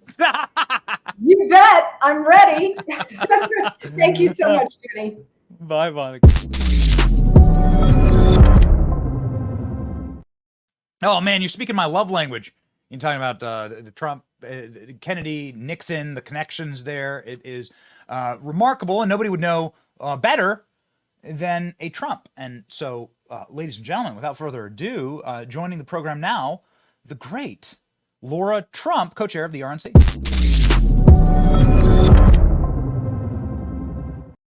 Laura, thank you so much for being on the show. I know you're all over the place, including stopping traffic in New York and giving such a wonderful testimony. It was we said it was religious almost. It was like you were preaching, like such a wonderful testimony about your father-in-law, about the wonderful family that you're a part of. Thank you. Since we covered that live, I might as well let's just start asking, like, what was that like? That was a remarkable moment. You standing in the middle of the street in Manhattan, the whole city stops. Well, in traditional Trump fashion, nobody really told us what we were doing. It was about 5 minutes before they were like, yeah, you guys want to go outside and say a couple words? And of course, Eric, Don, and I said, yeah, we'll go outside. We'll talk to them. Because obviously, just prior to that, who did you have out there? You had Robert De Niro, sent by the Biden campaign, who would now, I guess, Benny is just fully admitting that, yeah, this entire show trial, this entire clown show of a trial has been about one thing, election interference. At least they're admitting it now by showing up there, by holding their rally there with Robert De Niro. So we went out and honored to do so. And quite frankly, honored to be there to support a man who I think is remarkable. And I think when you look at Donald Trump and everything he has consistently had thrown his way, literally, Benny, from the day he came down the golden escalator in Trump Tower in 2015 and said he was running for president as a Republican, they have been attacking him. And it goes up to today, except today is really a new low. And when you just think that there is no bottom for the Democrats, you finally start to realize that they're willing to go anywhere. And they're willing to go to an un-American, communist, banana republic type place like where we have found ourselves right now with Donald Trump sitting down as a jury deliberates in a courtroom in Manhattan. It is sick and it is disgusting, but it was an honor to be there by his side. Eric is there today. It was an honor to go out and speak on his behalf, and I will do so every single day up until we ensure he is the 47th president of the United States. You are doing an incredible job ensuring that the RNC is finally taking election security seriously. Convention coming up, it's going to be very interesting. What's going to happen at that convention? We can't wait. We hope you bring back. I just want to say this. I know we're live, but now's the best time. I hope you bring back the white light bars behind Trump for that epic entrance, please. Yeah, that was one of the best. I know. That was one of the best. Let's grab that original. That's the most iconic political entrance of all time. Give us a preview of that. Give us a preview of the debates. And how is the RNC going to work to secure the election for victory in November? Well, let's start with the convention. This is the first convention that will have been held in 8 years, because remember, we didn't have them in 2020 because of COVID. And I think what you're going to hear at the Republican convention is a true contrast. We have the ability now to look at two presidents and their presidencies and America and the world under their leadership. And so it is so easy to compare and contrast these two men. And man, is it night and day when you look at Donald Trump and the years he was in the White House and the accomplishments he had and how life was really working for people in this country. We had a secure border. People could afford to keep a savings, to start going on vacations again. $1.87 was the average price of gas back in the day when Donald Trump was president. And you look at the fact that he had peace agreements in the Middle East and not wars in the Middle East. These are all the things we're going to talk about. There it is right there. That's so epic. I love that. That's the greatest of all time. I'm going to agree with you on that. You're in charge of the RNC, Laura. Do it again. Yeah. Please. Let's do it again. So we're talking about that at this convention. Clearly, I don't know what the hell the Democrats are going to roll out. If it's even Joe Biden, that still is a mystery to a lot of people, because to your point, they have to get Joe Biden through a June 27th debate with Donald Trump. The debate they thought Donald Trump would say, hold on, you have all these conditions and all these accommodations for Joe Biden. Let's talk that through. And he said, nope, I'll see you there if you can find the podium, Joe. I'll be there. So we're going to see these two men on a stage. And Joe Biden has to defend all the horrific decisions he has made that has led America into this awful place we found ourselves in right now. And Benny, he's got to just make it through. I think the bar is so low for this guy. If he can even stay up on stage with Donald Trump, he's going to get a round of applause from the mainstream media. And then you asked about securing our elections. And quite frankly, nothing is more important. It is the highest and best use of our time at the RNC, and that is the number one focus we have. If you come to this building, I'm here right now at the RNC headquarters in DC, the bulk of the employees in this building are focused solely on election integrity. We are working overtime to ensure that we have 100,000 volunteers on our election integrity team by November 5th. The chairman, Mike Watley, and I have pledged that. We are training people all across this country. ProtectTheVote.com. If anyone wants to come join our team, we want attorneys in every major polling location so they can strike at a moment's notice if they notice anything that is at all nefarious or looks strange to them as people are going out to vote, starting the first day of early voting, going all the way up until Election Day. We can leave nothing to chance. We never, Benny, can repeat 2020 ever again. And we are ensuring that this year it starts at the RNC. Things are going to be different. People are going to notice. And we are finally going to have faith in our electoral process again. You just get chills listening to somebody from the RNC with your position talking like that. It's what we've begged for so long. We've begged for a meeting with Scott Presler and just like to have somebody take this stuff seriously instead of talking about DEI or talking about like white guilt or something. It's like, it's so wonderful. Thank you, Laura. So, okay, speaking of guilt, what happens if they find Donald Trump guilty here? Some of the biggest legal handicappers are saying a hung jury is really likely right now, given the fact that they've been in deliberations for 11 hours and asking a lot of questions. But do you have contingency plans? Like, what are they? Well, yeah. I mean, listen, if your candidate is not able to travel and campaign, which let's face it, that's been part of the goal of this entire trial, to keep Donald Trump off the campaign trail. Obviously, he's been able to do miraculous things like go to bodegas in Harlem and get a huge response, hold a rally in the Bronx and attract 25,000 people, which drove the Democrats absolutely bananas. And we love to see it. But yes, we do have to have a plan in place. And if he is unable to travel for whatever reason, there it is. It's beautiful. Look at that rally. I love to see that.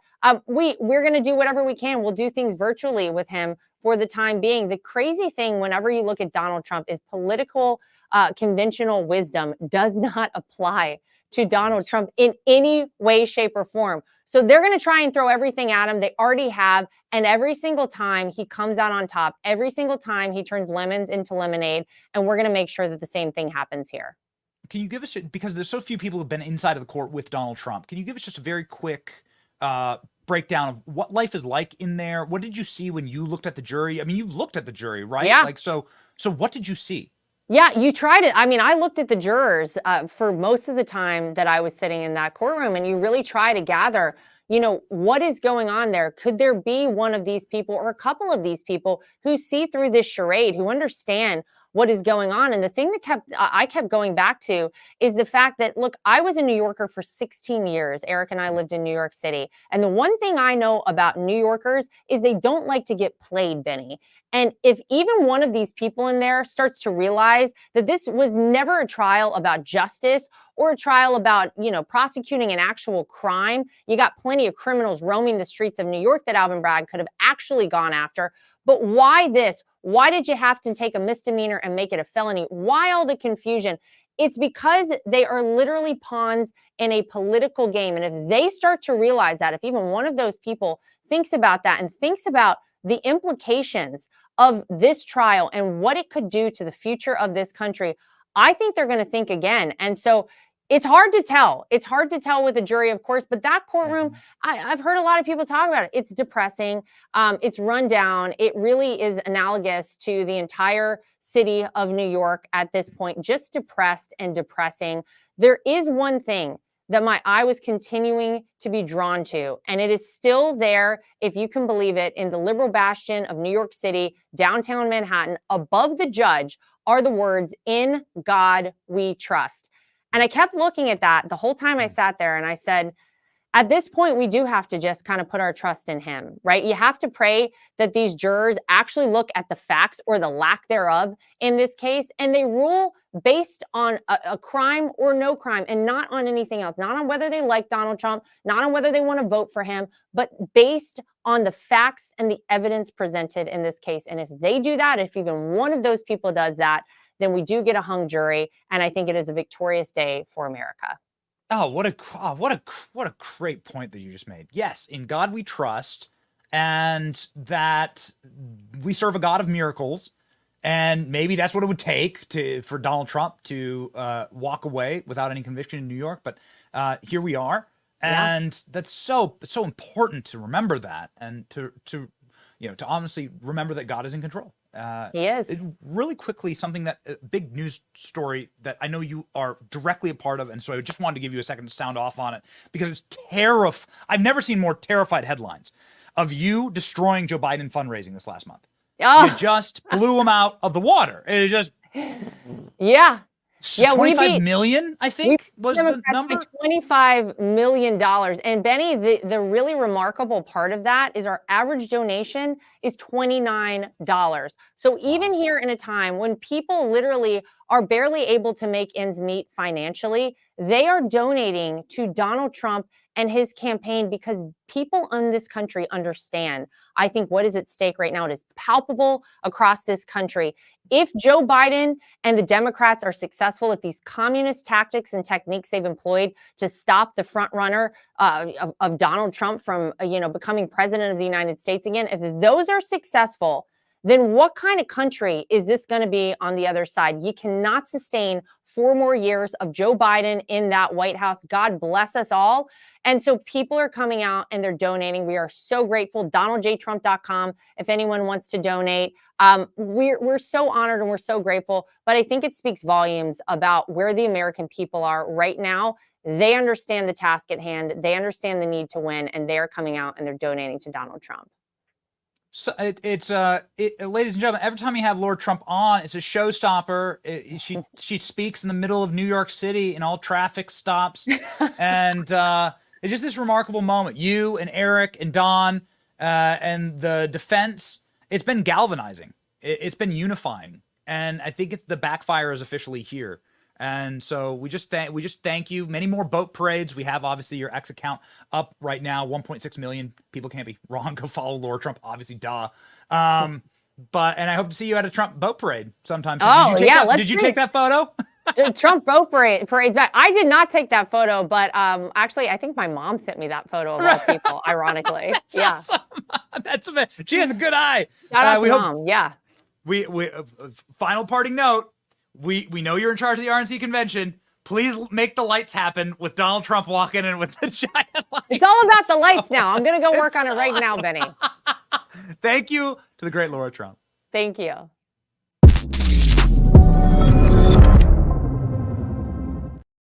We are rolling, baby. Rocking and rolling. So excited. So honored to have Laura Trump join the program. It has been a rip-roaring afternoon and day, as we always tell you on the we are here because we have made a promise to you that we are going to be there to report the breaking news, specifically out of this trial, for you, and we just don't know when the jury is going to return. We do have, however, some news out of the trial. ALX, you send this during the break, but there were some jury instructions from the courtroom. Jonathan Turley reporting from Fox News. Back in the courtroom, all is quiet. The judge indicated that he would like to go till 6 o'clock tonight, which would leave roughly 3 hours and 20 minutes. This was sent about an hour ago. The requested sections of the instructions did not materially advance any understanding of the conflicts, though one clearly led to the request for a readback. So Jonathan Turley saying they may go to 6 today. The jury continues to ask questions. There doesn't seem to be any further updates, but this is our responsibility and role here is to continue to keep you updated what is happening inside of this trial. It's been very, very quiet. Is that good news for Donald Trump? What kind of a country are we going to leave to our children if the judicial system can just, if there are forces in this nation that can just lock you in prison because they don't like you, because they don't like the color of your skin, because the color of your skin's too orange, right? And orange man bad, or because they don't like your politics. Is it a crime to run for president? Well, ladies and gentlemen, we're going to enumerate that with our next guest, Congressman Tim Burchett, who will be joining us shortly. But first, ladies and gentlemen, I think it's important to recognize that there have been so many strong voices. It does seem it seems, I guess, kind of isolating, and we've been regularly on kind of a tirade against leaders like Mitch McConnell and some of the weaklings in the Senate. John Thune and John Cornyn, they want to be Senate leader, but they haven't said anything about Donald Trump. They haven't gone out to support Donald Trump. Nikki Haley hasn't gone to the trial to support Donald Trump. The presidential candidates haven't gone there. And Tim Scott hasn't gone there. I guess I'm not saying that they're bad people, but I am saying that you should call them out. Every single Republican that is in this party should be standing there at the court, surrounding the court, and saying with a unified voice, like, this, it's not America. Maybe not even just Republicans, like everyone. How could you reverse this? I don't actually think I want a country where this is something that's going to happen to every person that runs for president, even if it's people that I hate. I think the old system where we all get to vote together, and if you're a piece of garbage like Hillary Clinton, you just lose. I think that's a lot better than people trying to rig the system. Maybe it's always been rigged. I'm not exactly certain. But I have been uplifted by the number of voices that have shown up for the president in front of the court. One of them is Vivek, who's obviously a dear friend of this program and joined us yesterday. Yeah, his comments in front of the court kind of ring really true at this point, and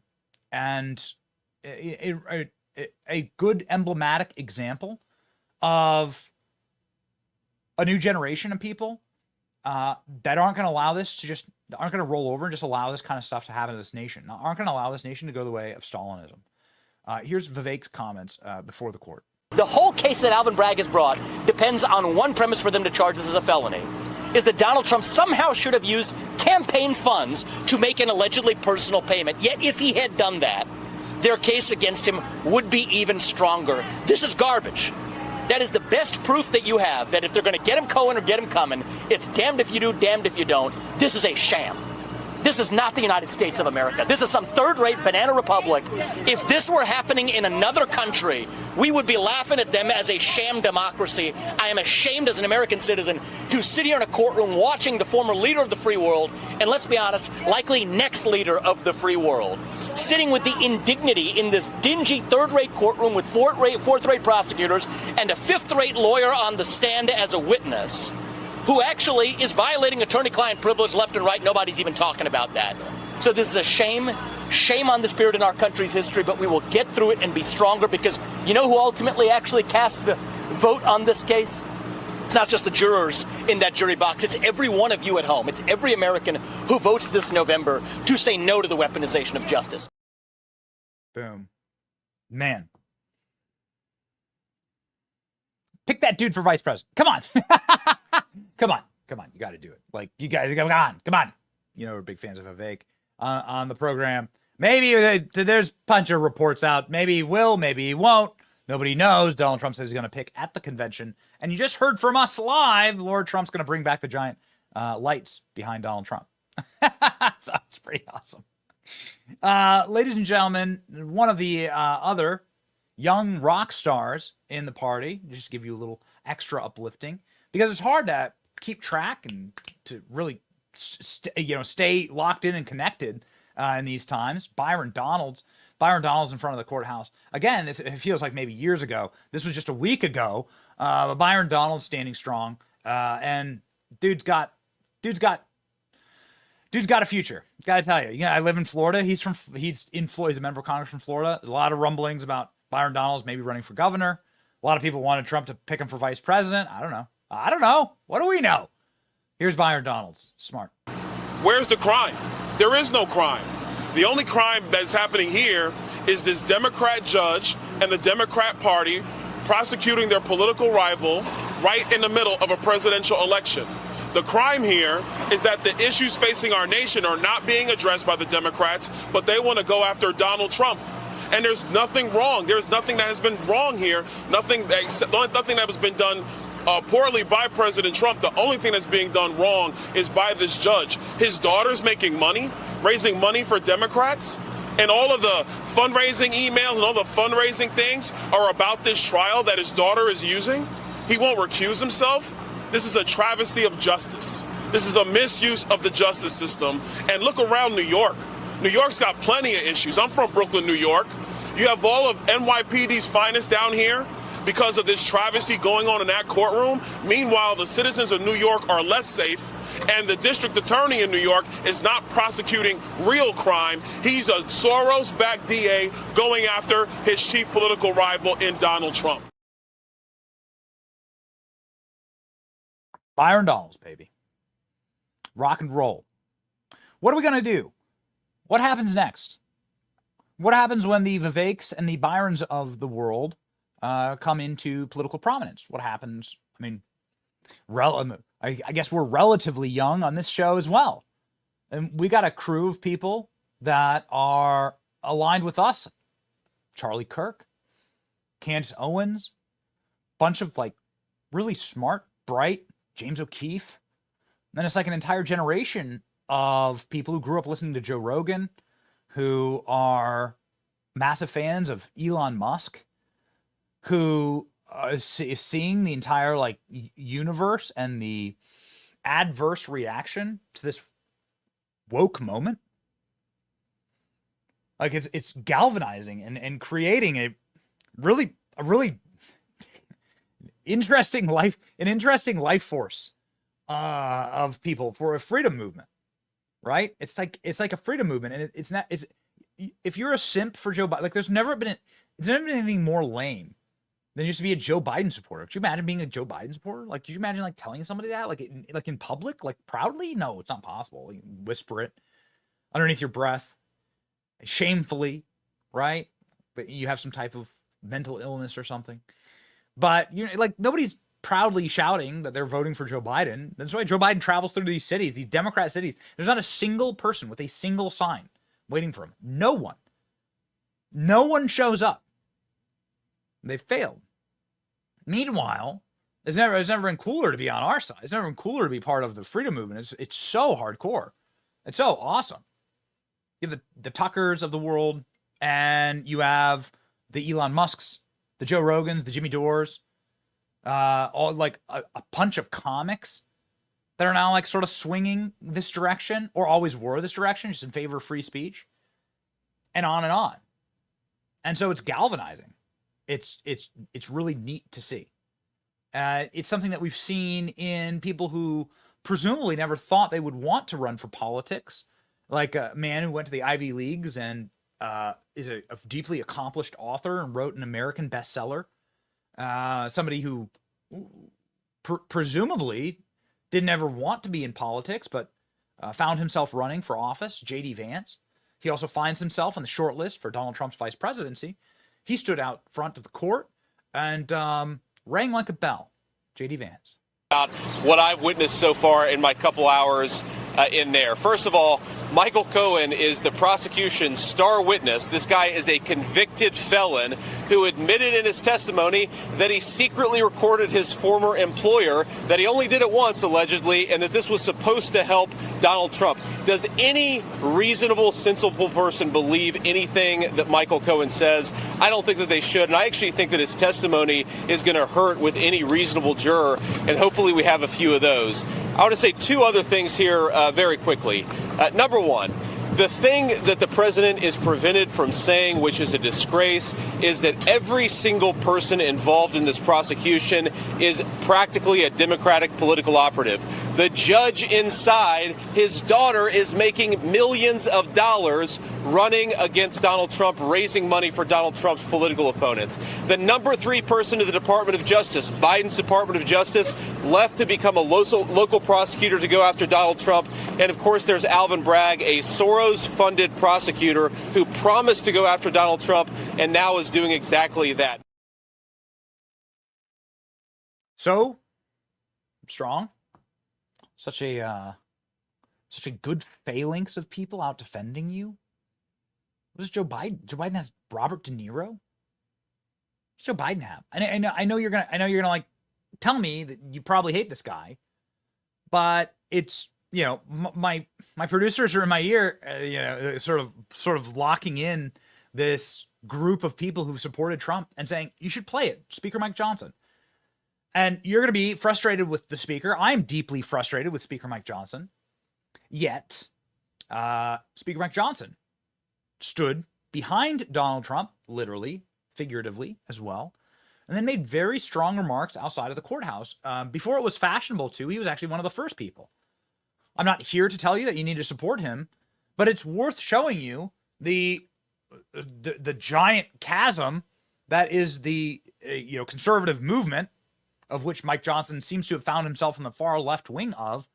Nonetheless, he's standing with Trump. And I think that's a commendable thing, and it's worth remembering. Here we go. And I think everybody in the country can see that for what it is. I'm an attorney. I'm a former litigator myself. I am disgusted by what is happening here, what is being done here to our entire system of justice overall. The people are losing faith right now in this country, in our institutions. They're losing faith in our system of justice. And the reason for that is because they see it being abused as it is being done here in New York. The facts here are very important. Facts are always important in a trial, or at least they're supposed to be. The president's actions in this matter were previously reviewed and no charges were filed. Why is that? Because there's no crime here. Now, 8 years later, suddenly they've resurrected this thing. They brought it back. And why is that? Well, just apply common sense. Everyone can see. It's painfully obvious that we're now 6 months out from an election day. And that's the reason. That's the reason. They're doing this to try and win an election. What are we going to say about it? So, again, very positive. Both branches. You have senators there, members of Congress. You have different wings of the party, right, so to speak. Speaker Mike Johnson in the House. And what's the opposite of Speaker Mike Johnson? Anna Paulina Luna, for sure. You know Congresswoman Paulina Luna, friend of the show, and a literal flamethrower. If you can unite both of these sides of the party in defense of Trump, then you got a good things going. Here's Congresswoman Luna. Now my colleague from the House Oversight Committee and from the state of Florida, Ms. Luna. Thank you. I also want to point out that they are telling people that they can't have cameras in the courtroom, but if they had nothing to hide, and if they're truly being honest about this, why is it that you guys can't be in the courtroom and see exactly what we're seeing? Just because we're members of Congress does not mean we have authority more than you guys to know exactly what's happening in that courtroom. So just an update. The president is doing well. He's in good spirits. We are here today because we know that this is nonsense and should not be happening in the United States of America. Furthermore, to Cohen, who admitted to lying to members of Congress, that's contempt of Congress, just so that you are tracking. And I want to follow it up by saying this. It is by no coincidence that you have Goldman, a member of House Oversight who's a Democrat, prepared Cohen for his testimony, is also retained by the judge's daughter as a client. Does that seem like it's not sham to you? It is corrupt lawfare. It's the Biden prosecutions, and Biden, you're going to lose this election cycle.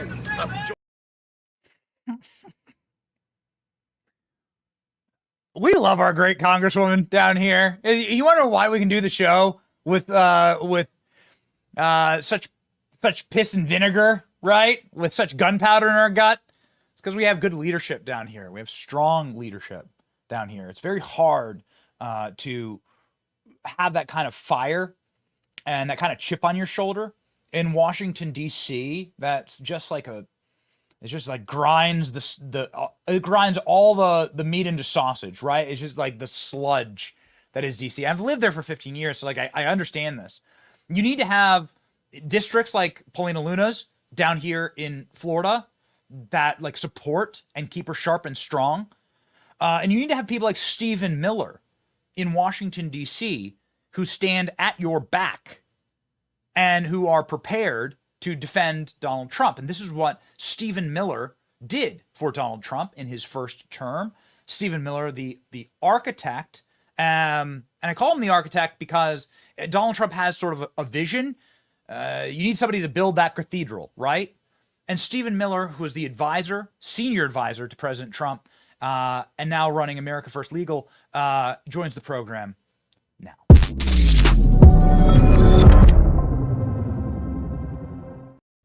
To talk about the architecture, to talk about the cathedral that could be built, the beautiful stained glass that could potentially be put together for a second Trump term. And that's, I think, what people are pining for. It's what I think the Democrats might get in spite of themselves, as we see the poll numbers swing so wildly in favor of the president, even after these what might be a conviction here in the court case. So I guess first thing, Stephen, landscape here, and thank you for joining the program.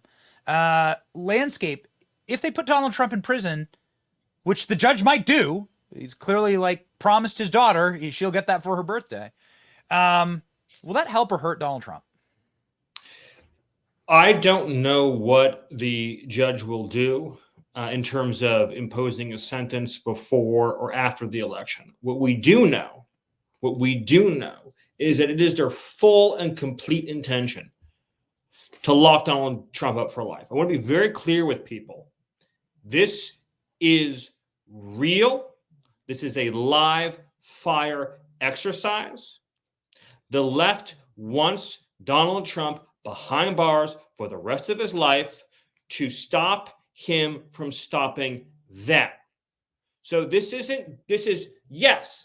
election rigging in real time, the greatest election interference in history. Do not underestimate how much the radical Marxist communist left wants to send a message. And that message is this: if you choose a leader from among you to stand up to us, we will do everything in our power to destroy that leader. That's the message they're sending. We can't be stopped. We can't be beaten. We can't be defeated. And if you choose a man among you to fight us, we will break every rule and every law to imprison that man. That's what's happening. Understand what's happening in New York City. If you think for 1 second, and I don't think anyone does anymore, but if someone out there thinks or pretends to imagine this has anything to do with campaign finance law, then you are dumber than a piece of scrap metal. If you actually believe that. If you think this has anything to do with a retainer agreement with Michael Cohen, right, then you are dumber than a piece of driftwood. This is, and has only ever been about, the radical left trying to rig an election for Joe Biden and trying to inflict maximum punishment on the man that they see as their most powerful and effective opponent. We don't know what this jury is going to do. We do know, of course, that Judge Mchan has been rigging this trial from the beginning. I'm sure you spent a lot of time analyzing this with your audience about how he said that you don't even need to agree on what the crime is. If you want to throw him in jail, just throw him in jail. If you were to reduce the judge's instructions to a single sentence is this. If you don't like Donald Trump, leftist jurors, throw the man in jail. You don't need to even agree on the reason. That's the fundamental jury instruction. Communists enjoy being communists. Please internalize this. They like it. They like being arbitrary. They like wielding power. They like hurting their enemies. They don't have any of the hangups the right has about using power. If you had a conservative judge and a conservative jury sitting in judgment over a prominent left-wing anybody, let alone a presidential candidate, they would make it a point of pride to prove to the editorial board of the New York Times how fair they were. They would make it a point of pride to wake up in the morning and see a New York Times editorial board saying, we're so proud of how this right-wing judge and jury has risen to the occasion here. That's the mindset difference. Last time I was here, you asked me how you win. You only win when the good guys are as tough as the bad guys. Otherwise, you're doomed. So at this moment in history, let's just be very clear about what's happening. This is about the left's commitment to the eradication of an ideology that opposes them. In other words, they want to make it so that that ideology cannot be part of the American political system through surveillance, through spying, through financial debanking and deplatforming, and yes, through jail and imprisonment, all of the tactical authoritarian moves that you're familiar with. So that, yes, you can theoretically have followers and you can have a movement, but they want to make it impossible for that movement to govern by using all of these powers to stop them. But the optimistic point at the end of all of this, and what you open with, is the public is seeing through it. They're seeing through it. Like, God bless the American public. They're not falling for it. They are seeing through the web of lies and deceit and hatred and oppression and repression, and they're seeing through it. But the only way that turns to actual victory over the left, to all your viewers and listeners out here today, you have to want to win.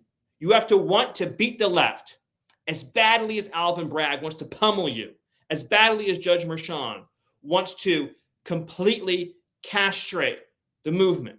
That's how badly you want to have to win. Are you organizing? Are you engaging? Are you involved at every level of your community, your city, your town? Are you doing everything a person would do whose civilization is on the line to engage in the political process? And if you're not, then it doesn't mean that those polls are going to translate into the outcome that you want. You have to be engaged. That's the point I want to get across to your audience today. So if you talk about a backfire here, I think what they fundamentally misunderstand is the nature of the American people. I was raised in the 80s. I think you were raised in the 80s. I was raised as a young man in the 80s, kick dirt in your face, play outside. Yes. Karate Kid generation. That's right. Get hit with sticks, okay? Get burned with cigarettes, you get up, you keep going, you get hit in the face with a baseball. That's just how it goes. That's patriotic American, and we grew up good, right? And this is how generations of Americans have grown up. If there's a sign that says "Don't walk on the grass," you like really want to go on that grass. And not only that, set up a baseball field on that grass. And this is the American nature, right? This is manifest destiny. And going back to like the deeper psychology of who we are and what we are as a people, when there's an elitist group that says you're not allowed to vote for Trump, I think that really hits something in our DNA and makes people visceral, and it makes people angry and says we're not a conquered people yet. That's the I'm not allowed? Yeah, I'm not. Hold on. And I think that at its core is we're still Americans, and it's just such a wonderful thing. You said, thank God. I mean, I agree. That means we're still Americans. Yes, that's the point, is that we're not a submitted people yet. That was the fundamental miscalculation. Now, we still have to do the work, but the fundamental miscalculation was thinking that the American people were ready to be conquered, that if authoritarian tyrants rose up in our midst, at DOJ, at the White House, at the prosecutor's office, and they said, we are going to systematically, legally, kneecap, handicap, legally destroy the political opposition, the people would say, power has spoken and we will yield. But to your point, Americans grew up from the time they left the womb being taught, you can kick dirt in my eye, you can throw sand in my face, and I'll carry on with dignity and I'll hold my head high. But eventually, if you keep pushing and you keep punching, right, that we're not going to take it anymore. And that's what's happening here, is American voters are saying, including this new multi-ethnic coalition of Black, white, and Latino voters, working class people, blue-collar people, are saying this isn't my America. We don't live in a fascist country. We don't live in a tyranny. We don't live in a country where power rules and rules absolutely. And so that's the backfire that I think that we're seeing here. But just at the risk of being repetitive, it's incumbent upon every citizen who's outraged at what's happening to do more than just be outraged. Make a choice in your daily life to be part of the solution, whether it's what you're doing through your church, what you're doing through organizing people online, what you're doing in terms of fundraising, what you're doing in terms of engaging in good nonprofits, what you're doing in terms of what you're reading, what you're writing, what you're sharing. Make a choice to impact the system towards justice. Don't just be upset. You have to translate that into action. So previously, earlier on in our first hour, because we've been live, Stephen, now for 5 hours, You're holding up very well, Benny. We intend on, well, there's been some Chick-fil-A deliveries to the studio. So Mike Davis talked about a J.D. Vance filing at the DOJ for criminal conspiracy, and it's quite thorough. And he says that this is a framework. I assume that Mike has been working with J.D. Vance, presumably, on this, but there is a really secured framework put forward for what a Trump DOJ could do to prosecute. The reason I ask this is obviously we need to win first, and that's what we've been discussing. But there must be a plan. I think that perhaps Donald Trump may have suffered from from not having a plan on day one, presumably in 2016, because it was such a shocking election victory. But moving to 2025, you say that there needs to be punishments, that there needs to be somebody who's willing to hit back and win as much as the left wants to win and conquer, and that is the only way that you actually stop these people. That's the way that you stop tyranny. You say no more. Do you agree that that might be the route to take?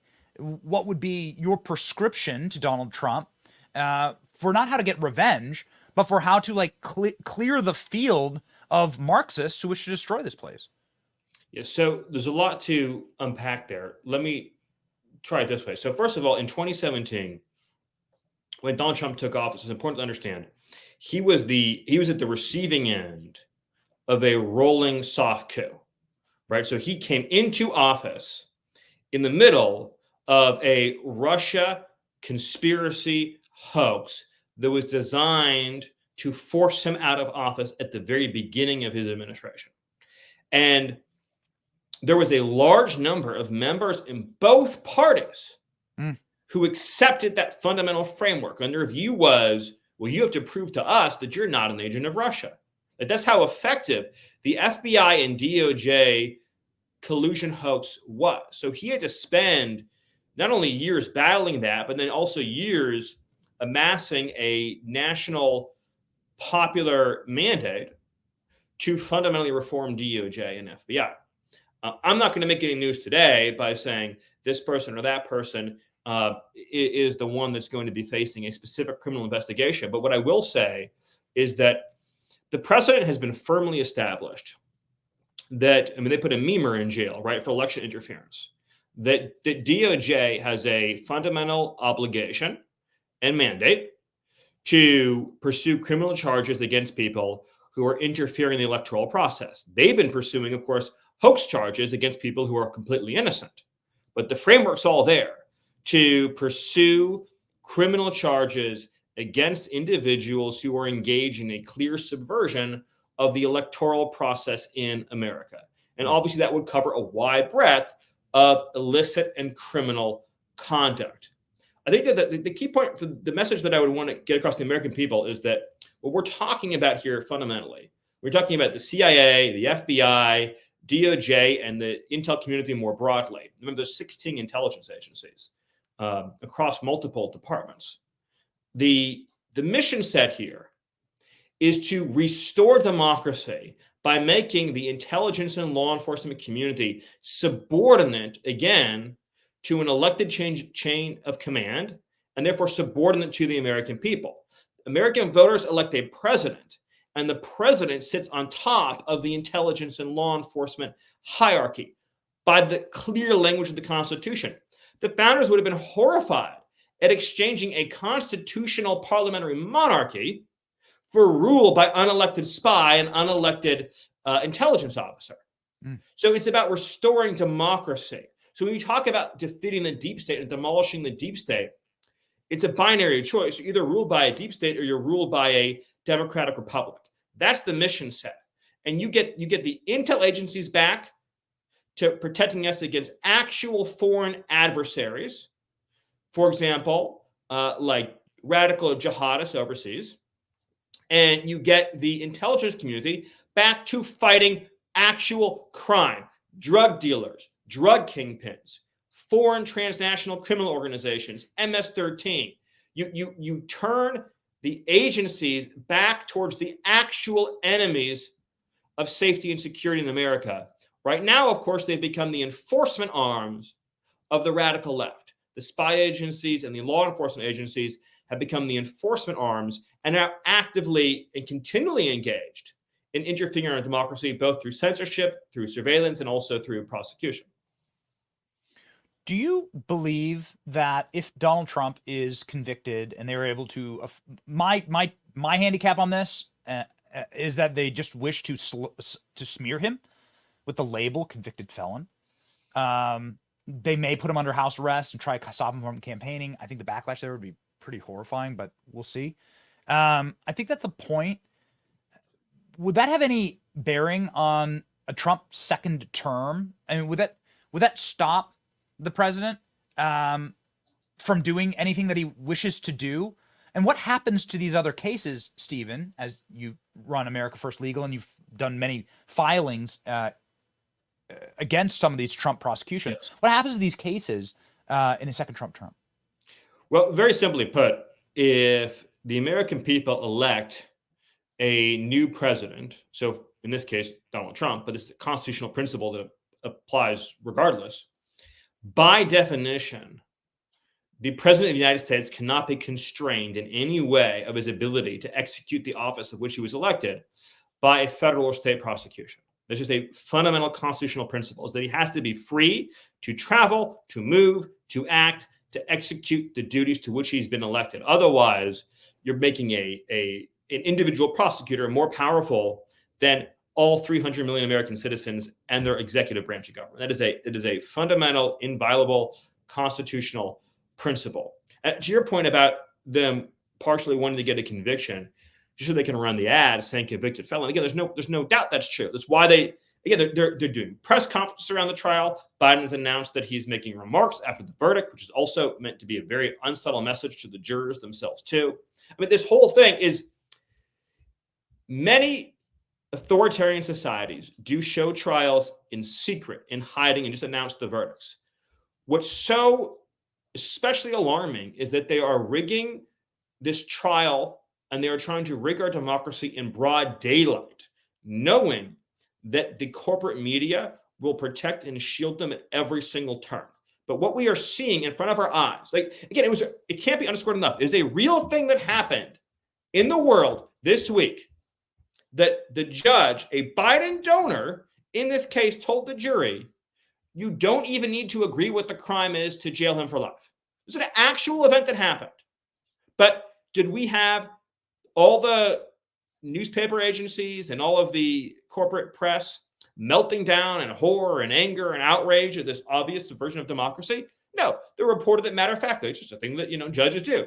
I mean, it's one of the most shocking jury instructions, I think, probably in the history of really Western legal canon.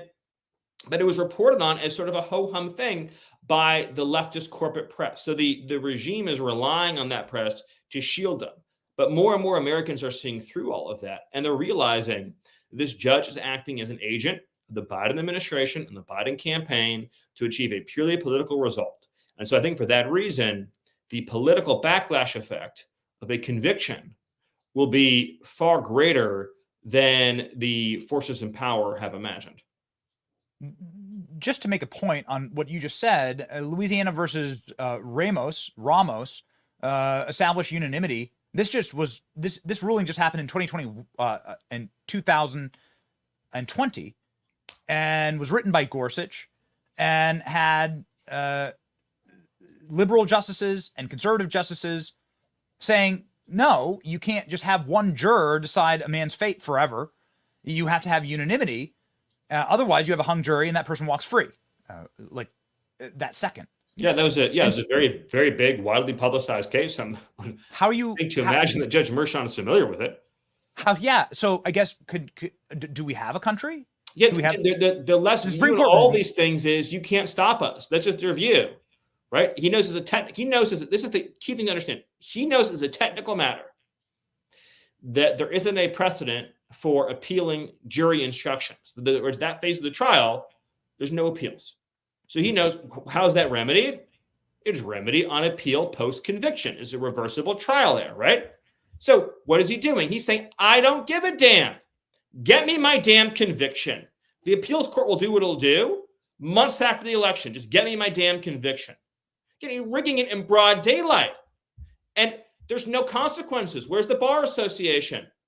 Nowhere to be found. No one's even implying or suggesting that he would lose his law license. But again, all of these problems are solvable and will be solved. To keep going back to this point is, if you want to save your country as much as they want to destroy it, and you do what has to be done from an organizing and a community standpoint to achieve that, there are things that every one of you can be doing every single day in your community to help achieve the saving of our country. So be informed, yes, but then use that information to act constructively on a daily basis. Because, right now, as we're having this conversation, the radical left is out there organizing and scheming and plotting in every which way they can. And you have to be doing just as much work in defense of this country as others are doing in pursuit of its end. Very quickly here, because few know and have advised the president as closely as you, I don't think there's a single man on earth that has more accomplishments under his belt with President Trump than you. Can you advise, what is the next 5 months look like through the debates with Joe Biden, through the convention, and on to the general? Can you give us some insight? I'll tell you what you already know from watching with your own eyes and ears, what you know in your hearts, but that I can tell you from experience, from personal knowledge, is that Donald Trump is an unstoppable force of human nature. What he has endured and is enduring and has been enduring on a daily basis would grind most men to a screeching halt. It would turn stone to dust. But he is motivated by every single obstacle in his path. He is more determined and committed now than ever. So this is the warrior that this moment calls for and demands. But it's up to you, America. It is up to you, America, to not be bystanders at this crossroads in history. You have to be part of the solution. Don't just sit back and wait to see what happens. Decide that you and your friends and your neighbors and your coworkers and your relations, distant, near, and far, are going to be engaged each and every day until this threat has been defeated and until America has been rescued. It's always so inspiring to have Stephen on the program. He's one of the people who actually puts hopefully not on this show, but there's a lot of people who go and talk big on TV and they talk big, and then you get to meet them backstage, or you get to see their private lives, and it's in shambles. I call it TV tough. That's right. TV tough. There's a lot of TV tough people. I'm not going to give you any names today, Benny. There's a lot of TV tough people that you put them into an actual crisis situation, and they turn into wax paper. There is no Madame Tussauds statue of Stephen Miller. He's not wax at all. Stephen Miller is the real deal. He really is rock ribbed, gunpowder in his gut, iron in his spine. He stood there next to Donald Trump and Xi Jinping, and shook Xi Jinping's hand. And you got even a little bow there. So good for you. A little head bow. That's right. So you got to go and support you must support America First Legal. Follow Stephen. 633,000 people, obviously, are patriots who follow him. And make sure that you follow his instructions, most importantly, to win. Stephen, Godspeed, sir. Godspeed. Talk soon, buddy.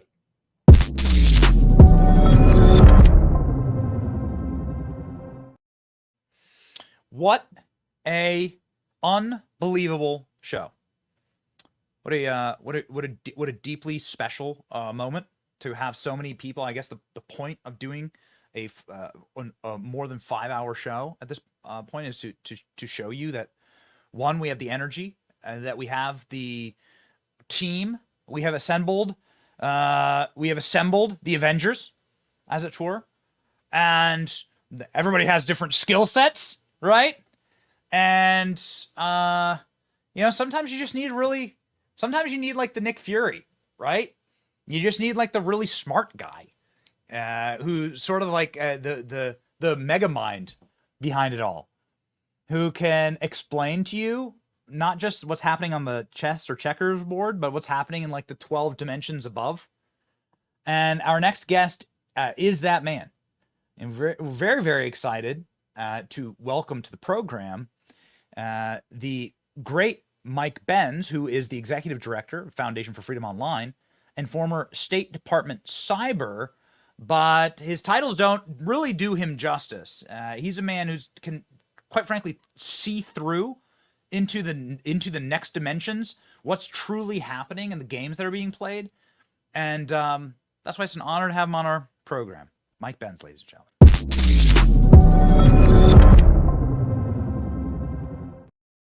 Mike, how are you? Hey, great, Benny. What a show you have here. We're rolling, baby. We've wanted to be live for a jury decision.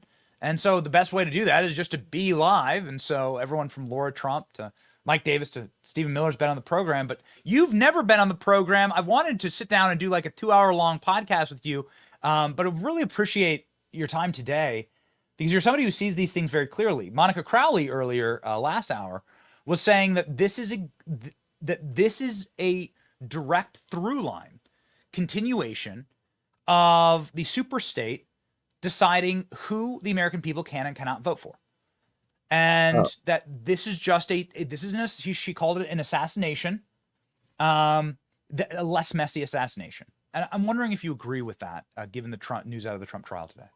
1,000%. And also, let me say, while I was listening to you and Stephen, who does such incredible work, by the way, I was listening to your marathon here, and I was thinking this is sort of like a reverse Seinfeld finale. You know how at the end there's a trial and everyone they've ever wronged comes out and says something horrible about Jerry Seinfeld and what they all did to them along the way. This is sort of like the reverse of this. It's like Donald Trump is on trial in the biggest kangaroo court in Western civilizational history, and we're all sort of doing this marathon, reverse Seinfeld finale, saying all the good things on your show. So, but no, it is, and this is something that I think folks really need to appreciate is this is a judicial assassination. 136 years in prison, in this case alone, 700 years in prison when you add up all 4 indictments. Donald Trump is not going to live to 800 years old. This is an assassination. If they did this to your grandmother, you'd say they killed my grandmother. This is what they're doing. And the fact is, in a social media era, with the I think the response to the JFK assassination of a huge portion of the U.S. population becoming disenchanted, skeptical. I mean, a lot of that was the grounds for what would come to be the Church Committee hearings and the Christopher Pyle revelations and we didn't even have an oversight mechanism for the CIA, for example, at the time when many people were speculating that the CIA may have offed JFK. It was those conspiracy theories about the death that really spawned so much of the oversight apparatus that we now live under, the Senate Intelligence Committee, the House Intelligence Committee. And we know their obsession with trying to deflect heat from so-called conspiracy theories around everything from COVID to the 2020 election. And by I think if Trump were to go down in some plane crash, a la what just happened to the president of Iran, I think if that were to happen to Donald Trump, I think that might be something unrecoverable from in terms of bringing this country back into a collected box.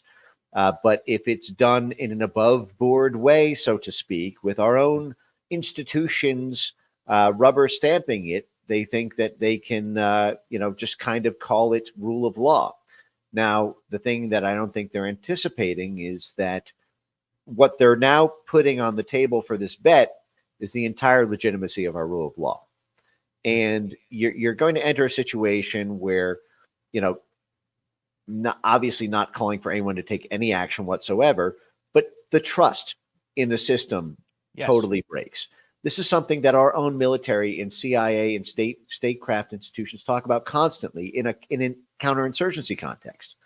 For example, in Afghanistan, we just lost to the Taliban just a few short years ago after 20 years of failed counterinsurgency work, where the issue is we actually destroyed Afghanistan.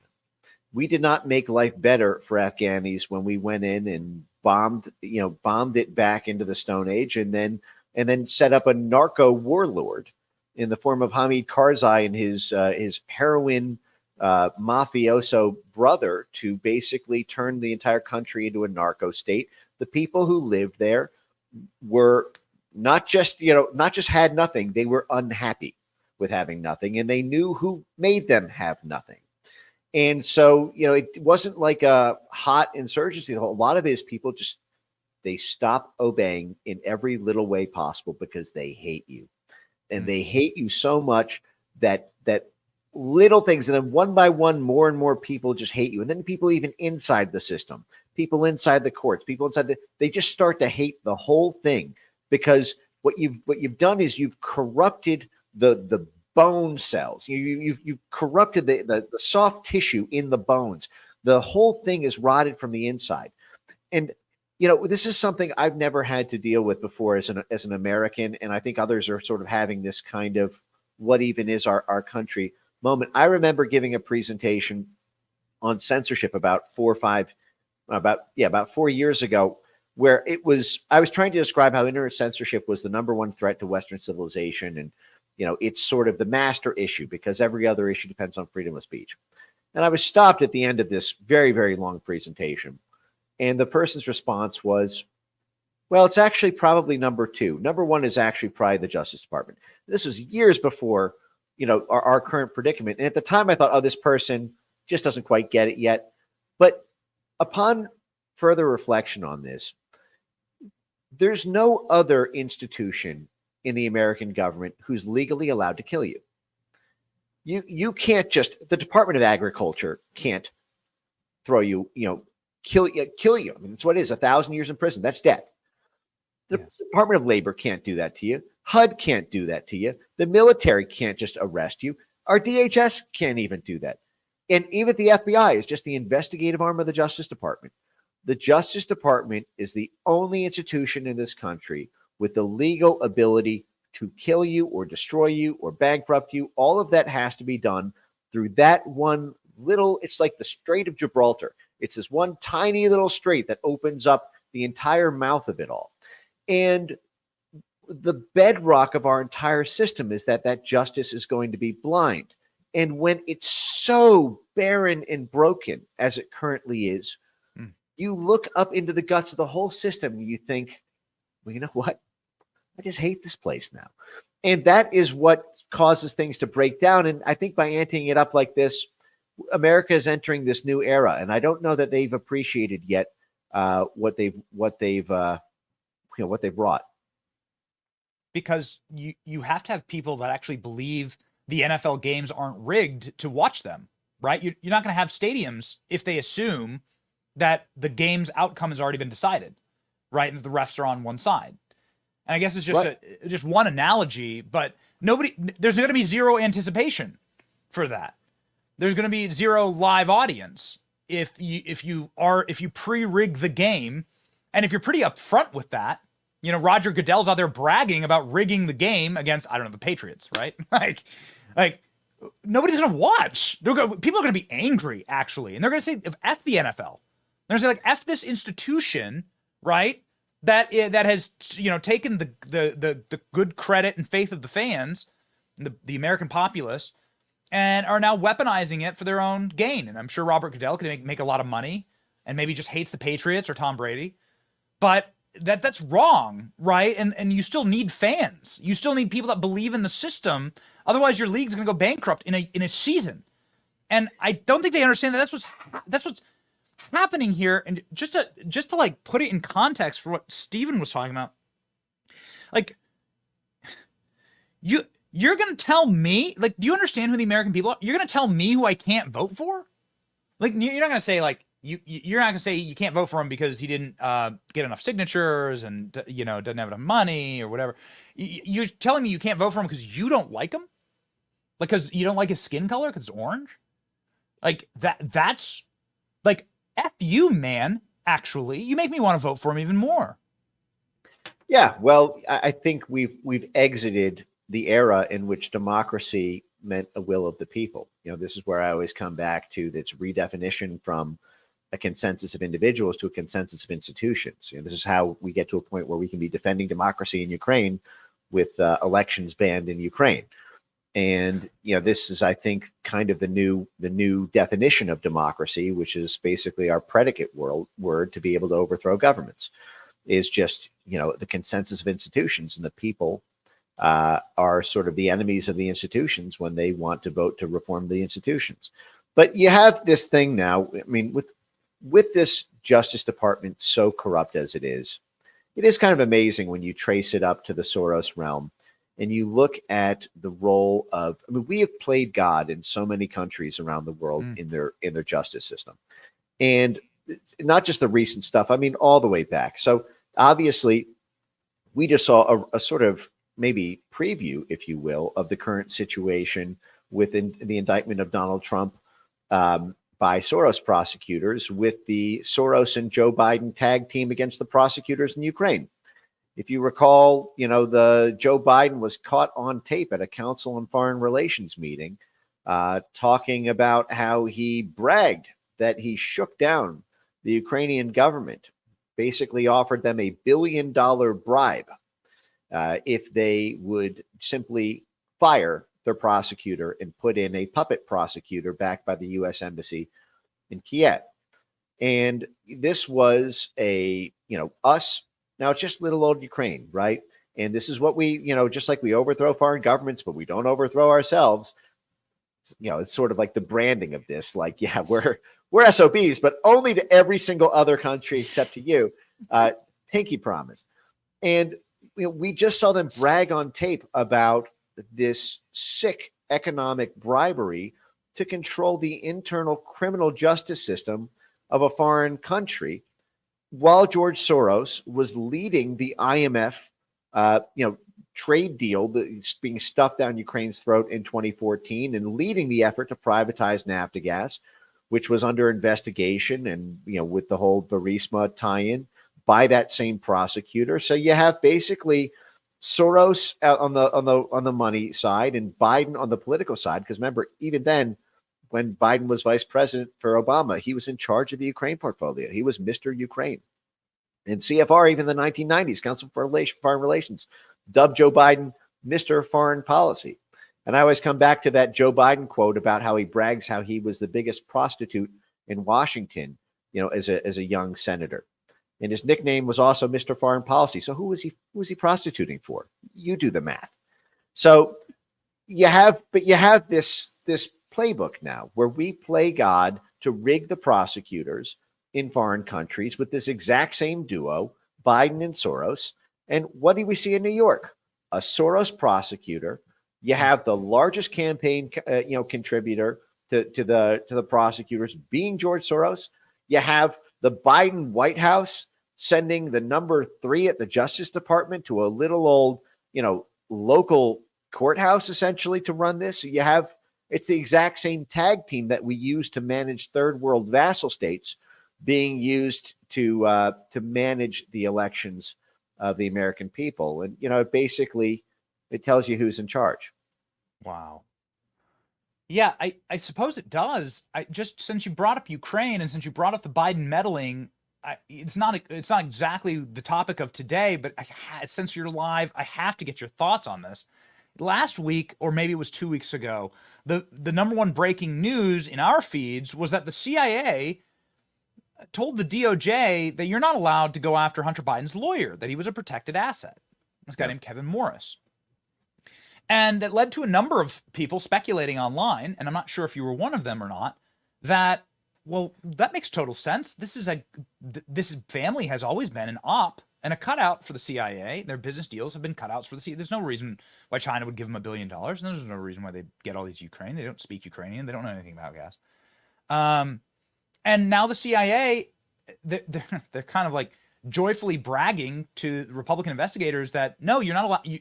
We block you for intelligence purposes from investigating Hunter Biden's lawyer, aka Sugar Daddy, who's been paying all of his bills, who's been putting massive amounts of, I mean, millions. It's like a $5 to $7 million worth of bills that this guy's paid for Hunter Biden, and that didn't really make any sense. And so, since we're just talking about it, and you brought up Ukraine and the Bidens, what's that about, Mike?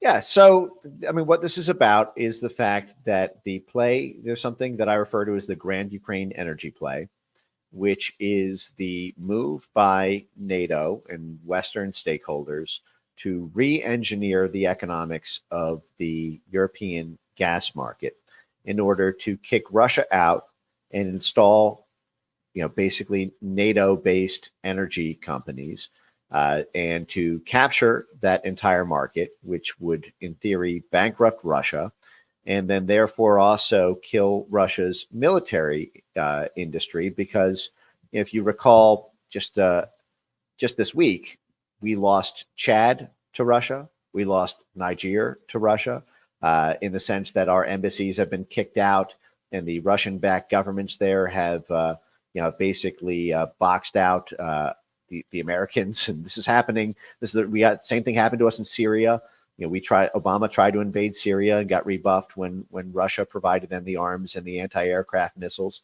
And so all around the world, basically the empire has been rebuffed by Russian military supplies, which is built on the back of Russian gas. And Russian gas is also how Russia recaptured the political influence over pretty much all of Central and Eastern Europe. We thought we had Russia completely down and out in 1991 when the Cold War ended with our victory. And then we drove Russia into the ground through shock therapy from 1991 to 1998. We bankrupted them. We forced them to sell off all of their, all of their wealth held for their own people to corporate and financial vulture firms like George Soros and Bill Browder, who literally were, running the investment firms in the 1990s that were collecting fire sale, at a point of a U.S. State Department gun, propping up a drunk Boris Yeltsin, actually flying in political consultants and Hollywood producers to try to, stand up Boris Yeltsin the same way they're standing up Joe Biden. Finally, at one point, he just toppled over, and then Putin comes to power. Putin basically looks at the fact that they had one main asset to try to win back Central and Eastern Europe into a Soviet axis, and that was this gas diplomacy, because 100% of the natural gas in Europe at that point was coming from Russian pipelines. You started to have one by one countries like Georgia, Moldova start to become more sort of Russia affiliated when as they became wealthier by the import of this Russian gas. And so the U.S. tried to drive a wedge by this energy diversification program. And, that led up to 2014 with the CIA and State Department backed coup when we literally overthrew the democratically elected government of Ukraine by pumping the literal insurrectionists there who did a January 6th, if you believe the official story. They literally surrounded the parliament building and drove the president out of the country after getting $5 billion, billion with a B, from the U.S. State Department and USAID to do it. And, that was because the government at the time did not accept an IMF trade deal, a Soros-backed trade deal, and went with the Russian Federation deal. So we overthrew their government. Part of the terms of that government were to privatize Naftagaz, which is the big feeder from Burisma. What I'm trying to paint here is you have this economic, the CIA came from Wall Street lawyers. Okay. Let's just kind of back up a second and just kind of take stock of this. You don't get rich working at the CIA or at the State Department or at the DOD. The highest paid government official in all of DC, more than even the president, was Tony Fauci at like 420,000. If you are the head of the CIA, I don't think you're making more than 275K or something.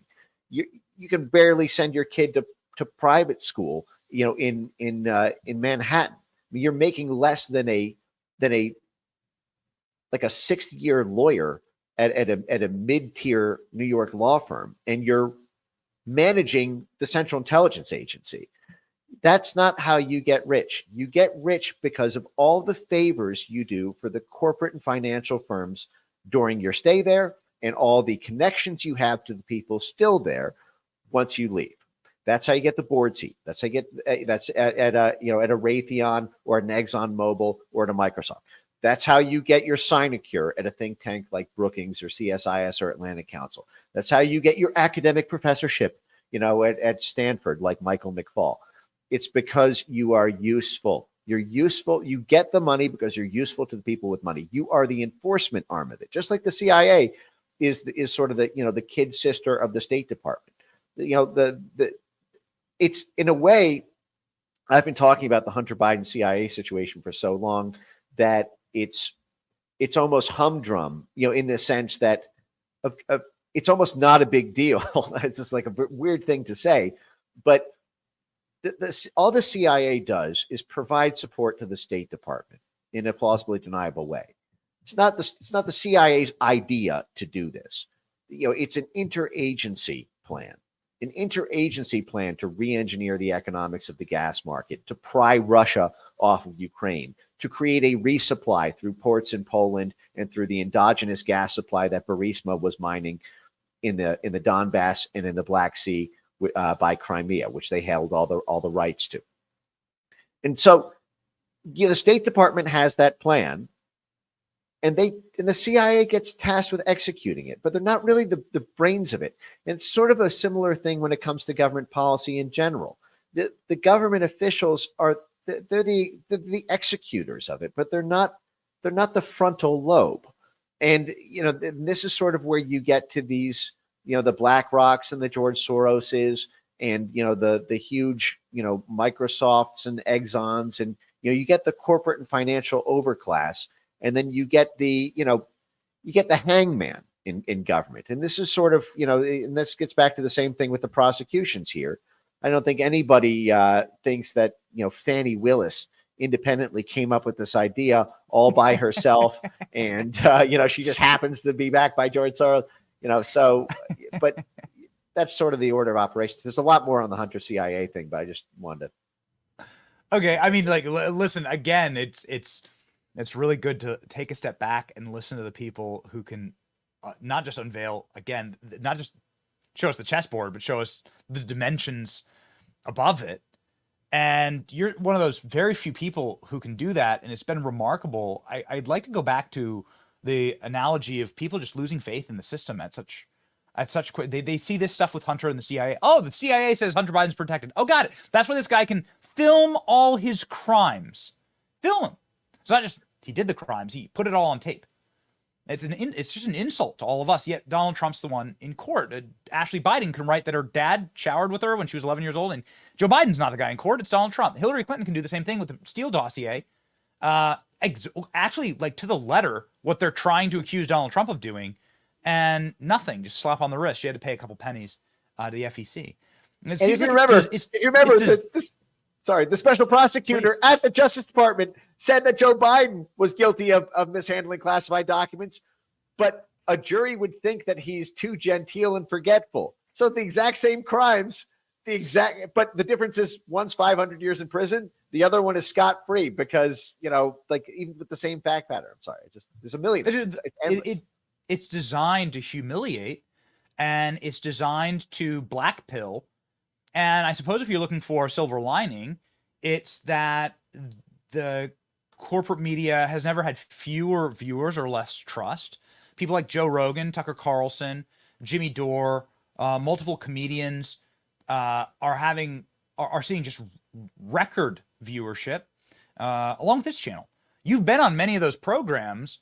I believe what seems to be created is a monster like perhaps they're creating like the monster outside of their control because they depend so very much on having that corporate media entity to hold the side up, and it's all fallen to pieces. People have lost faith in the system and are now tuning into you on Tucker Carlson to see what reality is.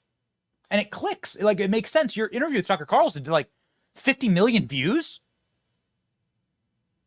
Yeah, well, this is where it gets to the terrifying part, because this is where it sort of gets to my day job, which is tracking the censorship industry. And you have zeroed in on the exact crux of it all, which is this word trust, which is now a word that I have come to hate because every time I see it in my day job purposes, it is for the most nefarious reasons. You know, stuff that I could not have imagined, growing up in this country, I would ever see. But we have so many trust programs now in the federal government designed to clockwork orange the American people into trusting institutions they've lost trust in through totally artificial and censorship-based means. And, trust really is this watchword. Actually, at my foundation, it's foundationforfreedomonline.com. We have a censor speak lexicon, and we have an entry for the word trust, of what you think it means, what it actually means, and then examples of it in context. And, I'll give you an example. The National Science Foundation has a program called Secure and Trustworthy Cyberspace Program. And in the Secure and Trustworthy Cyberspace Program, they funded something like $60 million to about 60 U.S. universities, all for censorship programs. And what they do is they do this cute trick where they say, we need this program. And by the way, the National Science Foundation is this bizarre sort of civilian DARPA.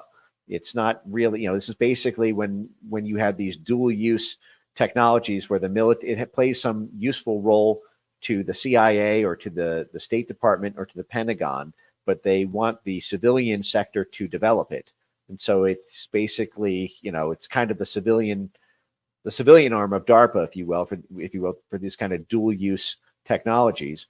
And the National Science Foundation, under this Trustworthy Cyberspace Program, in its organizational docs of the program, it says misinformation on the internet is a threat to democracy. Democracy is the set of democratic institutions that uphold democratic norms. These include institutions such as the media. The media is a democratic institution. Now, if you go through like what I just, the basic, logical structure that I just laid out there, and you see this in all of the grants because they're all designed for this. This is the U.S. government paying essentially super NGOs to get social media companies to censor anyone who criticizes the media. So, for example, there's a grant where, there's like a $6 million grant to something called Course Correct, which is a program that joins together some private censorship mercenaries and the University of Michigan. I think it's $5.7 million from the National Science Foundation to create a dynamic disinformation dashboard for media institutions, whitelisted media institutions like the New York Times, the Washington Post, CNN, to see what all disinformation is, going on the internet, and how people are undermining trust and faith in the New York Times and the Washington Post, so that the news institutions have a real-time heat map of the people attacking the news institutions, because that's an attack on democracy in the eyes of the government. But this is just the government propping up the pawns that are defending its queen. So when you talked on your timeline about these new discovery documents, Facebook effectively labeling things missing context, like at the pressure of the Biden regime, the pressure of the Biden regime, a la the State Department, to take true information, but to say it's missing context, which is, by the way, all information is missing context. Every second of our conversation, we've been live for 5.5 hours. Every second of this 5.5 hour live has been missing context. By any definition, there's always more context you can add. And this really shocked me, because obviously we used to be really big on Facebook, and then suddenly we get completely strangled, right? Like strangled in the cradle in the crib. Our account is actually in these emails a couple of times, like the Facebook files, very similar to the Twitter files. And so can you like, so this is exactly what you're talking about. So this is, they're coming for our free information. Oh yeah. Well, they can't argue with the facts, so they have to control the spin. This is state mandated spin is what this is. Context is just spin. How do you want to frame the issue? How do you want to spin it? Which is like, you can have a disagreement. You can agree to the same facts, but have a wildly different interpretation about whether something's right or wrong, a scandal or above board. But if you control the spin, you control the entire narrative. And this really gets to something, that goes back a ways before that. It really goes back to the evolution of dis, and malinformation. You had the censorship industry really got crowbarred into the American social media censorship milieu through Russiagate initially, which is this idea that there's a foreign predicate. The CIA came out in January 2017 and said Russia interfered in our election because they interfered on social media. And so we need to use that same Department of Dirty Tricks toolbox that we have to be able to bribe editorial desks at the Frankfurt Allgemeiner in Germany or Le Monde in France. We get to do that to our own social media companies because it's counterintelligence. We have to spy on our own people, and in order to stop the spies from abroad on our own people. And so we get to turn our weapons inward to shoot our own people in order to stop the other people who are glommed onto our people. So that was how it got started. That was Russian disinformation. And then from disinformation, it then expanded to misinformation and fake news. And, this idea that, well, you know what, the Russians it's not just like false things. They actually glom onto things that are like partially true. There's a kernel of truth, but it's, but it's still on the whole, it's misinformation. Then people amplify these stories, even though they don't know it to be false. So it's not disinformation, it's misinformation. So, 2017, you had this disinformation. 2018 really shifts into misinformation. By 2019, even misinformation wasn't enough, because just hard, citable government facts started to be a real pain in the ass, if I can say that, for fact checkers. Because at the time, they were still very dependent on this sort of corporate government mercenary class of fact checkers to descend onto the platforms and then send these escalatory emails to Facebook management. Washington Post is going to write a really nasty piece on this because you're allowing this thing. And the problem is these fact checkers were not able to actually sufficiently fact check a lot of this, because a lot of the stuff was just true factual information. So they came up with this new term in 2019, which was malinformation, which is this idea is, even if it's totally true, even if there's no way to fact check this thing false, if the context, if it's missing context, this is why they switched to the phrase false or misleading. Because in 2017, 2018, it was like, well, false. It's false information. But then they got to the point where you were citing CDC data about the COVID fatality rates. And they were like, well, they're citing us. And we're trying to we're trying to ban someone who says COVID is not the flu. Like DHS put a whole video on this, where COVID is the same fatality rate as the flu. But it's malinformation because it's missing the context about the severity and the efficacy of the vaccines. So, I mean, it's Clockwork Orange. It's saying that anything that descends from our spin is basically going to be booted off the internet, salted the earth, and you won't get a dime of advertiser revenue because USAID and CIA cutouts like the NED have all gotten their hooks into the World Economic Forum's global advertisers for responsible media, which controls $2.6 billion in programmatic ad spend. And, you had this whole soft power apparatus descend on the economics of the news industry. And we're now living in, thank God, the first era of successful resistance to that with shows like yours and Free Speech on X. What does successful resistance look like in a Trump term 2.0? So nobody knows what's going to happen in the trial. Looks like guys, I'm just reading the production chat here. It looks like they're letting the jury out right now. Multiple people from inside of the courthouse saying this is not a great sign for the prosecution, may well lead to a hung jury. We just don't know. Nobody knows. However, you worked for Donald Trump, term 1.0, and the behemoth that you describe here, the blob, is so huge and so scary and so intertwined and so had so many tentacles that it's really hard to know like how to rid yourself of it. What would be your advice to a President Trump in a second term to begin to like maybe cut a few tentacles off of this thing? Yeah. Well, the number one thing is the motor engine of it all is money. And if you cut the money off, you cut off the capacity. And they know this. They know this. You know, Secretary Mayorkas at DHS even put up a tweet where he was begging begging Congress to grant him every dirty penny they wanted to take from the U.S. taxpayers, despite running the censorship apparatus out of DHS and the open border out of DHS. And he said, you know, we don't care what you say about Homeland Security. We'll know what you're serious about by what you fund.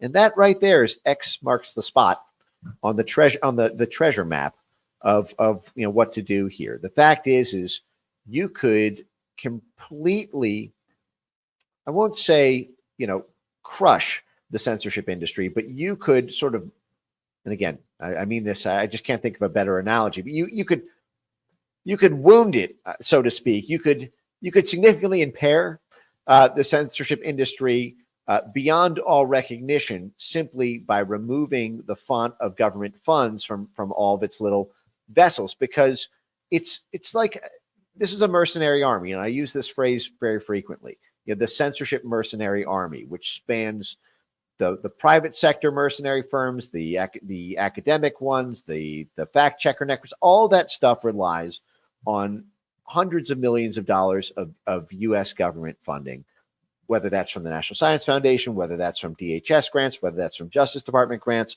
whether that's from State Department grants, whether that's from USAID grants, whether that's from National Endowment for Democracy. I mean, the whole thing, it is a totally subsidized industry. But at the end of the day, you can't have censorship unless you have censors. And those censors need to get paid for their work, or else in order to be professionals. We have created a industry, a vocation. And that is not a natural supply and demand market. It is subsidized by the government. It's more subsidized than friggin' green energy, the censorship industry. You know, it would not exist without government subsidies. And so all of these people can be forced to learn to code. You know, the worst people in this space, hundreds of thousands of them across NATO. And you know, I saw content moderation lobbying letters in 2020 that, you know, when I was at State, that Section 230 reform at the time, if it went through, it would put 100,000 content moderators out of jobs. And that was 4 years ago. So you can imagine, you know, we're probably at least double that now in terms of the number of people whose job is content moderation. But you cut off the money, you cut off the blood to the arm, you know, basically, and the thing will shrivel on the vine. But the problem is I've had conversations with members of Congress who say, I see all the work that you've done, for example, on DHS and the censorship, you know, run out of there. And I totally agree. I wanted to vote to defund it, but I voted to give them what they asked for in the budget because we were told by party leadership at the GOP that CISA is too important. And, you know, we fell in line. And that is something that Trump is going to have to confront. And it depends on whether or not there can be serious reform, or, as you said, just a few little things here and there to move the ball down the field, singles instead of home runs, so to speak. It will depend on if he wins, how he wins. Because if you remember in 2016, Trump came in with most of the Republican Congress against him. And he sort of won them over by making a lot of concessions, giving the military more funding than they'd ever had before. You know, there was a strange sort of events with the bombing in Syria, you know, that made him the hero of CNN for a day. And he made a lot of alliances with folks in that neocon right that he had campaigned against. He made John Bolton his national security advisor for a time. He made Nikki Haley the ambassador to the UN. And those dynamics will absolutely be a part of Trump 2.0, but he did do a lot of things differently as things evolved. He put Johnny McEntee, for example, as the head of PPO, which made a huge difference in terms of getting good personnel in, as opposed to the previous. And now it took Trump 3 years to catch on to that. But if you listen to Norm Eisen and these types whose job is to try to kill Trump from every angle, they constantly talk now about how Trump seemed to wise up, in the final year of his administration, and would not be they'd not be able to get away with the same kind of tricks like Jim Comey bragging about how he sent in, he was able to get Flynn, arrested because he couldn't get away with that under Hillary Clinton people but the Trump people were too green. So he bragged about taking advantage of them. I think Trump is wiser now, and there is more opportunity for reform if he can survive. Yes. Really quickly here, Mike. Can he survive? Your thoughts on this trial, on this soft coup, or the soft coup has turned into a hard coup now with this trial? Your thoughts quickly on the trial. It can go one of two ways. On the one hand, him being arrested, he could still win this from a jail cell. When I was a kid, I remember hearing stories about Marion Barry's, DC mayorship, and, he was set up by the FBI, and, he had the BITCH set me up, sort of thing, where there was cocaine and hookers. But at the end of the day, the African-American population looked at that FBI sting and said, well, you know what? This Justice Department is corrupt. We don't care whether or not he's in jail. And if I recall, I think they reelected him, even after that. Yeah. And, you sort of have the orange folks now, orange is sort of the new black in that way, in this case, that you could see a very similar situation where Trump could actually win this thing from jail. I actually don't know what would make a lot of people vote harder or earlier in time or more excited than, if nothing else, the entertainment value of that, which can't even be understated. And a lot of people might sit out just because they're not gung-ho about Biden. But the other thing is, well, what does that look like if he becomes president from there? Are you still going to be marred by the civil? There may be concessions that Trump feels he needs to make to the blob to signal to them that they will have guardrails on his presidency. And this is where it gets to the issues around the vice presidential pick and the symbolic value of that. The fact is, Trump just came out and said that Nikki Haley will be a part of the team. There's been a lot of talk about a sort of Marco Rubio or a Tom Cotton, type as VP, who are very much in the foreign. I'm not casting aspersions. It's just they are very much in the foreign policy camp, very much in that. Marco Rubio is the ranking member for the Senate Intelligence Committee, so he's oversight of the CIA. Tom Cotton's very active in the sort of military space there. But then you also have Trump has a weird history of tango dancing with the blob on these matters. For everyone who remembers Mitt Romney, who was the bane of Trump's run in 2016 and led the impeachment, from the Republican side in 2019. And Trump was, flirted with making him Secretary of State. The pictures of Trump and Romney at dinner where he was going to be Secretary of State. He's going to be Secretary of State. And then he's smiling at the camera while Romney's looking depressed. And the next picture is slump-shouldered Romney walking away, and Trump like $1 million grin, like, see you later, buddy. Don't let the door kick you on the way out. So you never know with Trump if there is this weird 4D chess where he's leading the blob on to think he'll be reasonable so that he can sort of get away with some space to have room to maneuver. But it's hard to penetrate the what's going on in the brain there. It's must be a lot on his mind. Yeah, I guess you have to assume that, and then you have TikToks like yesterday from Don Jr. where they're like smiling and eating milk duds behind the scenes in the courthouse, and you're like, man, this guy is a different. He's built different. He's Buddha. Different. He's orange Buddha. I mean, I don't understand how it's even possible, but yes, Mike, I want to ask 400 more questions. I would like to like jump into 5 different buckets that you've built here.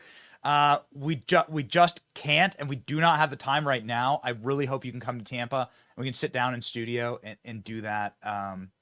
You know, and then grab a beer or a bourbon and a steak. So, would love Mike, to. We'll run it back soon. I really appreciate your work. Obviously, everybody knows you. You 320,000 followers on X. You have an incredible, absolutely incredible. What's that? Verdict reached. A verdict is reached. Whoa. Wait a second, Mike. Hang tight. Oh my God, I'm not ready. Whoa. There's a verdict. Jury has reached a verdict. Wow. And they would like another 30 minutes to fill out forms. Holy smokes. Okay, so we can't hold on. We can't hold over, I guess, for that. We can't hold over for that amount of time here. So this is breaking news. Jury has reached a verdict after what would presumably be between 12 and 14 hours of deliberation. Mchan just came back to the room, tells us that the jury just sent him a note. They have reached a verdict, and they would like another 30 minutes to fill out forms. In one day of deliberation. Wow. We will see. We will see. Wow, the judge was mistaken. The jury has a verdict. They are not asking to leave early. They have a final decision. All right. Well, there we go. Okay. Judge has final decision from Jonathan Turley. All right. Crazy times, wild times. I guess we'll remain. We'll keep an eye, obviously, on this biggest breaking news in the world. Mike, God bless you. Thank you for your work, and I guess we'll see. Shit. Yeah. I guess we'll see. History is driving right at us at 150 miles an hour. So that's exactly right. We may need that bourbon faster than we think. Yeah. All right. Well, thank you. Talk soon. Thank you, Mike. Thank you, Mike. All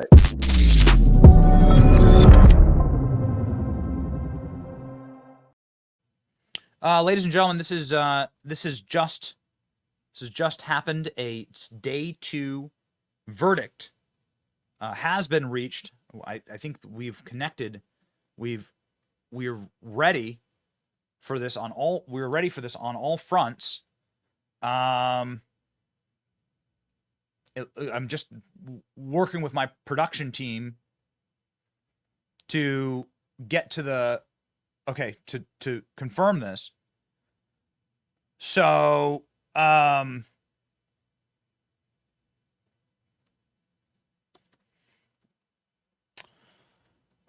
ladies and gentlemen, we are again in a breaking news environment. We thought that this was the end.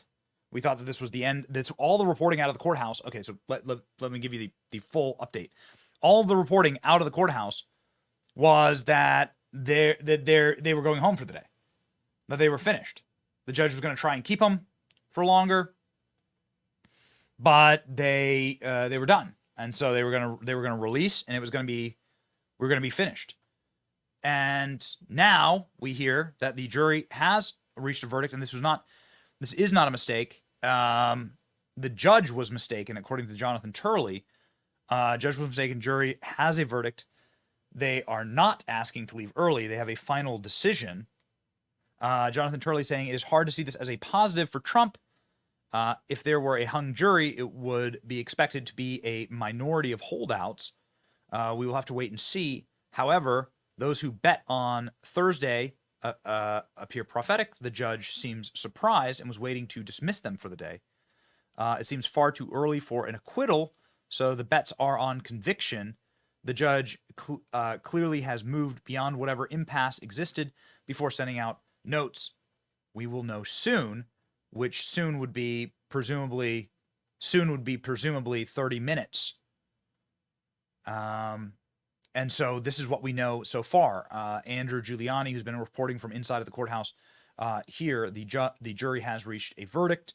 Judge Mchan came back in and said that they're going to need 30 minutes. This was sent 5 minutes ago. So presumably 30 minutes. we are going to have, I guess we have some breaking news up live here, ladies and gentlemen, and then we're going to decide obviously where we head from there. So this is the ladies and gentlemen, this is the breaking news as of right now. So what does this mean for Donald Trump? Well, some say it doesn't mean a good thing. I guess it depends on how you're looking at this. If Donald Trump and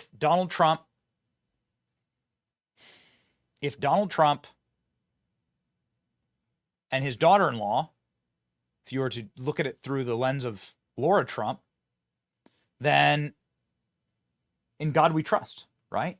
That's what was written in the courthouse. So this is what we're going to put our trust in. The handicappers like Jonathan Turley saying that this isn't good, and would like a jury reaching a conclusion after day 2 of deliberation doesn't necessarily mean a good thing for Trump. But nonetheless, we are waiting and we are ready to see here, ladies and gentlemen. Also, I'm going to need to confer with our production team as to how we wish to cover this within the arena. So here's the feed of the court on the screen, ladies and gentlemen. We are again in a breaking news environment. We're getting the clips as fast as humanly possible for you, and getting the feed up from the courthouse. This is the live courthouse shot. Presumably, you'll see Donald Trump walking in here in a moment. So it's Donald Trump will walk into the courthouse and we'll hear the decision of the jury. So the jury will, presumably Donald Trump will be heading into the courthouse in any moment. There's the live feed up. And we're going to be ready to rock and roll. So gentlemen, here we are. And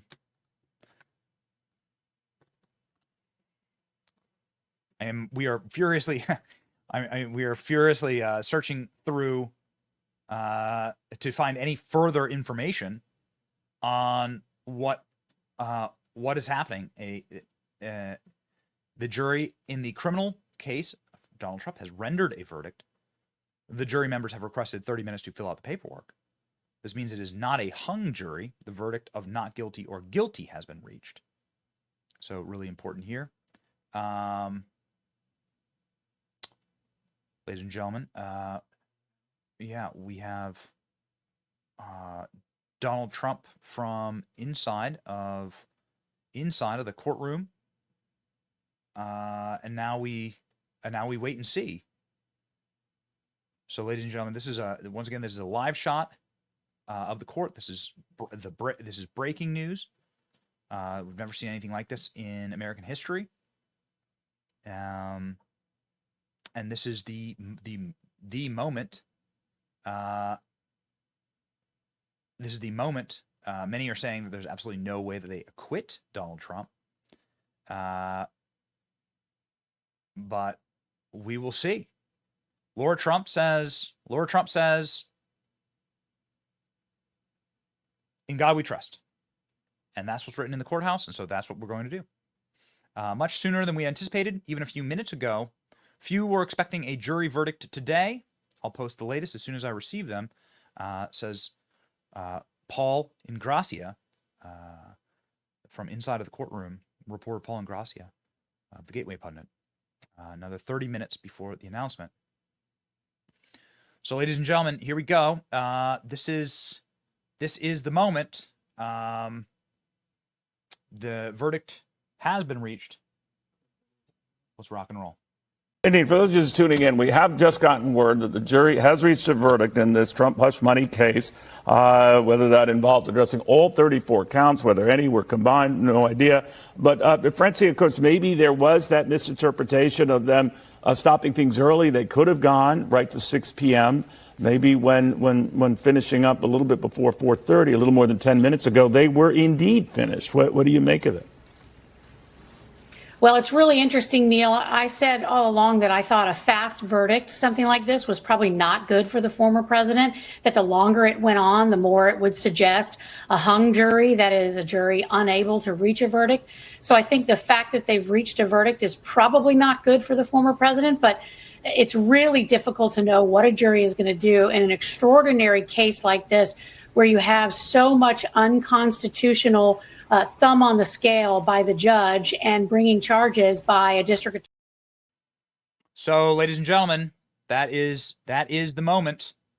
Ladies and gentlemen, this is the moment. And we're going to hear. Now, I'm scrolling through our feeds here, and I'm seeing a lot of people saying that this is a bad sign for Donald Trump. We do our very best to obviously keep a positive esprit de corps around here, but it is what it is. The jury reaching a verdict here is considered a relatively quick verdict. And if they find Donald Trump guilty, then do we even live in a republic anymore? Do we live in a free country?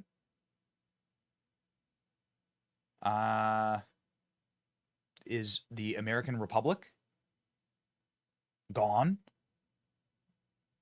Is democracy finished? The fate of our country rests in the hands of 12 New Yorkers, ladies and gentlemen. They may very well acquit Donald Trump, but I suppose if they have reached a verdict, then they're not going. Then the hung jury, which many have speculated, is not an option. So this is again an incredibly important moment. You're going to remember this for life. We're going to remember this for the rest of our lives right now. So here we go, ladies and gentlemen. You're watching live the live courthouse decision in New York. We have more breaking news from outside of the courthouse. There have been large crowds gathered, and this is the moment we've all been waiting for. But here it is, ladies and gentlemen. We're going to hear directly from what happens inside of the courthouse. The idea that you'd have a hung jury seems a little bit naive, because what would happen if one of the jurors, I mean, we've been advocating for this, obviously, and there's always hope.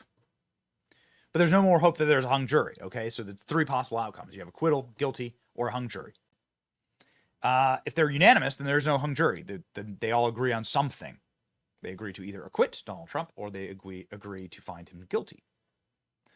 There have been some small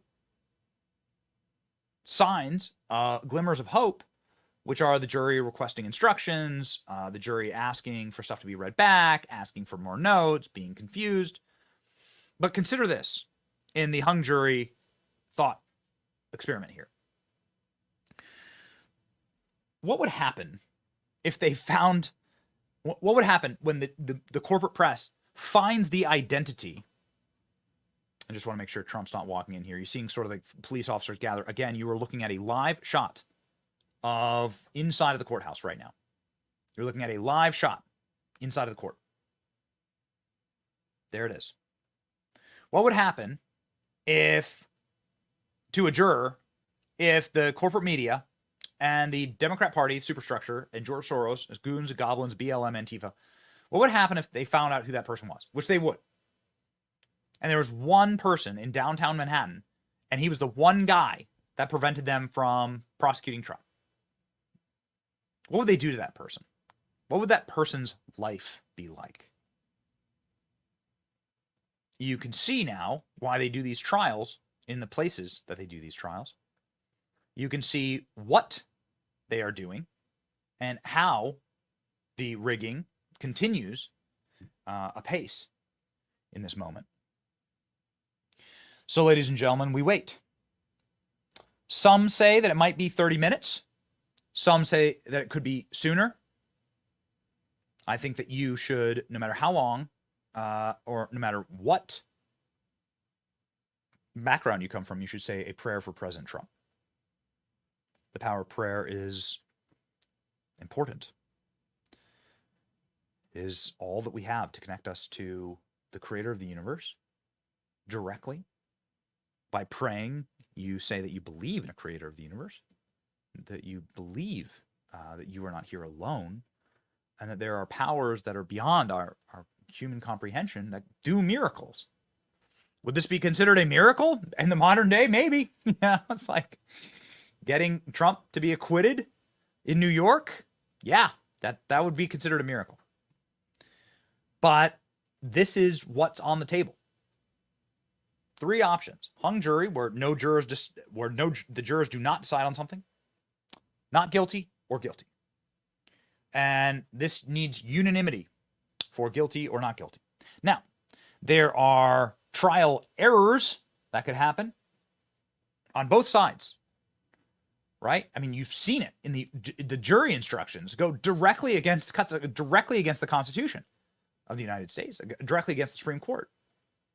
And you can just find him guilty of this menu of things and this menu of things. No, this is insanity. But this is the world that we live in. Joe Biden has tampered with the jury.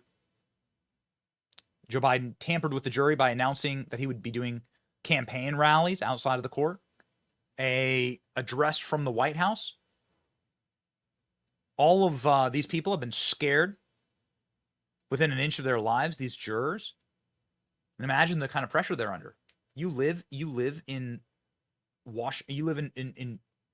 New York City, even if you're not a Democrat, and they find out that you were the one guy that created a hung jury, and they have to then let Donald Trump go free that second.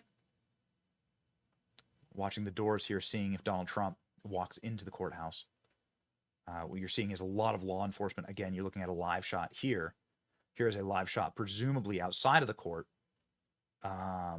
with MAGA faithful, and then some bystanders. So we're ready to go. Here. Ladies and gentlemen, again, we have no idea how long it's going to take. We have no live feed of the courtroom itself, as from the beginning of this trial 2 months ago, we've had no live feed inside of the courthouse, right? They won't allow it, which is just totally criminal. But we do have all of our producers online. We have been live now for 6 hours, and we're going nowhere. We have more guests that will be joining us, and we are locked and loaded and ready to go. But there is nothing happening as of now inside of the court. That's why you've seen sort of the court feed just sort of go to pedestrians outside. That's what you're watching right now. And so this is what we're going to do. We're going to play the pundits describing what this means. Many pundits, according to my feed, and I'm not a doomer, nor am I a black pillar, but many pundits saying that this is not if you're looking for a positive sign for Donald Trump, this is not one. That's just what they're saying. We'll see. And ladies and gentlemen, we're going absolutely nowhere. So let's jump in to what some of the pundits are saying right now. And a reminder, we are going to be joined by some absolutely bombshell legal experts momentarily. Robbie, who's coming on the show? Let's go, baby. Who's next? I just want you to know we're going to have Christina Bobb, who's Donald Trump's attorney, on the program. And we're going to be having Brett Tolman, I believe, also on the program. Okay, great. Got to be faster, Robbie. Got to be quicker. So we have Donald Trump's attorney and former federal prosecutor Brett Tolman joining the program. Stay tuned. Stay tuned. We are ready to go right here in the arena. Let's rock and roll, baby.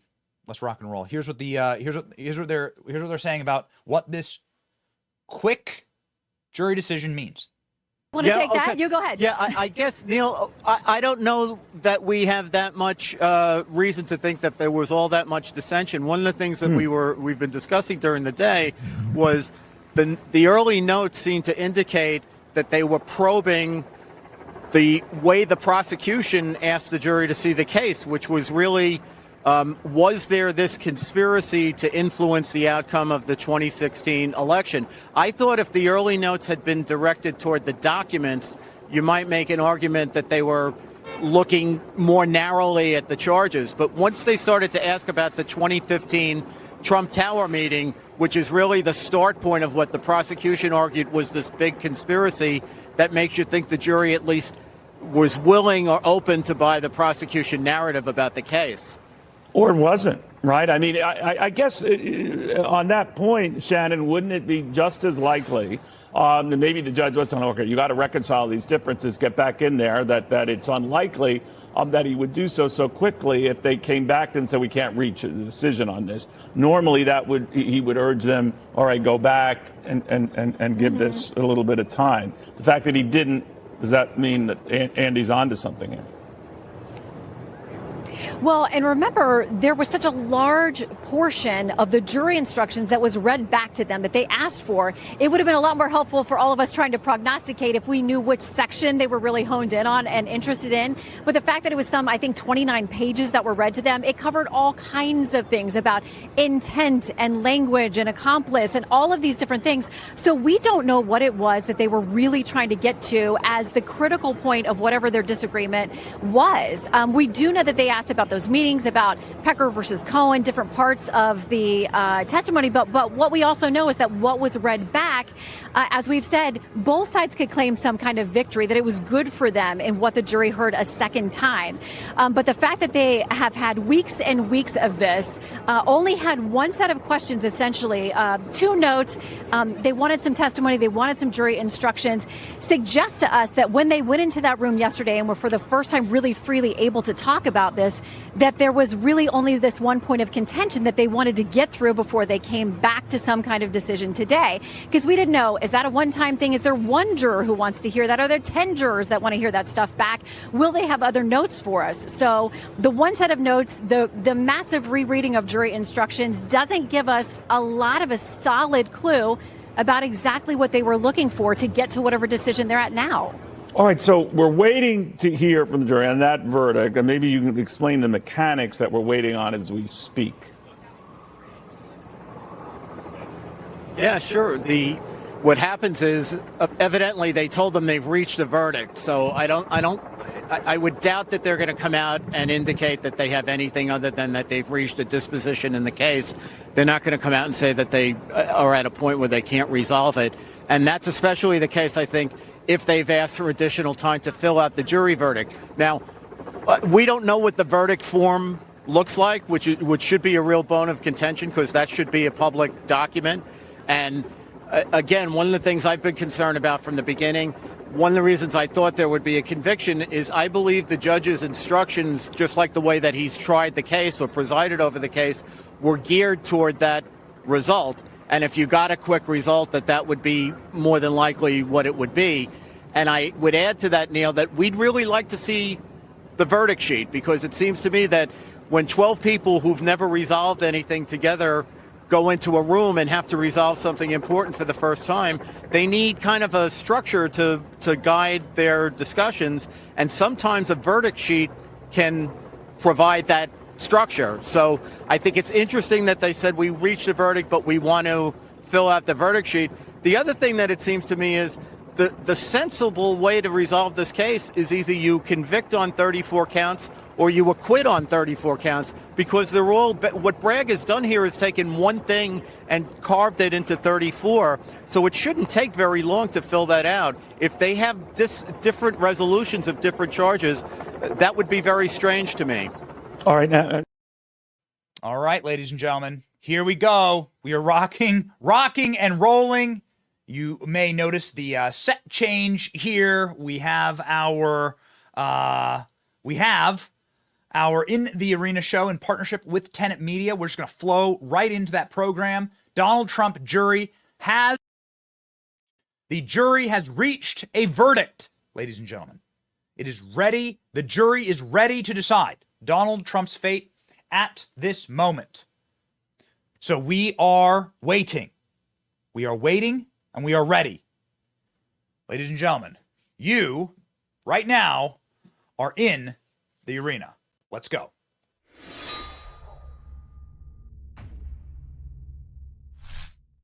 So we are waiting this decision. We have multiple members of Donald Trump's team lined up and ready to speak with us.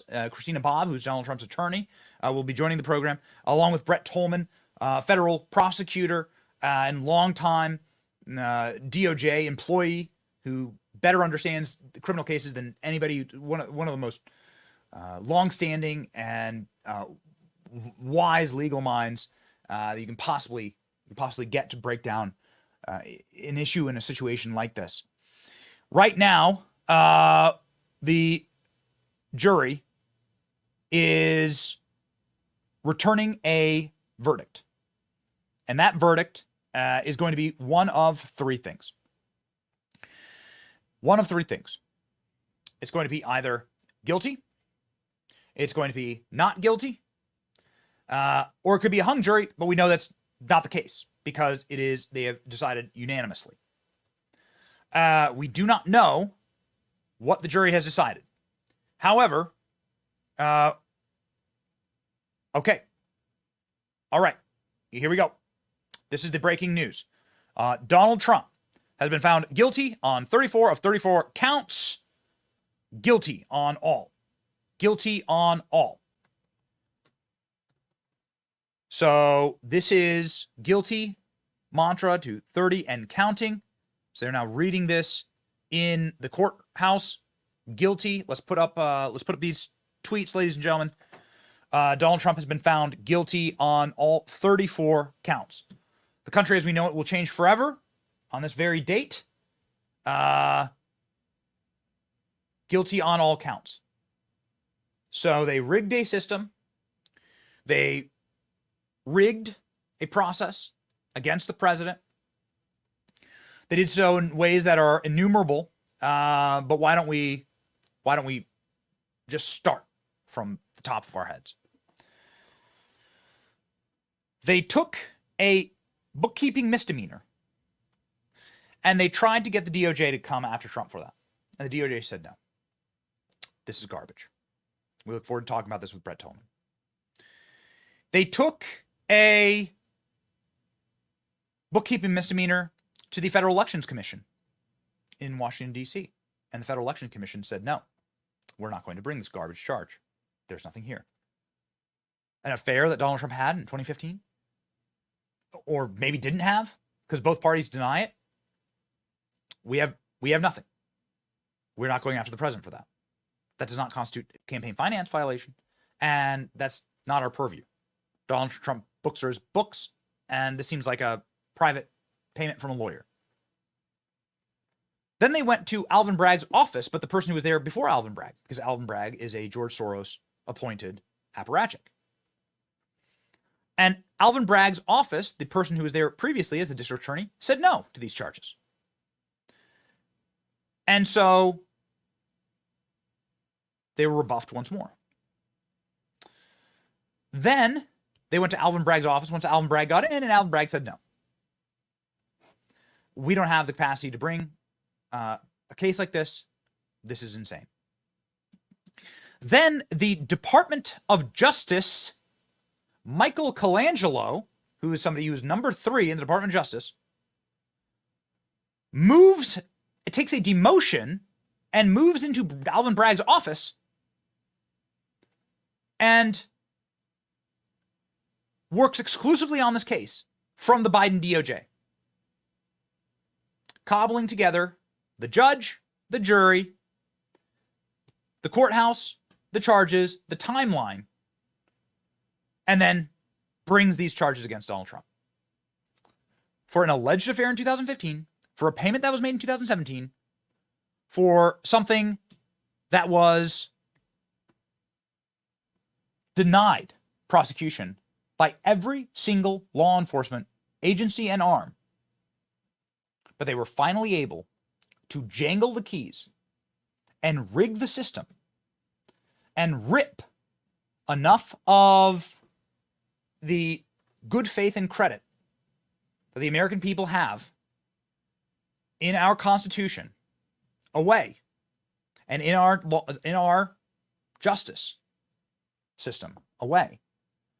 They were able to rip it and tear that bark off to the point of breaking, and now they've finally broken the jury pool into issuing a guilty verdict of Donald Trump. Ladies and gentlemen, we can't think of somebody better to join this program right now than Christina Bobb, who is an attorney at the Republican National Committee. She's also did not know this. She's also a former attorney for Donald Trump personally, and we are getting her exclusive first reaction. Joining us in the arena, Christina Bobb.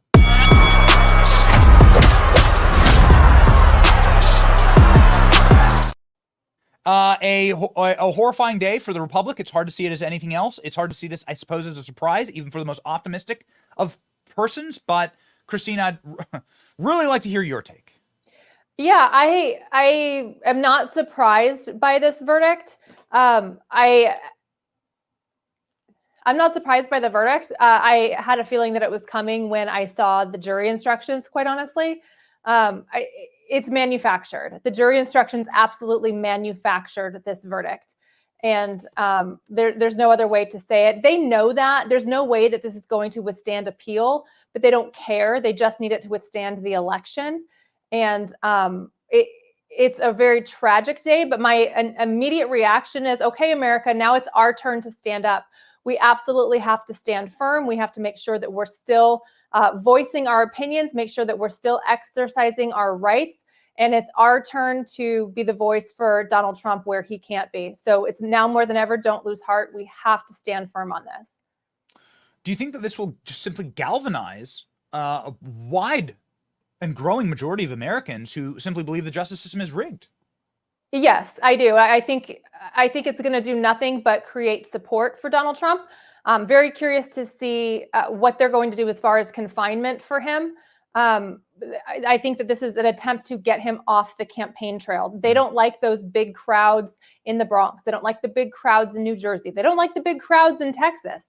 And so I think they know that the Americans aren't going to like this verdict, but they just want to make sure that he can't campaign, that he can't be on the trail. So I'm very, very curious to see what they try to do as far as confinement goes, or any type of restricting his movement or limiting his mobility in any way, because I think that's really the only thing that they stand to gain from this, is limiting his ability to campaign, because they're certainly not gaining anything from this verdict. All of the polling shows that everybody had their mind made up long before this case ever really even came to trial.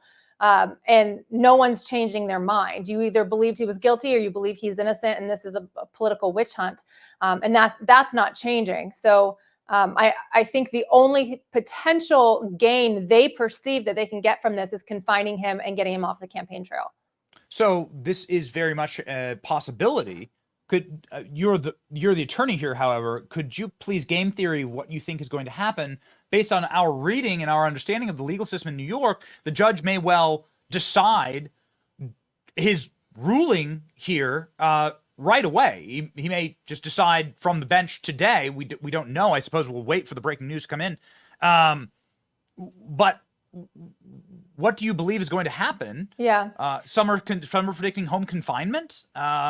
This would be a way to get him off the campaign trail. A gag order that continues, a way to stop him from speaking, even if a debate with Joe Biden is possible. Yeah, I do expect them to confine him in some way. I mean, sending him straight to prison or, to jail awaiting sentencing, I think is very, very extreme. Everything about this is extreme. I don't see a good solution for them to get this guilty verdict and then let him go campaign, freely across the country talking about how bad it is. So they, from their perspective, need to limit him in some way, whether it's a gag order, whether it's, he's limited to travel within the state of New York or something like that. Maybe he has to stay home, house arrest effectively. I don't know what they're going to do, but not confining him, I think, for their perspective is probably the worst possible solution for them, because Donald Trump, being Donald Trump, is going to go out and galvanize everybody and talk to the American people, be very public about this, go out and meet with people and allow them to see him, interact with him in real time. And that will be a huge, huge blow to the left. So I think the only way they contain Americans' hatred for this ruling and for this process is to actually contain Donald Trump. So you believe they're going to continue with the election rigging, and Yeah. by stopping the leading candidate for president, not just a candidate for president, the leading candidate, the person who's winning demonstrably, to stop him from running for president. You're reaching constitutional crisis levels here. We are. And I hate to say that I'm agreeing with, your summary of what I just said. I hate to say that I do, but I didn't think we'd get here. I mean, we are absolutely in uncharted territory. So I have no way of predicting this. I'm just looking at what they're doing and going, how the heck did we get here and where are they going with it? And they keep doubling down and doubling down and doubling down. And they're now at the point, they have far surpassed the point of no return. And so I think they have to keep getting crazier and crazier. And the only thing past what they've already done now is to somehow limit him in some way, whether it's through speech or physical location, his ability to move. I don't know, but we are absolutely in a constitutional crisis right now. Yeah. So how do you, I guess the only way you get out of this constitutional crisis is to elect this guy president, because you can't have any restrictions on the presidency via the Constitution. And so if you want this all to go away, you have to support Donald Trump for president. Don Jr. saying effectively as much on social media right now, guilty on all accounts. The Democrats have succeeded in their years-long attempt to turn America into a third world S-hole. November 5th is our last chance to save it. You're working at the RNC right now. Do you agree? I agree 100%. If we want to save this country, we have to elect Donald Trump as the next president. We have to clean out this corruption. We have to stop criminalizing political opposition. I mean, they're trying to throw everybody in prison who has spoken out, who has opposed them in one way or another, myself included. I certainly am not Donald Trump, but I have faced and am facing some of this. It's really, really ugly what they're doing, and we absolutely have to stop it. So again, how do you stop? Do you have plans for appeal? Do you have plans? I mean, obviously, I assume that everyone's saying this is going to be turned over on appeal. We've had dozens of people on our program today. This is going to be turned over on appeal. Yeah.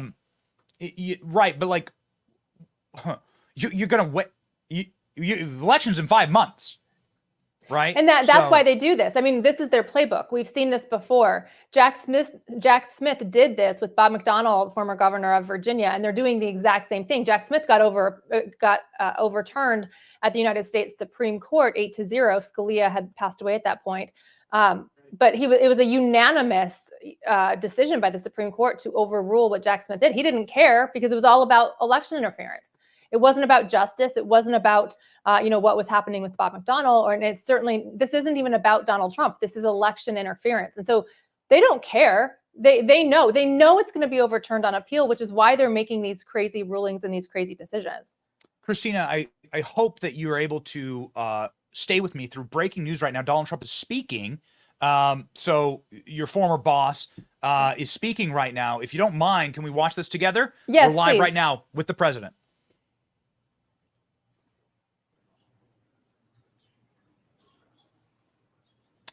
Here we go. You can see Donald Trump there. Donald Trump is speaking. You see Alina Habba.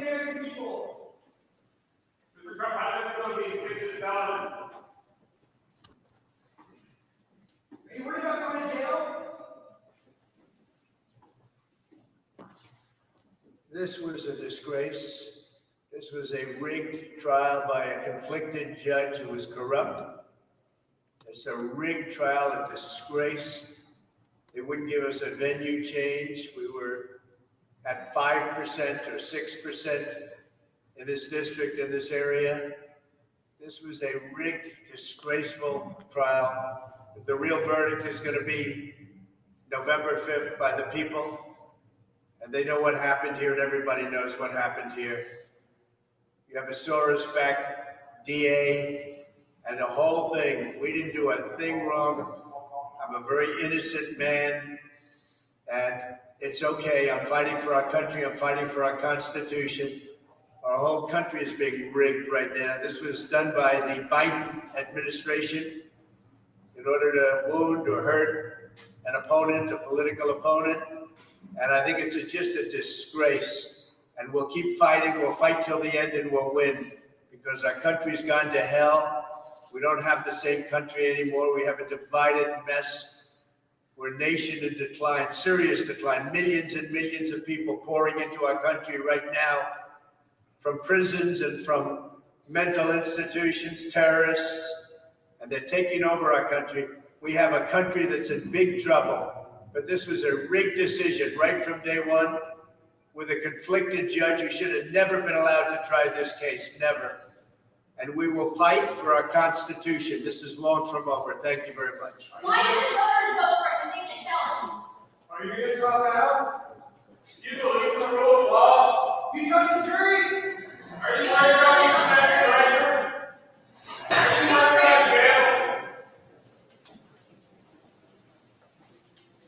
All right, ladies and gentlemen, those were Donald Trump's brief comments before the court and before the members of the court and the media there.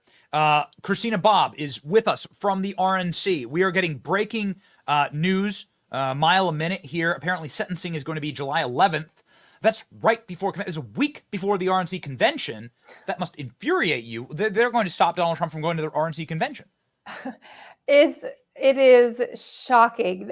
I cannot fathom what they are doing, what they are trying to do, the level of election interference that this has risen to. All I can say to the American public is stand strong. We have to stand with Donald Trump. We have to stand with constitutional principles, no matter what they throw at him, no matter what they throw at us. We have to stay strong in support of this man for president, because the reason they're going after him is everything that he has said. They're not after me, they're after you. I'm just standing in the way. And so now it's time for us to continue our support for him and stand up and stand for him when he's not able to. So I just want to encourage everybody, don't lose heart, don't get discouraged, just refocus and say, we're going to keep going and we're going to get Donald Trump back in the White House. Donald Trump looked particularly angry there. I imagine. And you know him better than most. You've served as his attorney in official and unofficial roles. And so I'd like to sort of get your thought process on what he's going through right now, what the strategy is going forward. Donald Trump seemed quite determined and quite, we've seen him in many moods in the courthouse, but he seemed angry. Yeah, I imagine he is angry. And I imagine he's experiencing a lot of emotions right now, anger being one of them, determination being another, resilience. He is the most resilient person I've ever met. He's the most determined to save this country. And I think we all know that he's the only one that can do this. He's the only one that can survive these attacks and withstand it. He's built for this. I believe he was absolutely made for this. And I think he knows that too. I think he intuitively understands that he is a unique person in American history. And if he doesn't stand up to save this country, there's not really anybody else who can. And so I would imagine that he's very angry and more determined than ever to keep going. Final question, Christina, and we deeply appreciate you reacting to this live news and giving us these insights. Donald Trump's not effectively a political prisoner now, a la Nelson Mandela. Are you going to run? I mean, are you going to run on that from the RNC? That seems it seems, based on what I know about Americans, you're not allowed to tell me who I can and cannot vote for. There is a way that this may backfire really badly and cause Trump to win by even more. People might want to vote for the guy in prison just because F you, right? Like, F you can't tell me who I can and cannot vote for. Thought process strategically from the RNC, as you are the RNC's counsel.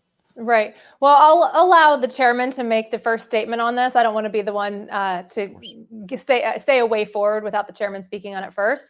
But I can say, Donald Trump absolutely is our nominee, and we're supporting him through whatever he's going through. And certainly we support the American public's ability and willingness to vote for whoever they want. I think it's important that people have that ability. Certainly, that's why they're doing this. They're trying to rob the American people of the candidate of their choice. So I stand firmly with Donald Trump. I support him. I'm not wavering. And I think you're exactly right. I think this is going to end up backfiring massively. And I think he's going to end up winning in a landslide. All right. Well, from your mouth to God's ears, Christina Bobb from the RNC, somebody who's such a fighter herself. And we deeply, deeply appreciate your insights here. Please go and secure this election and win. You got it. Yeah. All right. All right. Thank you. Thanks.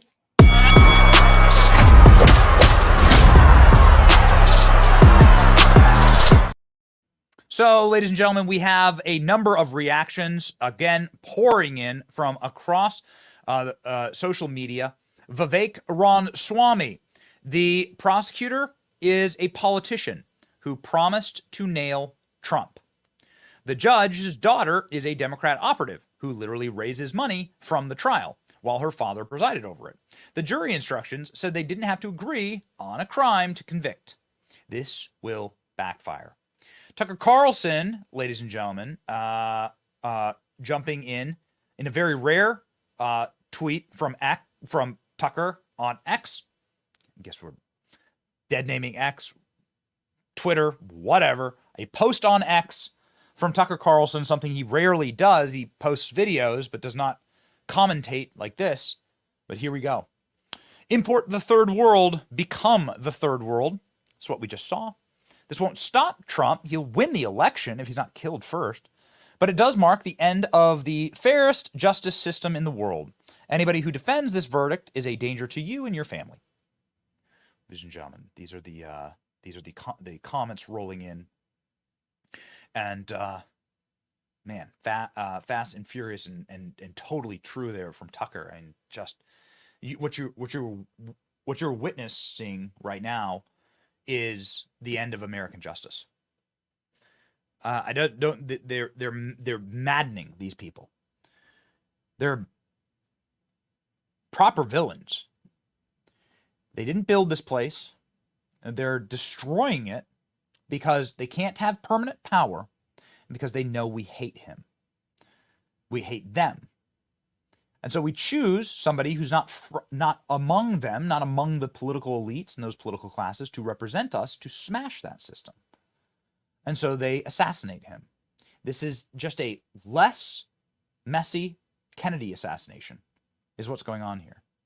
It's Stalinist to its core. It is anti-American. What you're witnessing is the opposite of how this country was founded, but it does mark a dark day when Sovietism and the Soviet style of Marxism, Stalinist, has taken over the far left wing of the Democrat Party. How can any Democrat ever support this? How could anybody ever hold their head high and say they're voting for Joe Biden? The malevolence, we call it Stalinist because the first act of Stalin, when he gained power through means that were illegitimate, in the Soviet Union. It was not supposed to be him in charge of the Soviet Union. But between rigging and power brokering and straight murder, Joseph Stalin gains power, and the first thing he does is impanel juries and judges to execute all of his political enemies. That's it. That Red Purge and Red Scare swept across the Soviet Union all the way down to the citizen. It didn't stop with Stalin's political enemies. They ran out of those quickly. Stalin famously saying, "Show me the man, I'll show you the crime." They just needed to have a reason, or no reason at all. Sometimes just fear was enough. So who's going to stop it? Is it going to be Jim Jordan? Here's what Jim Jordan has to say. This verdict is a travesty of justice. The Manhattan Kangaroo Court shows what happens when our justice system is weaponized by partisan prosecutors in front of a biased judge with an unfair process designed to keep the President Trump off the campaign trail and avoid bringing attention to President Biden's failing radical policies. Americans see through Democrats' lawfare tactics and know President Trump will be vindicated on appeal. So here we go. Let's jump now, ladies and gentlemen, further to Ben Carlson, who obviously served Donald Trump for 4 years in the White House as his HUD director, Housing and Urban Development. The judicial system has been weaponized to go after presidents for political gain. Imagine what they could do to you. We the people stand against this in November. God be with President Trump. We were with him all the way to saving the country. You're gonna get very tired of this, and I can understand it. Every election, people go, vote for it like your life depends on it. But actually, yes, this time. I know it's so overused and so overtread. Vote for it like your life depends on it. This is the most important election of your lifetime. Yes, it is. Actually, this time, yes, it is. Actually, yes. Ron DeSantis, who just had a very bloody battle with Donald Trump, who has not sounded off on this case at all, to be quite honest with you. Ron DeSantis, who did not sound off on this case, coming in very strong here and saying this. Today's verdict represents the culmination of a legal process that's been bent to the political will of the actors involved, a leftist prosecutor, partisan judge, a jury reflective of one of the most liberal enclaves in America, all in an effort to get Trump. That this case involving alleged misdemeanor business record violations from nearly a decade ago was even brought is a testament to the political debasement of the justice system in places like New York City. This is especially true considering the same district attorney routinely excuses criminal conduct in a way that has endangered law-abiding citizens and jurisdiction. Completely correct. It is often said that nobody is above the law, but it is also true that no one is below the law. If the defendant were not Donald Trump, this case would have never been brought. The judge would have never issued similar rulings. The judge would have never returned a guilty verdict. In America, the rule of law should be applied in a dispassionate, even-handed manner and not become captive to the political agenda of some kangaroo court. Strong commentary there from Ron DeSantis, ladies and gentlemen. So we have some very strong commentary from some of our favorite political commentators. Judge Jeanine is absolutely livid on Fox News. She's a strong ally and defender of Donald Trump. And actually, this is why I think it's particularly interesting with Judge Jeanine. She was a court in this same system. She was a judge in the same system, the same courtroom. Judge Jeanine is from this courthouse and from this courtroom. Ladies and gentlemen, as we await Brett Tolman, former federal prosecutor, and Kash Patel, please have a listen to Judge Jeanine absolutely going flamethrower fest. Go. Wrong here. We have gone over a cliff in America. This verdict is a verdict of someone who was forced to fight a 1,000-pound gorilla with both hands tied behind his back. This was a defendant for whom crimes were created, against whom a judge was picked that out of the ordinary, not from the drum, but a judge who was handpicked for this defendant, who denied him the ability to fight the way way he needed to fight, who brought in crimes that we've never heard of in New York before, where they had dead misdemeanors that they resurrected into felonies based upon non-unanimous verdicts of crimes that are federal, over which no state court or no state judge or prosecutor has jurisdiction. And in the end, with all the smoke and mirrors and 34 counts and a hooker and a guy, according to a federal judge, is a serial perjurer, we have convicted a former president of the United States of America. We've gone over a cliff. The question as to whether or not America will react to this, whether his numbers will go up or down, I don't know. But I do know what I know. And what I know is that this case is riddled with errors. It is reversible. It will not get through to the appellate division in the First Department in New York, or certainly the Court of Appeals before the next year. And people say, should it go to the Supreme Court? No, it can't go to the Supreme Court unless they exhaust all of the state court appeals. I've spent 32 years in this system, and I am totally disillusioned. You had a judge and you had a DA who literally campaigned on making sure that this president would be indicted. We've got an attorney general who did the same thing. This is a new era in America, and I think it goes against the ilk of who we are as Americans and our faith in the criminal justice system. So if you're just joining us, I believe that this is probably the most fruitful line of questioning right now, which is people who have worked inside this system, have they lost all faith? Judge Jeanine, who was a judge in the same courthouse that Donald Trump was in today, said, I've lost all faith in the system. Well, you are the judge.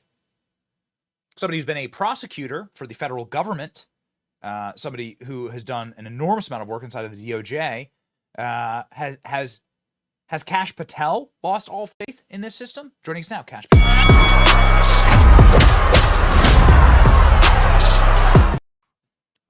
No faith in the system, Kash. I think people are just over it. I think you're really running up against like a constitutional crisis here. I would tell you that I have lost faith in the system if we did not have Donald Trump as our warrior.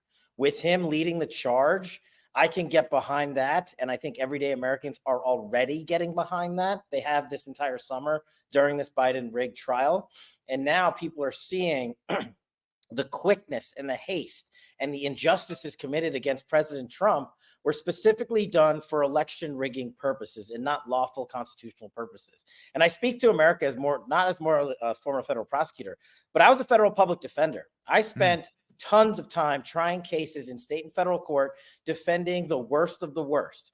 I want to know where the public defender community is. Where is the ACLU and the warriors of due process? They have been silent, and I bet you they're cheering right now because Donald Trump has been convicted.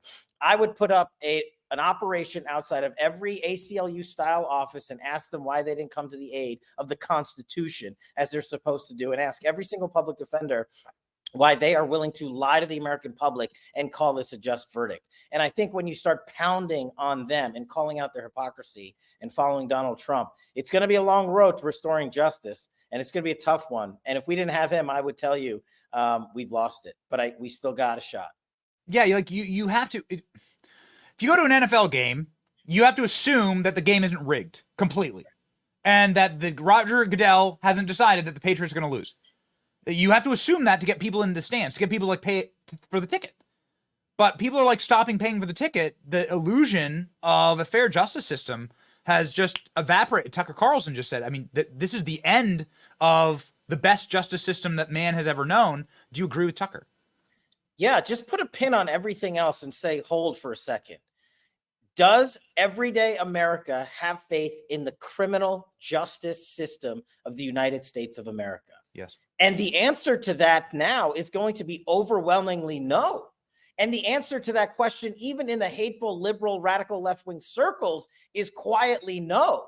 Do they know the precedent they just set that if Donald Trump is to win office, do they know the precedent that, of course, we would never continue this style of tyrannical justice?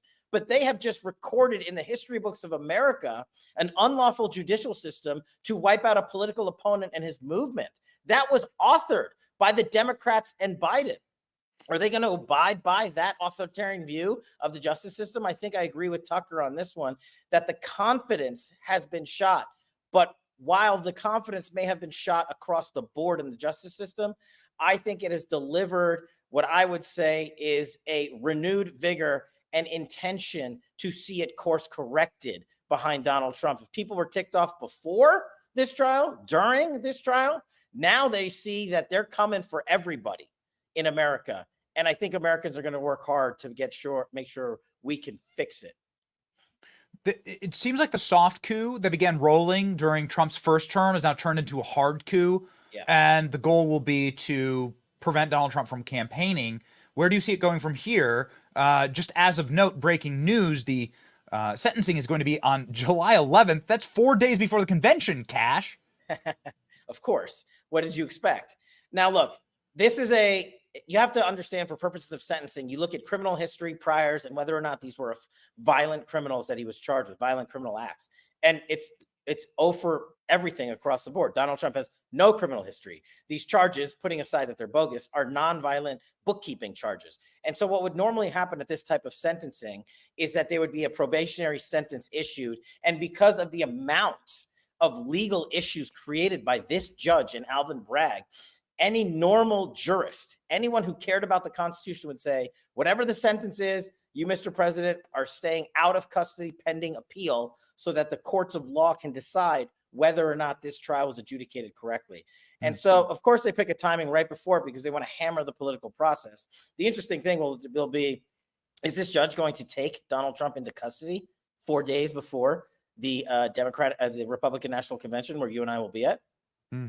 Yeah. I mean, you talk about people caring about the Constitution there. The Constitution states that, of course, the president cannot be bound or limited by these systems. That would mean effectively that Juan Mchan is more powerful than the president, right?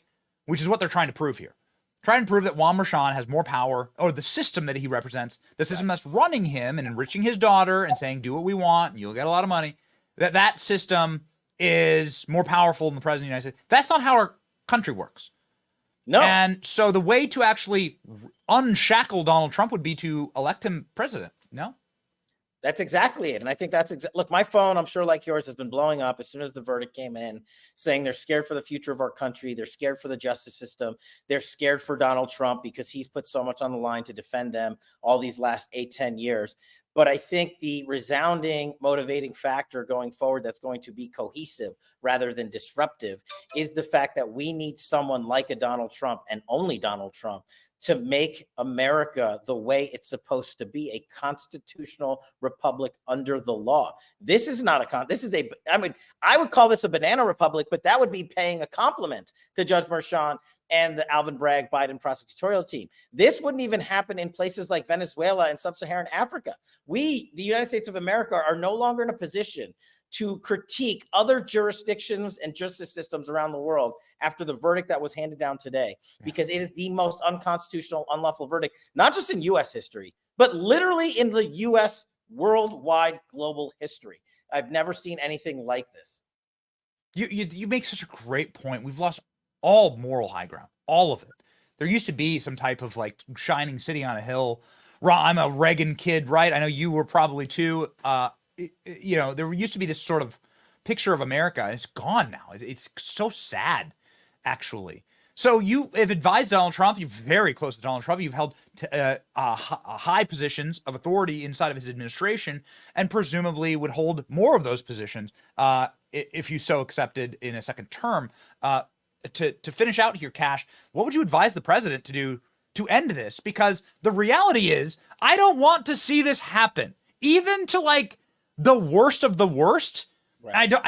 I don't want to see a system where if you announce you're running for president, you immediately go to prison, right? Like I don't want that. And it's hard to say because I think Hillary Clinton belongs in jail, and I think Bill Clinton belongs in jail, and I think they all belong in Guantanamo Bay. That Biden belong in Guantanamo.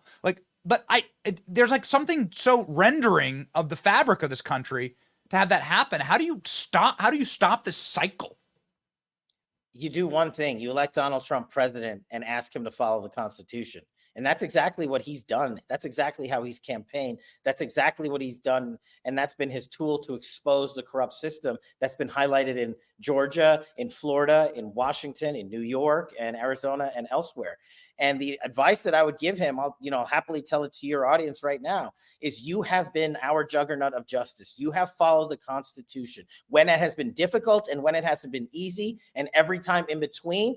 And you have followed and applied that Constitution to every single American of race, creed, or color. You have never taken that into consideration. And we need you, Donald Trump, to not bend the knee and to go forth with just as much vigor, if not more, for the American people and deliver that message that the constitutional republic that is the United States will be saved by Donald Trump, who will run on the Constitution. He has done that.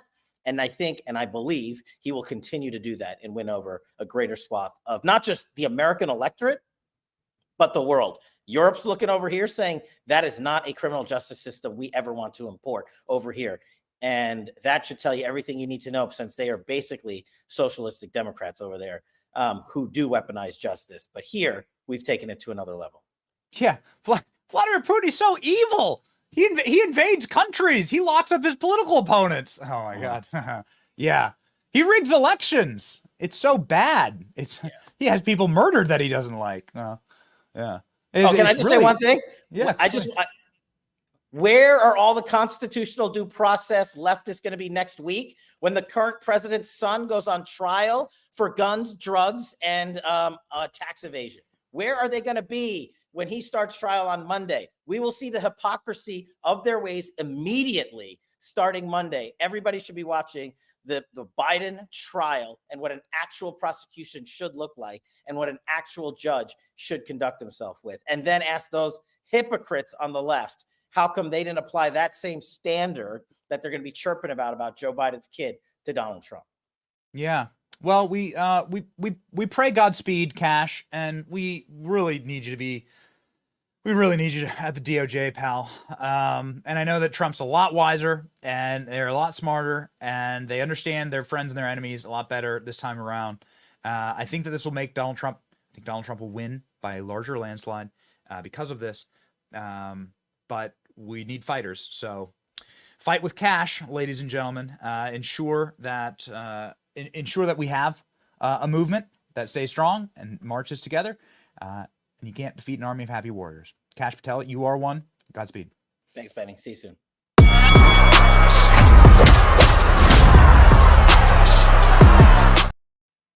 All right, ladies and gentlemen, there are people reporting that the donation page to Donald Trump has just crashed due to the enormous amount of traffic.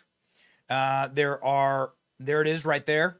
Donald Trump's campaign website donation page is now 500. It's not operational because too many people are trying to donate. I think would probably call himself a small D Democrat, right? Like as of up until like quite recently. A sham trial designed for one purpose, to brand Donald Trump as a felon. Watch Dems and the mainstream media endlessly repeat this word. It does seem like a brand new hoax that has been brought on the American people at the point of a gun. Is there any faith left in the system? We are certainly not doomers on this program, but we do want to listen to clear-eyed realists who have really been in the trenches with the Department of Justice and in criminal trials especially. And that is why we're proud to bring on Brett Tolman, former federal prosecutor and the president, founder of Right on Crime, to sound off.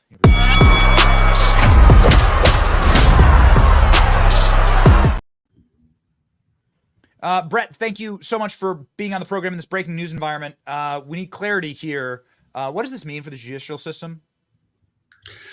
Well, I think a couple of things. My first thought was, finally he can get back out on the campaign trail. So, take the positive here, take the win, get out there, raise money, put yourself in the crosshairs of the American people, their frustration and reassure them. I mean, what a golden opportunity. There's such a high road to take by this president now, because the low road has been filled with, bad lawyers, bad judges, lawfare, the use of the criminal justice system in a way we haven't seen. And then the other observation I'll make before, really analyzing the case, if you will, I think this is the moment where Republicans need to say to themselves, okay, we will finally play under the new rules, the game that has been now redefined by new rules. They need to take the gloves off, they need to hit back, and they need to hit back hard.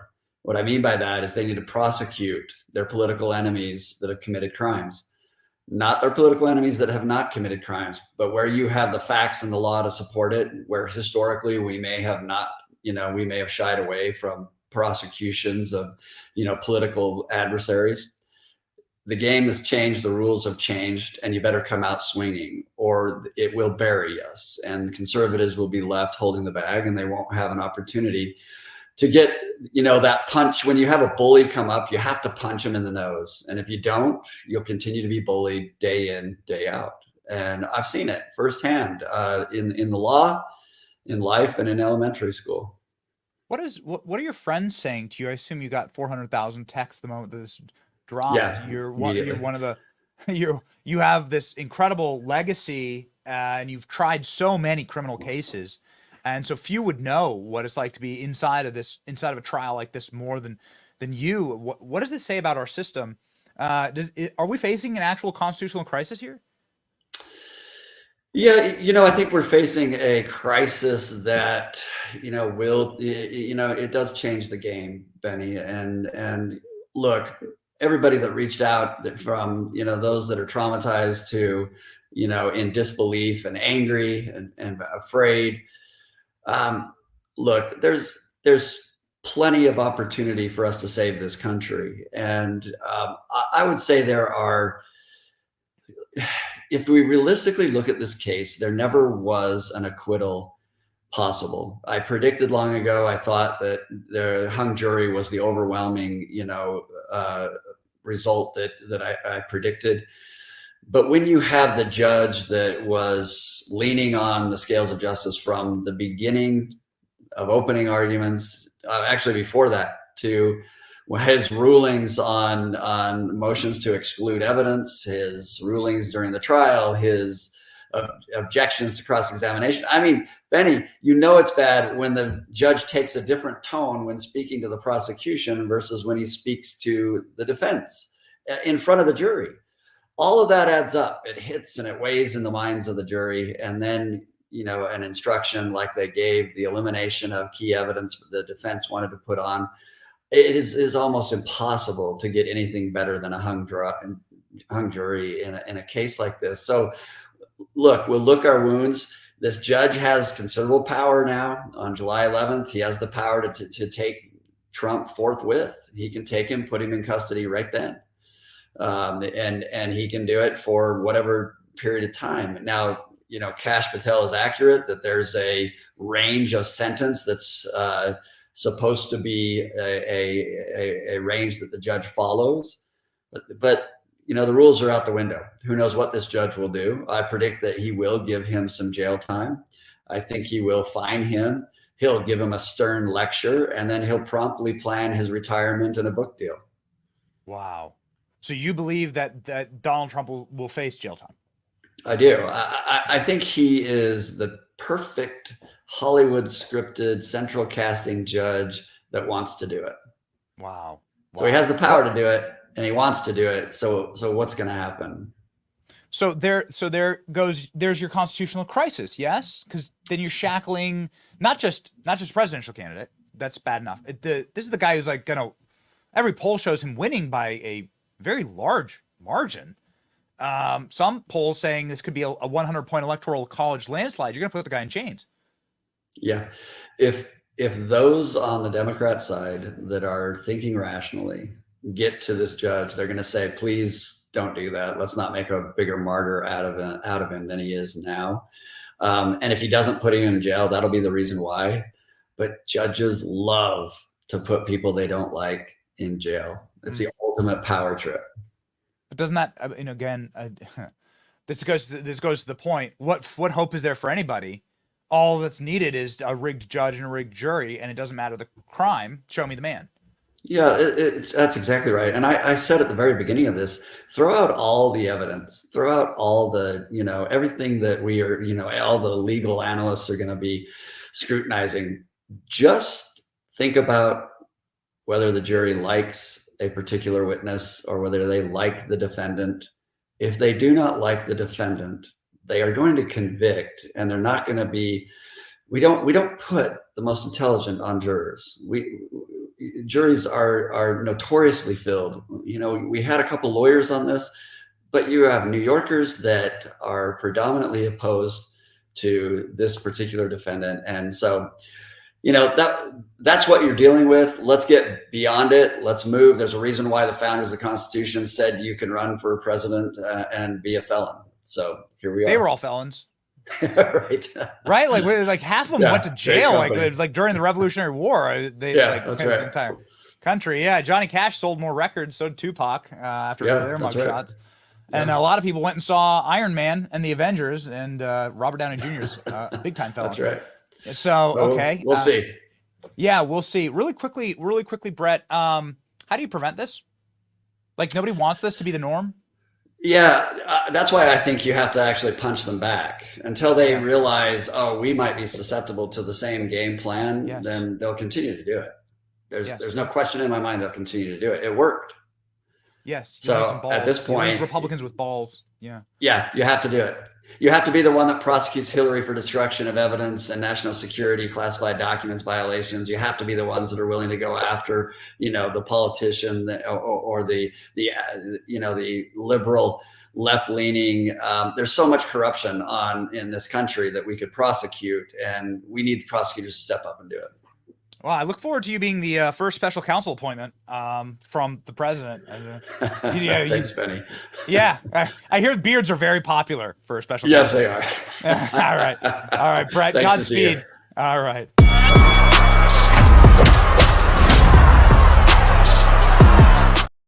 Ladies and gentlemen, somebody who ran for president against Joe Biden as a Democrat, Tulsi Gabbard, somebody who joined us on this program last week to talk about these very issues.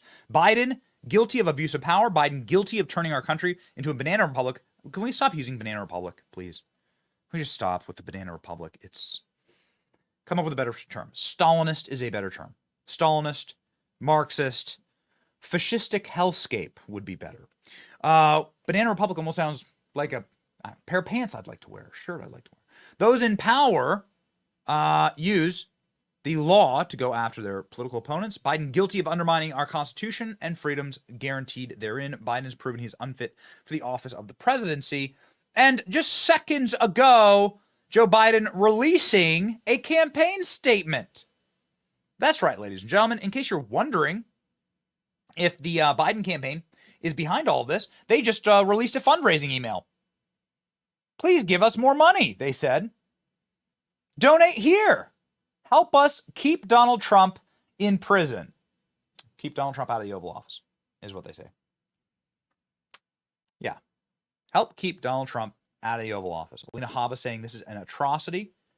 Pray for our nation. We deeply believe in prayer here, and that we shall do. The Biden-Harris campaign statement on today's verdict also out. It is exactly what you'd think it is. New York today, we saw that nobody is above the law. Oh, got it. Why isn't Hunter Biden in prison?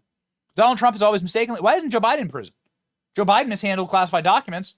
The DOJ said so, yet they refused to charge him. Donald Trump always mistakenly believed that he would never face consequences for breaking the law for his own personal gain. Today's verdict does not change the fact that the American people face a simple reality. There's only one way to keep Donald Trump out of the Oval Office, at the ballot box. Convicted felon or not. There we go. Trump will be the Republican nominee for president. Convicted felon or not. Hot damn. There's going to be some major viewership for the Biden-Donald Trump debates. The stakes could never be higher. Mike Davis saying today's verdict from a partisan, corrupt, and rigged trial just guarantee Donald Trump's landslide victory on November 5th, 2024. Ladies and gentlemen, Mike Davis sounding off, dear friend of the show. really smart and wise, and was on earlier with us. And from your mouth, God's ears, Mike. Also sounding off because why not? Let's just go in. Is Alex Jones, who just released a video on this, and okay, all right, ladies and gentlemen. Apparently we're we do not have that loaded and ready. We apologize. It is a breaking news. We have a big production stack here, and it's a breaking news environment, and it takes us a second to load. We have some major announcements, though. Some of the reactions here are crazy. Jonathan Turley from Fox News reacting from inside of the courthouse. This is something we haven't heard yet. Jonathan Turley from Fox News inside of the courthouse. What was the reaction like? What was Donald Trump like? How did Donald Trump react? We had Donald Trump's comments live. What was it like inside? Here we go. All right, Judge, I want to bring in Professor Jonathan Turley, who has been in the courtroom today. So you're fresh out of there. Can you give us any of the flavor? Because when we thought that the court was going to break for the day, it seems like President Trump and his team seemed relaxed, that he was smiling. Maybe they thought, okay, this jury is still struggling. They're going to leave tonight not having made a decision. Then we get word that verdict is coming in. What can you tell us about the mood inside the courthouse? It was one of the most bizarre moments I've had in a courtroom, and I was just observing. The judge had just said that the jury could not reach a decision and that we would be dismissed for the day. Some reporters actually gathered their stuff and was starting to leave. And then the judge came and basically said, my mistake, we just got a note saying there's a verdict. Throughout this time, you could feel the building pressure in that courtroom. The one person that didn't seem to register it was the former president. He had been chatting with counsel. He didn't show any emotion at all as this mantra of guilty verdicts was read. And there was a great, I think that this is one of those things that is really embodies the entire Trump era. There were people who clearly were thrilled by the result, and there were people that will be very sad by it. I was saddened to watch it. I disagree with this verdict. I think, as I've said before, that this case was legally unfounded. When they were reading those guilty verdicts, the one thing that we didn't know is really what he was found guilty of. Because if you remember, the judge allowed the jury to find guilt on any one of 3 secondary crimes. We weren't told whether the jury found any one of those crimes, whether they found all 3 of those crimes. I'm not too sure we will know that. That's one of the many issues that I think presents reversible problems in this case. So what I would say is that this is a historic moment. We all have to take a breath. But for those upset by this verdict, remember this remains a country committed to the rule of law. And this is going to go up on appeal. I think it's going to be reversed in the state or federal systems. But it's moments like this when you're on the other side, when you disagree with a verdict, that you have to take a leap of faith in the rule of law. It's what defines us. Many people feel that this case really embodied the antithesis of that. But as a country as a whole, we have a system in place to review this. For Donald Trump, that's not going to happen before the election in all likelihood. But let's keep in mind that this is not the only court. It's just the first one. Well, and there have also...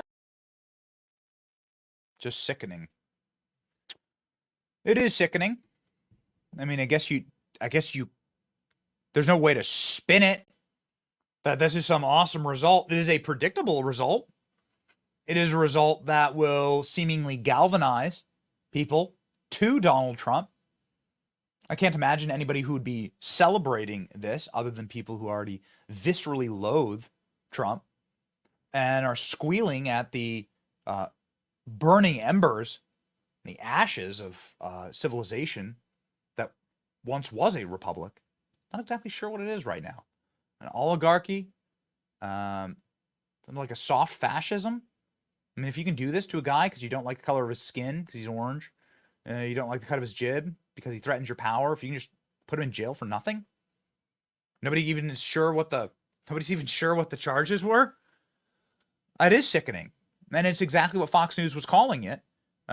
Pretty charged language here for Fox, that's for certain.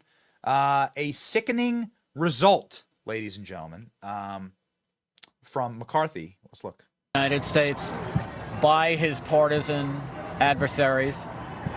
Whatever you think of the results, it's inconceivable in New York that anyone else other than Donald Trump would ever been indicted in this way by Alvin Bragg, the elected progressive Democratic district attorney who campaigned on the fact that he would go after Donald Trump, that he had a history of going after Donald Trump. This is a very political exercise, and you have to say that it accomplished what it set out to accomplish. What they wanted was to have a situation where they could call Donald Trump a convicted felon in the run-up to the election. We have an elected Democrat who got that accomplished. He got a very friendly judge who ruled his way on every important thing and turned the jury instructions into a roadmap to conviction. So now I assume, with the mission having been accomplished, we'll have more procedural regularity, Shannon.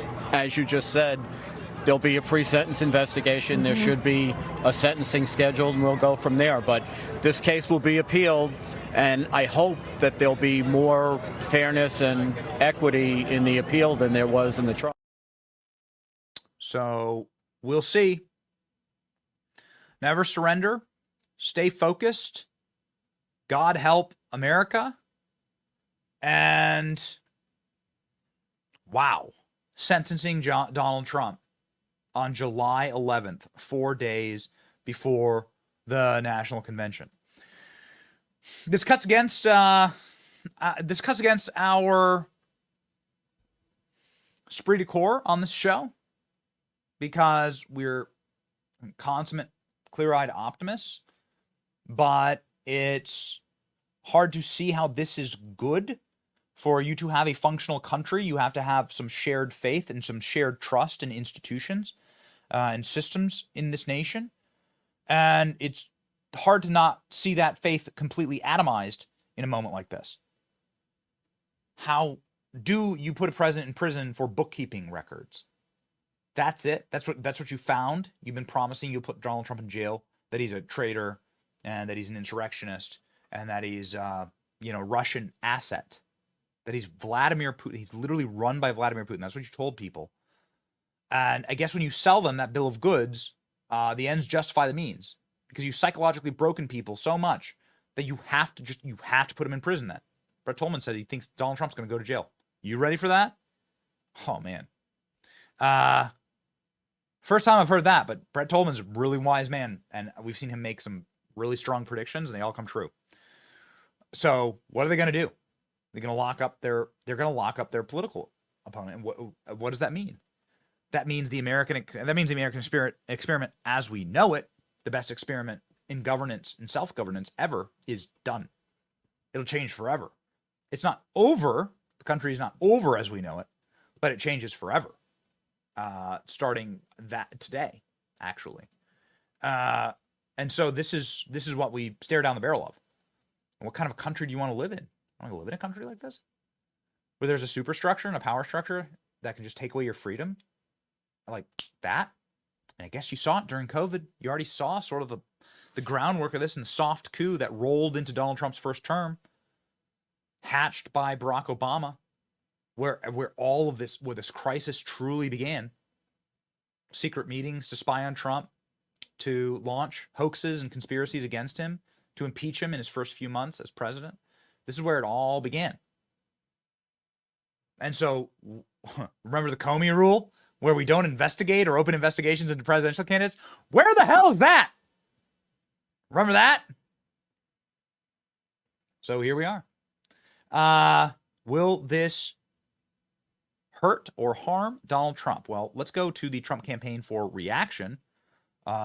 You have their official reaction is an ad that was cut today in what will presumably be the official messaging of this. You can tell sort of in the ad that you have to assume that if the Trump campaign was released this ad before the verdict, that they were preparing for a guilty verdict.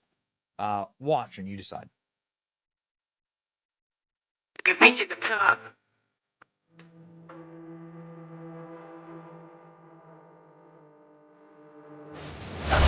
Lower the lights down, hand over my crown, hand over my heart.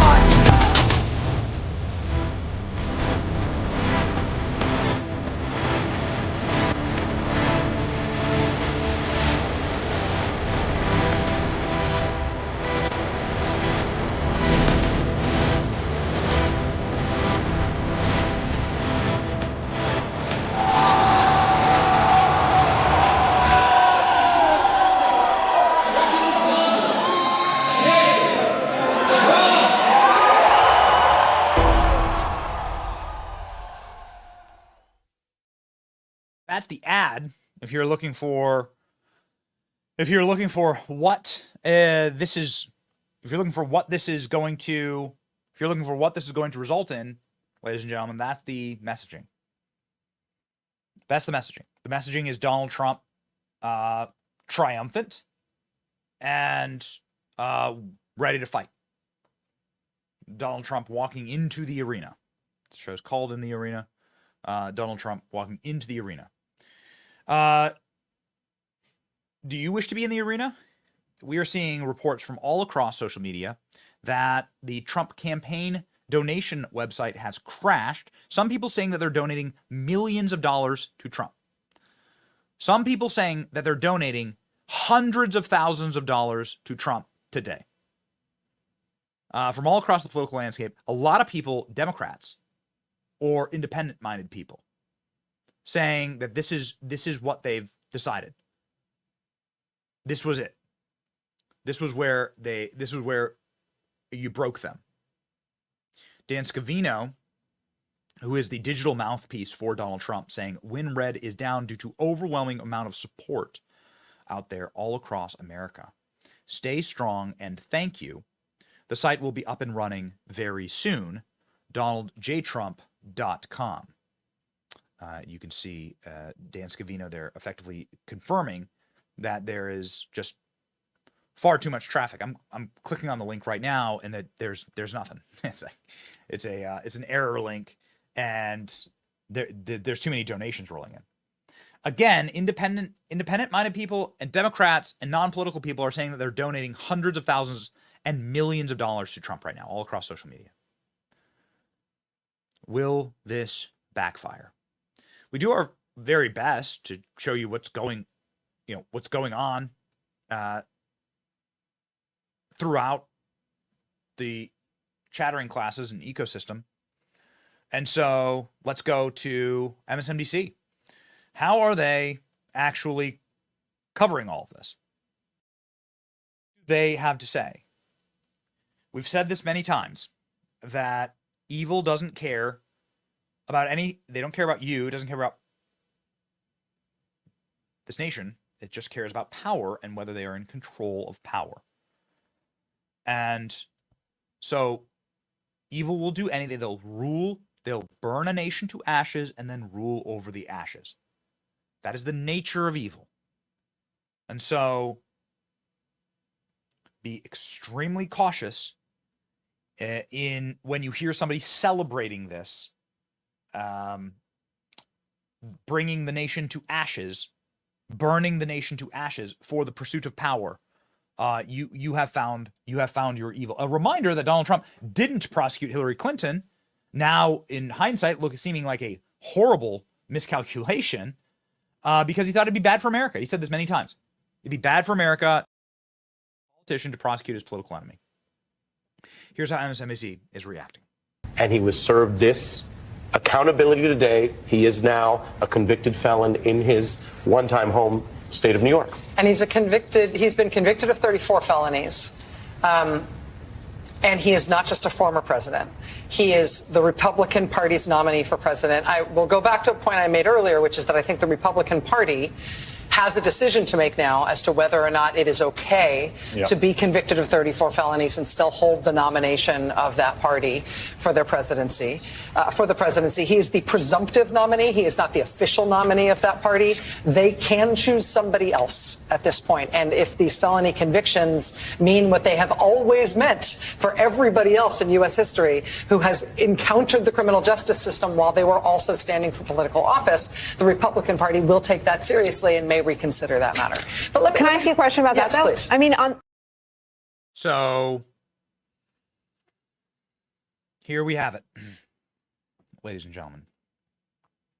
The official response from Donald Trump on his Truth Social, something that we've seen before.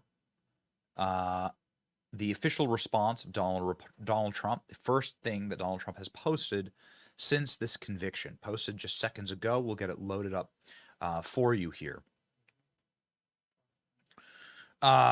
Gloating, I think, gloating, joy, squeeing giddiness from MSNBC.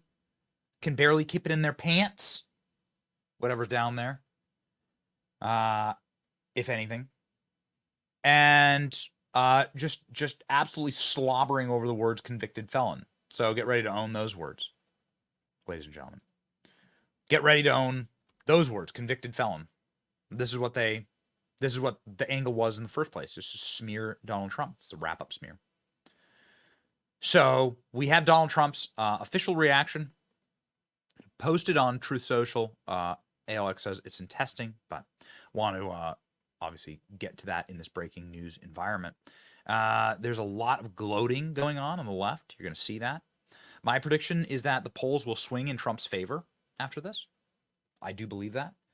My prediction is that there's going to be an enormous number of people leaving New York. Democrats don't want to live under this. Nobody wants to live under the system.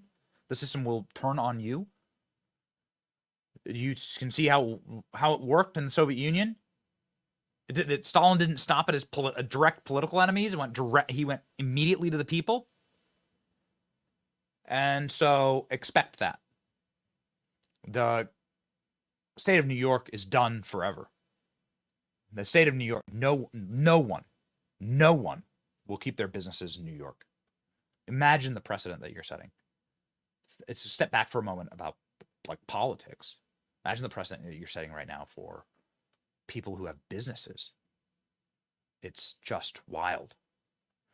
So here we go, ladies and gentlemen. Donald Trump's reaction posted on Truth Social, pretty poignant video that doesn't have any words to it, but does have some pretty some iconography that you will recognize.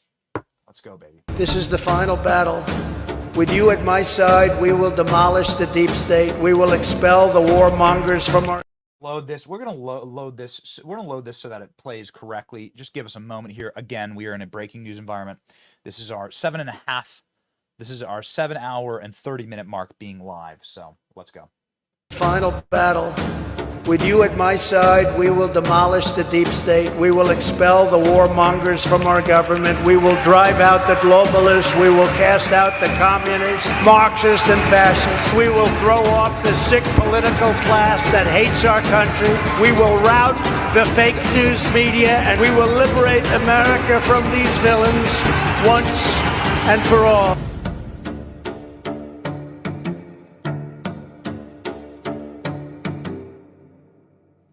Ladies and gentlemen, this is the first official Donald Trump authoritative reaction.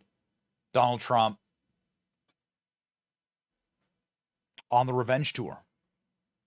It looks like. It looks like that's what we are going to see next. Donald Trump not broken by this. You see, here's the first official footage of Donald Trump leaving the courthouse. You see Trump walking out of the courthouse here and heading to his vehicle with his team.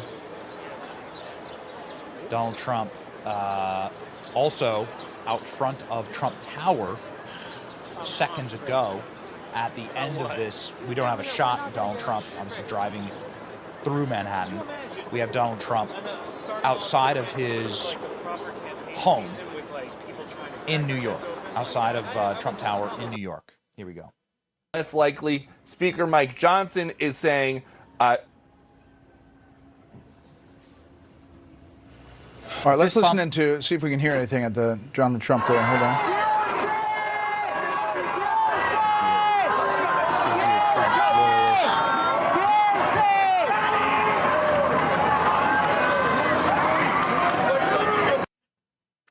This is Donald Trump. Let's go back to the beginning of that and mute the clip, please. Let's watch Donald Trump. The fist pump, the clapping, the thank you, the smiling, the pointing right down the barrel of the camera there, and the official, resilient, defiant, which is actually what I'd call this, from Donald Trump. Defiant has been the mood. That is what we've seen. Defiance, ladies and gentlemen. The vast majority of Americans already believe that the attacks on Donald Trump are politically motivated. This is not going to change that. It's going to increase that. 59% of Americans believe that Joe Biden is part of the weaponization of government. This is not going to change that, ladies and gentlemen. It's going to increase that. And so now, Donald Trump, this is incredible. Holy smokes. This is remarkable. Check this out. Okay, so here's Donald Trump's official fundraising website. Wow. Look at this image. Donald Trump's official fundraising website, political prisoner. Right now, political prisoner. Look at that. It looks like it's back up. It crashed, and now it's back up. Political prisoner, Donald Trump. I was just convicted in a rigged political witch hunt. I did nothing wrong. They've raided my home, arrested me, took my mugshot, and now they've just convicted me. With your support, we will make America great again. So there we go. We must make Joe Biden regret ever coming after us. Donald Trump's going to break all political fundraising records. Period. Wow. Incredible. Real quick here, ladies and gentlemen. Again, we are in a breaking news environment. Byron Donald, my team is telling me that Byron Donalds was on Fox and that it is a must-see and a must-play. We've sort of wrapped up all of our reactions here. If that's the case, then please send along ALX. Let's go ahead and get our reactions. Get our final reactions in here, as we have been live for 7.5 hours. So here we go, ladies and gentlemen. Our friend Byron Donalds reacting live on Fox. You already see the fact that they are crooked. They do not care about our institutions. They just like to go on camera and say that they do. They like to give sound bites and phrases about how they say that they do. But what's really happening in America is that these crazy radical Democrats led by Joe Biden, they are getting rich on this system. They are taking advantage of the working people of America in this system. And then the media covers up for them while they give talking points about how they stand for the little guy. That is a joke. And the one president in the last 25 years, really 35 years, that has stood for the little guy is Donald J. Trump. Do you agree with that? I sure as hell do. I don't know how anybody could possibly agree with this. In fact, it's amazing. My feed is just filled with left-wingers. I mean, this is crazy. It's filled with left-wingers. I mean, I know that there's going to be plenty of like brain dead people who make a lot of money off this, but the people who like Bill Ackman is not a right-wing dude. He's not. He's a Democrat donor. He's a billionaire. Bill Ackman. I think that any objective person would agree with Ron DeSantis here. This is the Ron DeSantis post on X that we showed you earlier. We read the entire thing earlier, but it talks about the political debasement of our justice system in places like New York City. is a blow to the rule of law, and that this is only happening because the man's name is Donald Trump. Piers Morgan is well, I mean, Warren, he's not even an American, but he's somebody who's many would consider like left wing on so many issues. I deign to call him a leftist. Piers Morgan. This is a sad, shameful, and ridiculous day in America to drag a former president who's running for president again through criminal courts over something so trivial as fees. So trivial feels like a massive overreach and incredibly divisive and obviously political partisan action. Man, yeah. Lee Zeldin just secured $800,000 donation from somebody for President Trump's joint fundraising committee. I've never experienced a massive ask that easy, says Lee Zeldin, who is obviously working with and for Donald Trump and who ran for governor in New York. Incredible. Incredible. Just an outpouring of support from Donald Trump. People getting robbed in San Francisco, great. Won't go to jail. Donald Trump will go to jail. Guy who does the being robbed at gunpoint won't go to jail. Yeah. What Democrats did today in New York won't hurt Donald Trump. It may even help him. What Democrats hate has done to this country and rule of law is almost incomprehensibly dangerous. All honest people must fight it. Donald Trump posting an upside down American flag. Wow. Wow. After Biden's disastrous presidency, again, David Sachs, not a right-wing MAGA guy. After Biden's disastrous presidency, Trump had a lot of supporters in Silicon Valley. Many are just afraid to admit it. But with each act of courage like this one, the dam begins to break. And ladies and gentlemen, this is America First Legal here with a country in crisis. So what do we do now? What do you do? Well, if you don't like what happened to Donald Trump, there's this amazing special hack. It's this special little tool that was provided to us by people that you and I have never met, but that we are related to. We are the ancestors of them. They are our founding fathers. And they wrote this incredible document called the Constitution. And it outlines the separation of powers. And it outlines in Article 2 what the presidency is. And the power that the president has, and pretty awesome powers. It's a lot of power. And it's gained far too much power in our modern day, but nonetheless. If you don't like what happened to Donald Trump today, and if you don't like this system, then the way to get rid of it is actually to elect Donald Trump. That's actually the fix. The fix is you vote for Trump. You can't have a president in prison, obviously. There actually constitutionally must be no limits on the president or his power or his capacity. There cannot be. It's why you can't sue a president. It's a good example. Or if you wish to ever bring anything against a president, it must come from a co-equal branch, like an impeachment. And the process there is laid out very explicitly. So it's our founders who put this system together and who now call to us from the hallowed halls of this nation and what it stands for, stood for, or may stand for again, from the halls of justice and the marble hallways and the monuments, the cemeteries, and call to us to say, okay, you don't like what happened, elect this guy. Elect him. Certainly wouldn't be the first world leader who won from prison. Nelson Mandela, you could argue, is like most popular, one of the most well-known world leaders in history. Donald Trump said many times he wishes to run for president from jail. Well, we may well get that. You only want to elect somebody who's willing to die for their country and willing to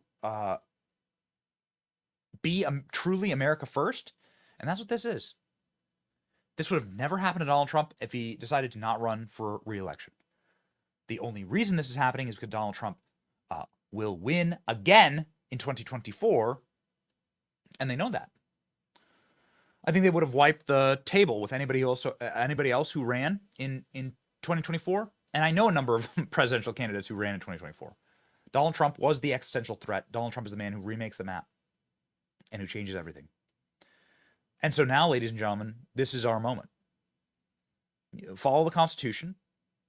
elect this man president, rid him of any shackles, give him the power to correct this system, to appoint a special prosecutor, and to follow a criminal referral from J.D. Vance to look into a criminal conspiracy to defraud the American people of their vote in the election. This is what must happen. And this, ladies and gentlemen, is the path forward. If you wish to be inspired, then here we have, in closing, the footage of Donald Trump rolling through New York City. Pretty remarkable. Check this out.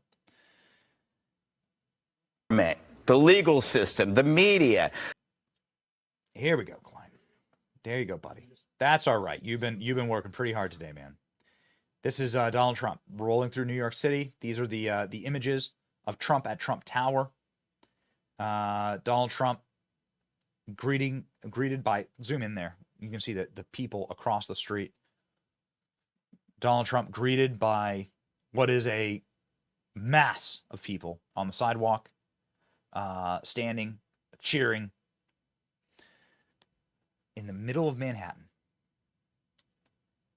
There's only one route forward. The only way out is through. The only way out is through. Zoom, zoom, zoom. The only way out is through. Look at that. Look at all the people. Look at that. They need bike racks to hold them back. The only way out is through, ladies and gentlemen.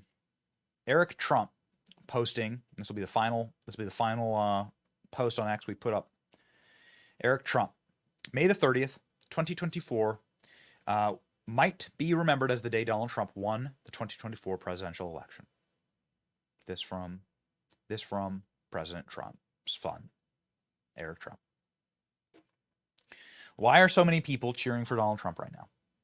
Why are they all standing out front? Why can you go to a Trump rally and see Donald Trump's mugshot? How can you see this mugshot on people's shirts? Why do people wear this as a badge of honor? There's a perfect explanation that I will leave you with from somebody who's wiser and better spoken than I. Somebody who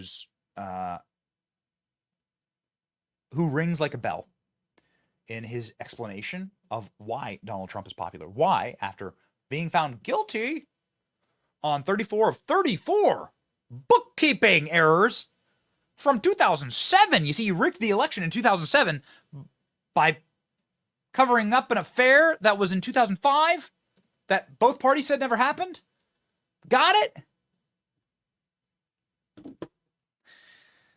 Ladies and gentlemen, there's one man who described perfectly what we're going through right now, why they hate Donald Trump, and why there are people lining the streets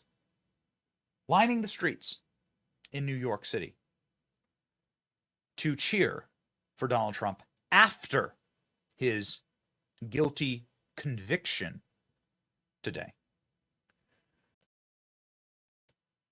Who explained it all? Tucker Carlson. He did so in the form of a Donald Trump ad. I pray that Tucker Carlson re-records this and that they turn this into a real ad. It should run during the World Series or big events before the election. This is the most powerful thing that I've seen this side of our verse of the day. Ladies and gentlemen, our verse of the day. I don't want to forget it. It's a very important day to remember our verse of the day. Romans 12:12. Be joyful in hope, patient in affliction, and faithful in prayer. You are not alone. You are a servant of an all-powerful God who created the universe and who abides over an imperfect world that has always been filled with corrupted monsters. And it is up to us to simply keep our heads held high, stiff upper lip, straighten up your back, chin up, be upright, be upstanding, and do not grow weary. Be joyful in hope, patient in affliction, and faithful in prayer. Ladies and gentlemen, we'll let Tucker take us out with the perfect explanation of what's happening right here in this very moment and why Donald Trump will win. It's your boy Benny. You are in the arena. See ya. Millions of Americans sincerely love Donald Trump. They love him in spite of everything they've heard. They love him often in spite of himself.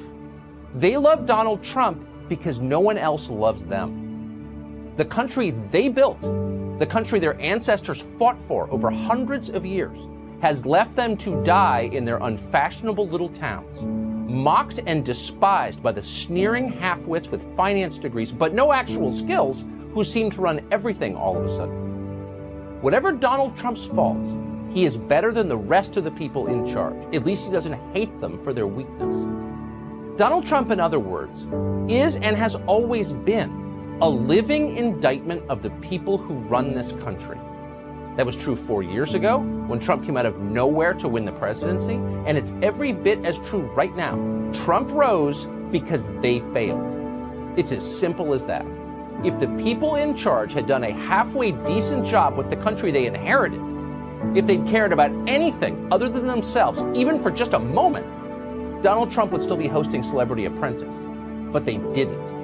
Instead, they were incompetent and narcissistic and cruel and relentlessly dishonest. They wrecked what they didn't build. They lied about it. They hurt anyone who told the truth about what they were doing. That's true. We watched. America is still a great country, the best in the world, but our ruling class is disgusting. A vote for Trump is a vote against them. That's what's going on in this country.